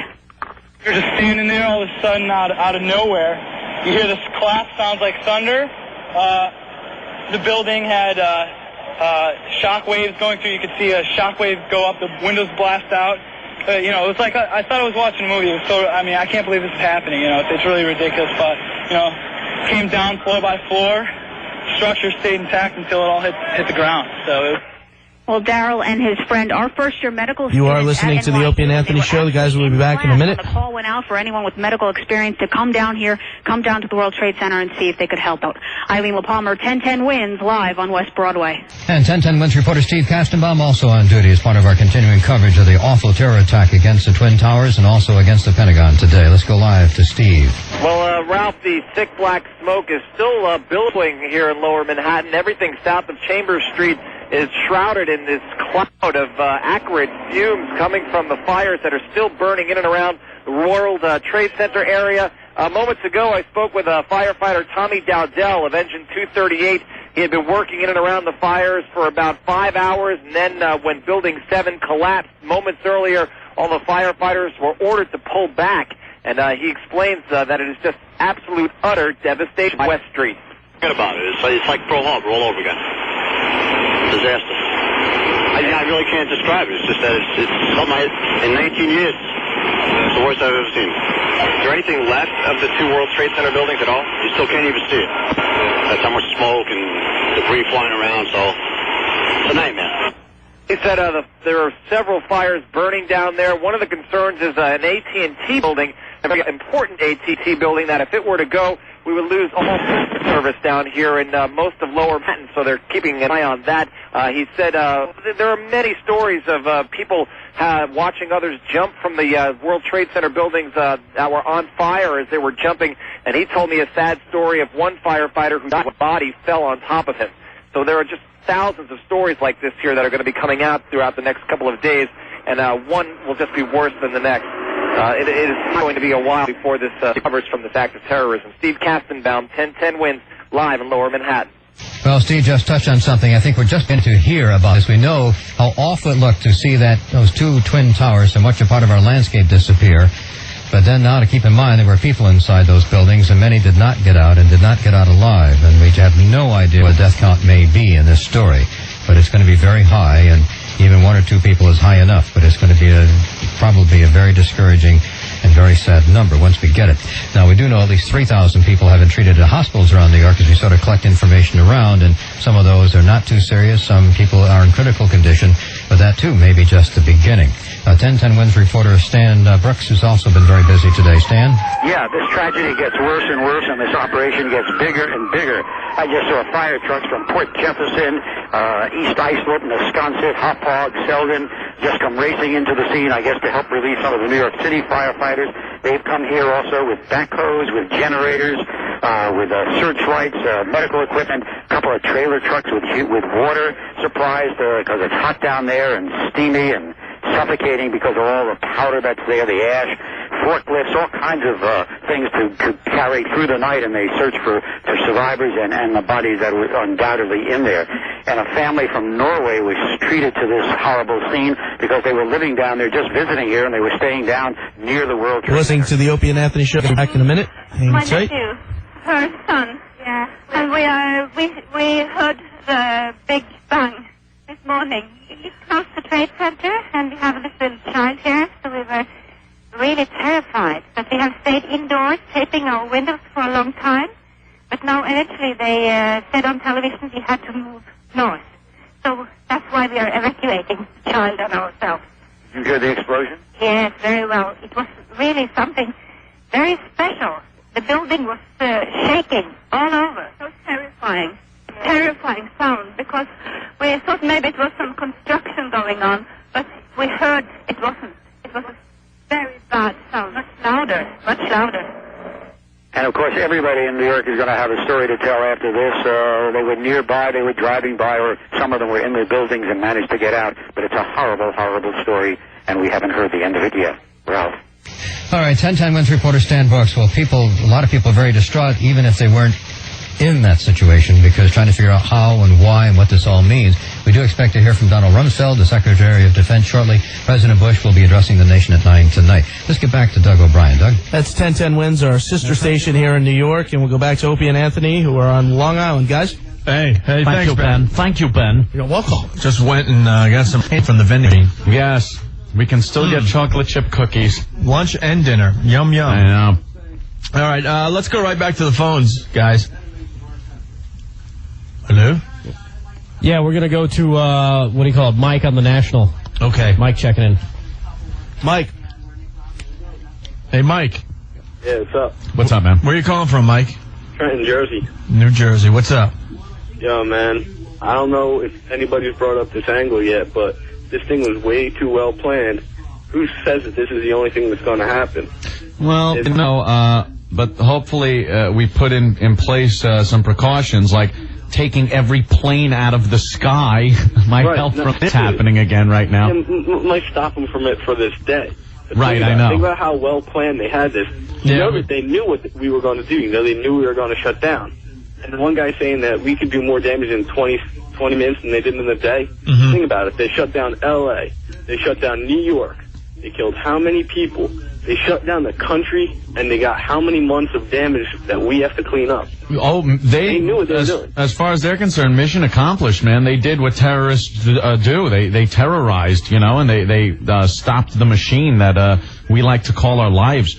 But, what our response has to be is something huge. So this is harder to happen next time. I don't think we could totally. But there are already people in the media saying that we shouldn't stoop to their level. Anthony. Oh, please stoop! Right, please. We have higher standards than them, and it wouldn't be a good thing to stoop to their level and blah blah blah blah blah blah blah. If I'm my way, we'd send a group of 5 people to Bin Laden, to Hussein, to everybody who ever screwed with us, and just kill them. Plain and simple. No two questions about it. We don't take people out. That's not our policy. Yeah, it is. We just don't publicize it. I wish. We also thought that there'd be missiles if the Pentagon ever got attacked by an aircraft. Yeah, right. A lot of these misconceptions and urban legends about this country and our monuments and things like the Pentagon were just crap. Right. They were nothing. You said it earlier. You said, if a plane was heading toward the Pentagon, you just assumed the ground would open up. The ground opens up. And we would just something like that. Anti-aircraft missiles launch, right? If you asked anyone in this country what happens if an aircraft, a commercial aircraft, is hijacked and heads toward the Pentagon? Oh, gee. Well, the ground let me tell you. opens up. First of all, and everyone's a know-it-all. There's guys on the roof. Let me tell you. There's guys on the roof, and they got the Stinger missiles. What they got, and what they do is they shoot the plane down, and everybody gets in a big elevator, and all the important stuff drops to the mantle of the earth, and it's bullcrap. You know what happens? The plane hits the building, and it blows up. That's what happens. Well, the other funny thing was when they put up the, an F-15? Yeah. They thought a second plane was coming? Uh-huh. Even if the commercial jet had gotten within 5 feet of the Pentagon, they still wouldn't have shot it down. The backlash from the Americans of an American fighter jet shooting down an American commercial plane with American passengers, they would have let it hit the Pentagon before they shot it down. Let me tell you something, my friend. There's a 747 that crashed in Pennsylvania. In the woods. And it looks an awful lot like it was shot down by fighter planes. I hope so, and I hope, because first I thought maybe it was the pilot who had enough sense to know what was going on and just down the plane himself. But if that got shot down, then, hopefully we're starting to wise up a little bit here. I don't think they would... I don't think the guy would crash his own plane because he might get shot down. The guy was heading toward Washington. He was intercepted, and, we'll see what happened. I'm sure it'll come out. They're not going to try to cover something like that up or anything. Really? I hope. Anthony, for the locals, 59th Street Bridge is now open both ways and limited service to New York on the Long Island Railroad. And then one other thing, a lot of people around, wonder why we get ourselves into so much trouble, and we hear about all this kind of terrorism on our side of the oceans, but nobody ever seems to think that we have our own little branch of terrorism going on in other countries. I mean, we do some responsibility because, as much as it's not publicized over here, we do have our own little terrorist organizations going on. I will not accept any responsibility or hear that the United States is responsible for this in any way. No. Terrorist groups? Nah, I don't see that. You don't see us, going out and causing coups, doing our own little things in other countries. Come on. Oh, yeah, no, it can't be that bad. I know we do that, but you know something? Nothing like this. You know something? Like we look at what we did in Iraq. We tried to keep civilian deaths to a minimum, which is ridiculous for us. Which is ridiculous. They don't care. Why should we use bombs with pinpoint accuracy to take out military installation and leave the hospital next to it standing when they don't care? Yeah. Dumb bombs. Let's drop some 2,000-pounders on the whole goddamn country. When we used to firestorm, like Japan and Germany, just box everything in with a big thing of fire and burn everything inside of it. The good old days. That's what we got to do. Thanks, man.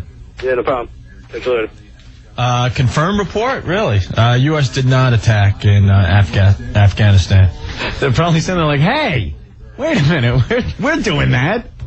What the hell are you doing? Who do we have next on the phone lines? We have Patty calling in from New York. Patty. Hi, Gelfie. Hello. Hey, Patty, what's up? I'm exhausted from walking Thank across God the it's not 59th that, Street Patty. Bridge. You walked home over the 59th Street Bridge today? Yeah, I work in Rockefeller Center, and they had evacuated our building because they smelled gas at around 10 o'clock. Yes, I believe Saturday Night Live was primary target. It was it? No, you're No, kidding. Patty, come on. So we walked up to Bloomingdale's where my husband works, picked him up, and walked across the 59th Street Bridge. How do you usually get home? You take the F train. The train, right? Okay. It took us 2 hours. It looked like Moses was leading his people to the promise, and there were so many people. Yeah, I don't know if people in other cities are getting that footage where there's just thousands upon thousands of people walking across these bridges home because that's the only way to get home today. On the way home, leave your car. They had to pick us up on 38th and Queens Boulevard. The 7 train was running there when we got there. This is what I was talking about earlier, how everyone's annoyed, The Their people, little routine was interrupted. Yeah, see? You know what I'm saying? When you look over the bridge towards the World Trade Center, nothing, just smoke. It was terrible. It was like a dream. And the people on the huge flatbed trucks, people up driving across, strangers. I mean, people were helping, but it was just amazing. Yeah. I just can't believe this is happening, and it's just scary, like everybody else is saying. What else are they going to do? Yeah, that's the point we're at. We're just like, now everybody's, you flinch at everything, you know what I mean? You hear that plane fly overhead in a couple of days when they open up the airports again, you're going to be thinking about it, It's going to be on everyone's mind a lot for quite a while. Who in their right mind would jump on a plane in the very near future? I mean, I know. That's... And we saw people will, though, because either they have to or I don't know. It was crazy. People who were at Wall Street, who walked all the way from Wall Street, we met them next to us. They said they actually saw people jumping out of the World Trade Center. Yeah, that's one of the more horrible so far they haven't shown that I footage saw on it on TV. One station, Channel 9 had it. You saw the person flying. Oh, my God. Yeah, that's it was. I just can't believe that this actually happened. How can they not detect the planes going a different route? You know something? You never expect something like this to happen. So, that plane that left Boston, it was going to L.A., over New York at some point. It made a sharp turn south. And at that point, they knew something was amiss with the plane. Either no one talked to the tower or what happened, but for some reason they didn't feel like shooting it down, so it wasn't a threat. It was just a plane that was off course. Yeah, but half an hour?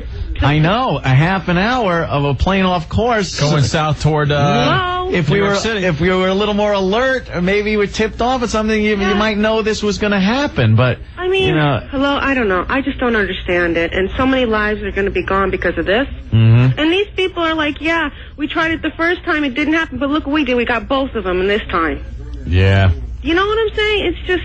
It's just What's going to unbelievable. stop them now? Okay, well. Well, I just wanted to say, love your show, guys, I just wanted to, All right, Patty. say thanks for everything, okay? Thanks for the Patty. great coverage, okay? Well, we're trying. Yeah, you guys are doing a great job, by the way. I'm watching Afghanistan getting bombed, too, so. All right, cool. I just hate being serious. Hate it.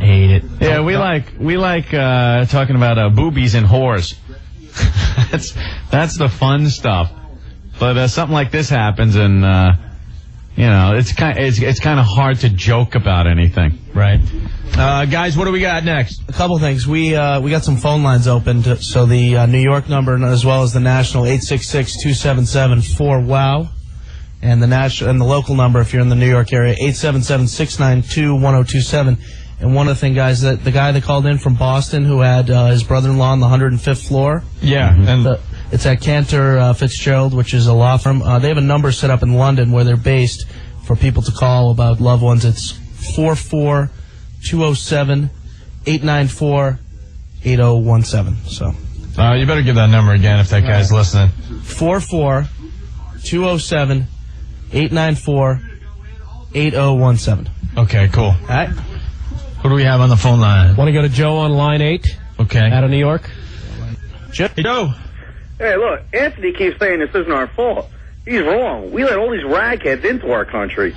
We should have learned the last time. They're all in here on student visas. They come here, they make these explosives, or in this case, stole a plane. Hey, guys are right. I mean, it's our fault. I mean, it's time we change the sign from, give us your huddled masses yearning to be free. It's time it says, sorry, we're full.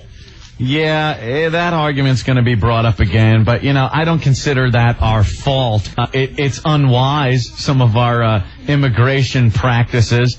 I think we got to stop worrying about offending groups is what it is. There are these students, they call them students that come over here. I don't know what they're studying, but they're building bombs. They're doing reconnaissance work for these terrorist organizations, and we can't kick them out. You know why? Because we're not like that. We're the United States. We're all inclusive, and we would hate to offend because there would be a group that will write a letter to this organization or that and be offended that we're calling these people terrorists. Well, we like being politically correct. Ed. Well, F that, man. It's just it's time to really assess reality and not think about hurting people's feelings. Because next time it could be chemical warfare. Right. Could be nuclear weapons. Who knows what's next? You never thought this. Fun stuff. And for anyone sitting out there going, oh, now stop. Turn on your TV. Because who the hell imagined this? Who thought you'd ever see something like this happening?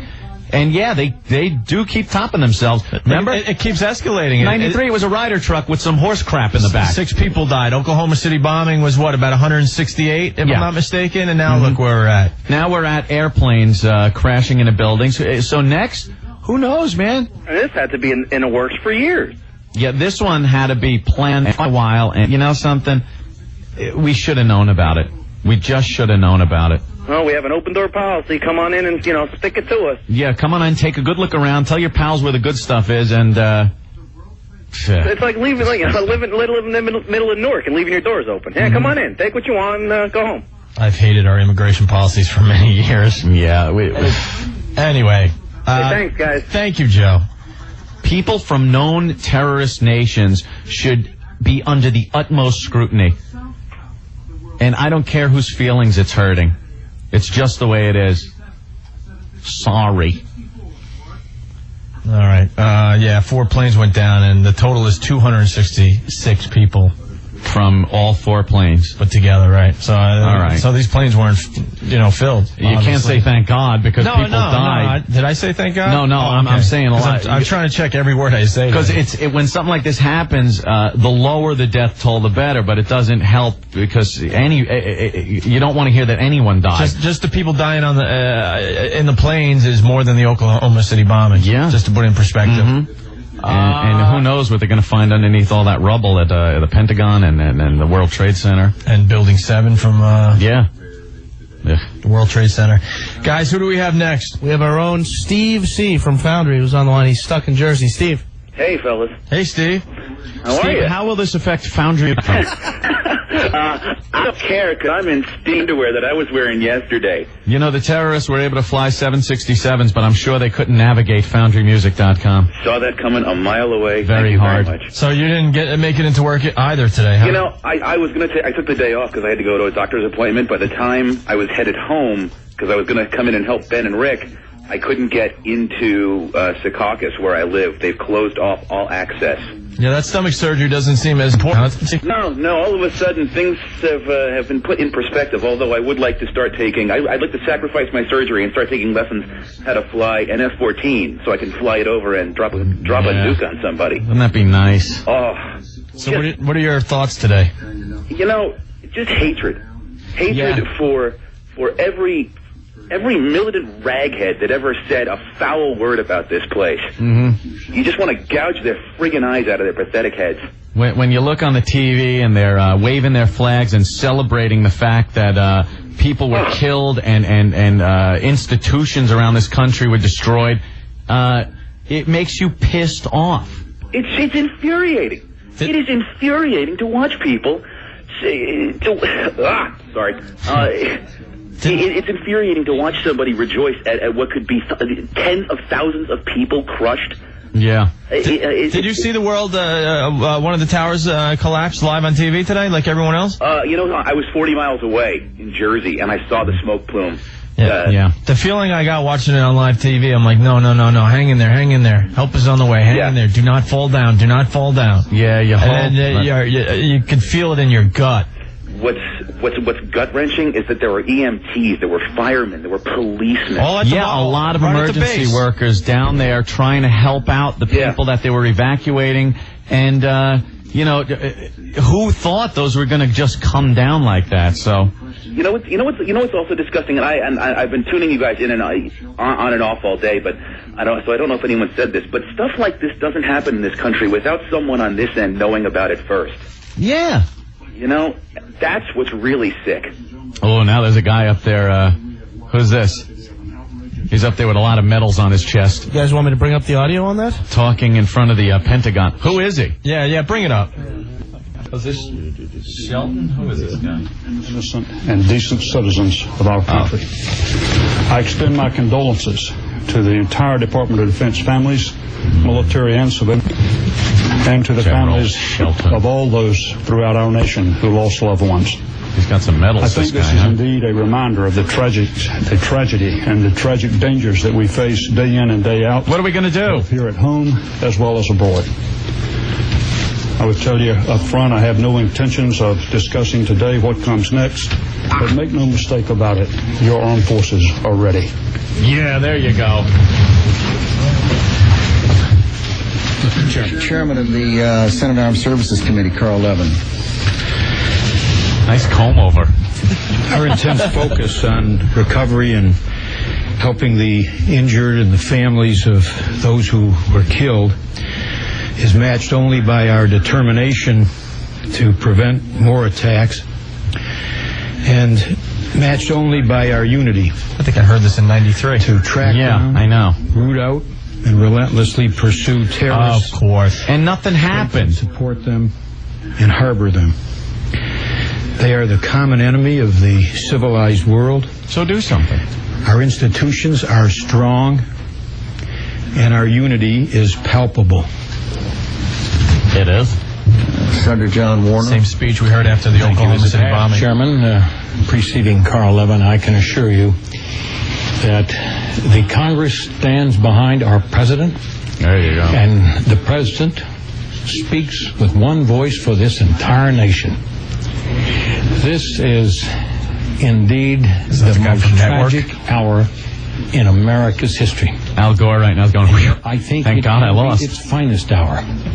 Right? Is our president and those with him, notably our Secretary of Defense, our chairman, and the men in the armed forces all over this world stand ready not only to defend this nation and our allies against further attack, but to take such actions as are directed in the future in retaliation for this terrorist act. Be ballsy. Tell us what you're bombing.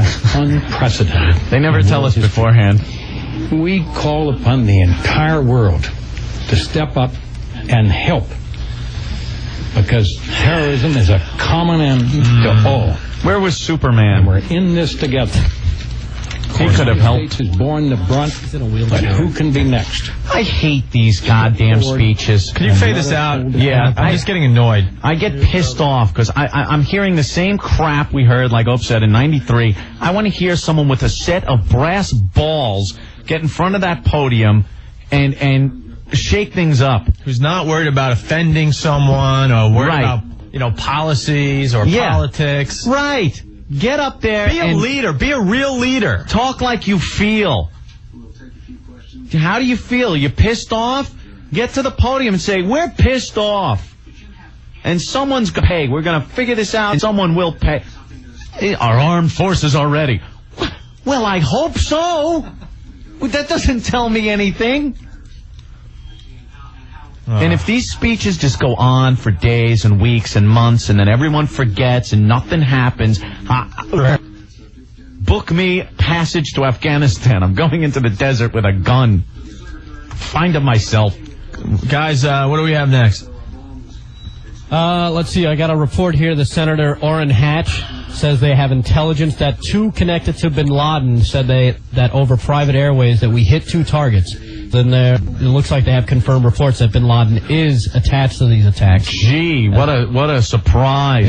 As opposed to him saying, no, I had nothing to do with it. He's the only one with the money and the power to do something like this. It's obvious. It's not, when someone did something bad, let me bring the Superman back up, Opie. It was always Lex Luthor, wasn't it? Mm-hmm. See? We know who it is.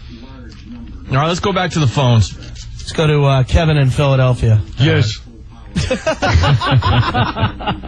Yes. Hey, guys. What's up, man? Hey, Kevin. I just wanted to say that we need to bomb the hell out of everything there. I mean, I'm comparing this to Vietnam in the sheer fact that we couldn't tell who was our enemy and who wasn't. I mean, the people that were making the most effective gun runnings were the women and children. Yeah. And you look at these, we need to go into that entire region, kill every man, woman, and child, and leave how the hell you pronounce his name? Bin Laden. Yeah, we need to leave him alive and torture him for the next 30 years. It would be really nice to believe that would happen, but we're America, so it doesn't happen. We don't have it in us. I just hope we do something. And the Vietnam analogy is good because, we don't know who the enemy is. And that war was effed up because we don't piss other countries off, too. This is something we have to do. We got to get in there and do some damage and not care if we're pissing off countries that are sympathetic to these groups. Yeah, exactly. Like, the last time anyone attacked American soil, we put the most force we could possibly put into the attack. Yeah, I don't understand. People sometimes they don't think. It doesn't have to come by way of tank and paratroopers and missiles. This is as much an act of war as if a bomber flew over the city and dropped a bomb out of a military plane onto the World Trade Center. There's no difference. This is we're at war. They declared war on us, and we have to respond tenfold. Oh, more? Oh, no. Because if they were saying that we hit, I just heard that they announced over private radio and his troops that we hit 2 targets. Mm-hmm. That means there was a lot more. Yeah, we said that earlier. Yeah, well, just imagine what the full plan was. Yeah, exactly. Heads are going to roll in the military and in the CIA. That someone should have known about this, and hopefully it puts their ass in gear that they start getting their intelligence back to where it was. During the Cold War, we knew a lot of stuff, but for some reason all those got cut because we figured we didn't need it anymore. Well, we need it. All right, Kevin, thank you. All right, guys, I'm just venting. Thank you for letting me talk, and you guys have a nice night, or as best you can. Yeah, thanks, Kevin. Yeah, bye. Kevin from Philly. Hey guys, we got a few minutes left, so I was hoping to get some more of these phone numbers back out to the listeners if they're looking to try and track down information on loved ones. The employee family survivor info set up by the companies at World Trade Center, Morgan Stanley. The number again is 888-883-4391. And for Deloitte and Touche, It's 1-212-243-7666. And again, they're looking for blood donations. Type O, I guess, is the most needed right now. So call a location near you at 1-800-HELP-NOW or 1-800-933-BLOOD. All right. Thank you, Rick. No problem. All right. Guys, also here in New York, Ron and Fez are here, so they'll be on live after us for people that are in New York. How the hell did they get it? They got in. They live in New York. Yeah. Ron's been here all day, and Fez got in, so they're going to be on here in New York after us. Okay. What do you guys want to do? 6:54. What do you want to do? I don't know. I'm just numb. I don't know. Who do we have on the phone? We got Chris out on Long Island, line 4. Line 4. Here you go. Chris. Hey, Chris. Yeah, hey. What's up, What's up, Chris? I'm from Huntington.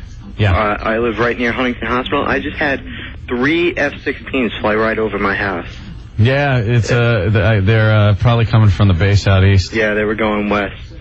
They closed down the Long Island Expressway at exit 61, which is about a good, 30 miles east?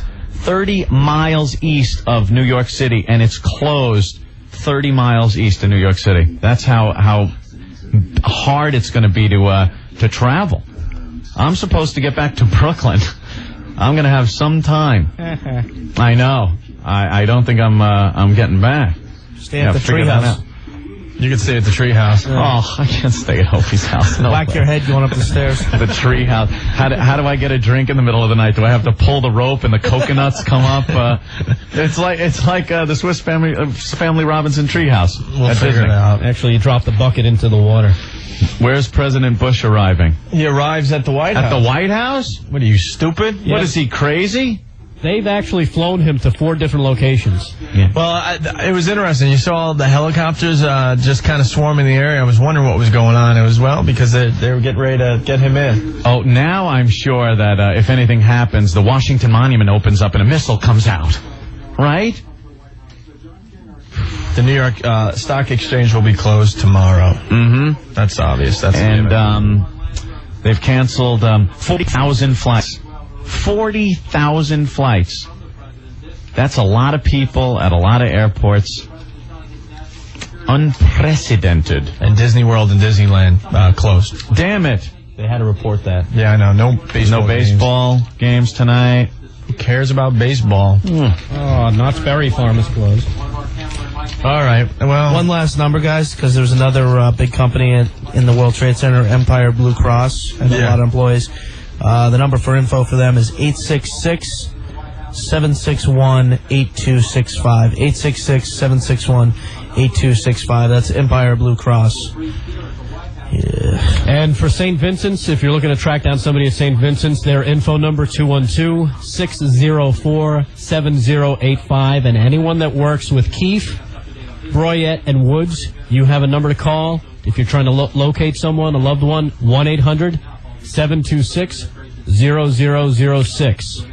I hate when they say loved one. What if you just liked somebody? You still want to see where they are? Like if Rick was in there. He's a liked one. What's the number for liked ones? Max. Thank you for the numbers, Max. Hey, okay, Anthony. Anyone else on the phones? Just a bunch of random, calls are coming in and out real quick right now. I think we've run the course. Yes. George Bush, back at the White House. George W.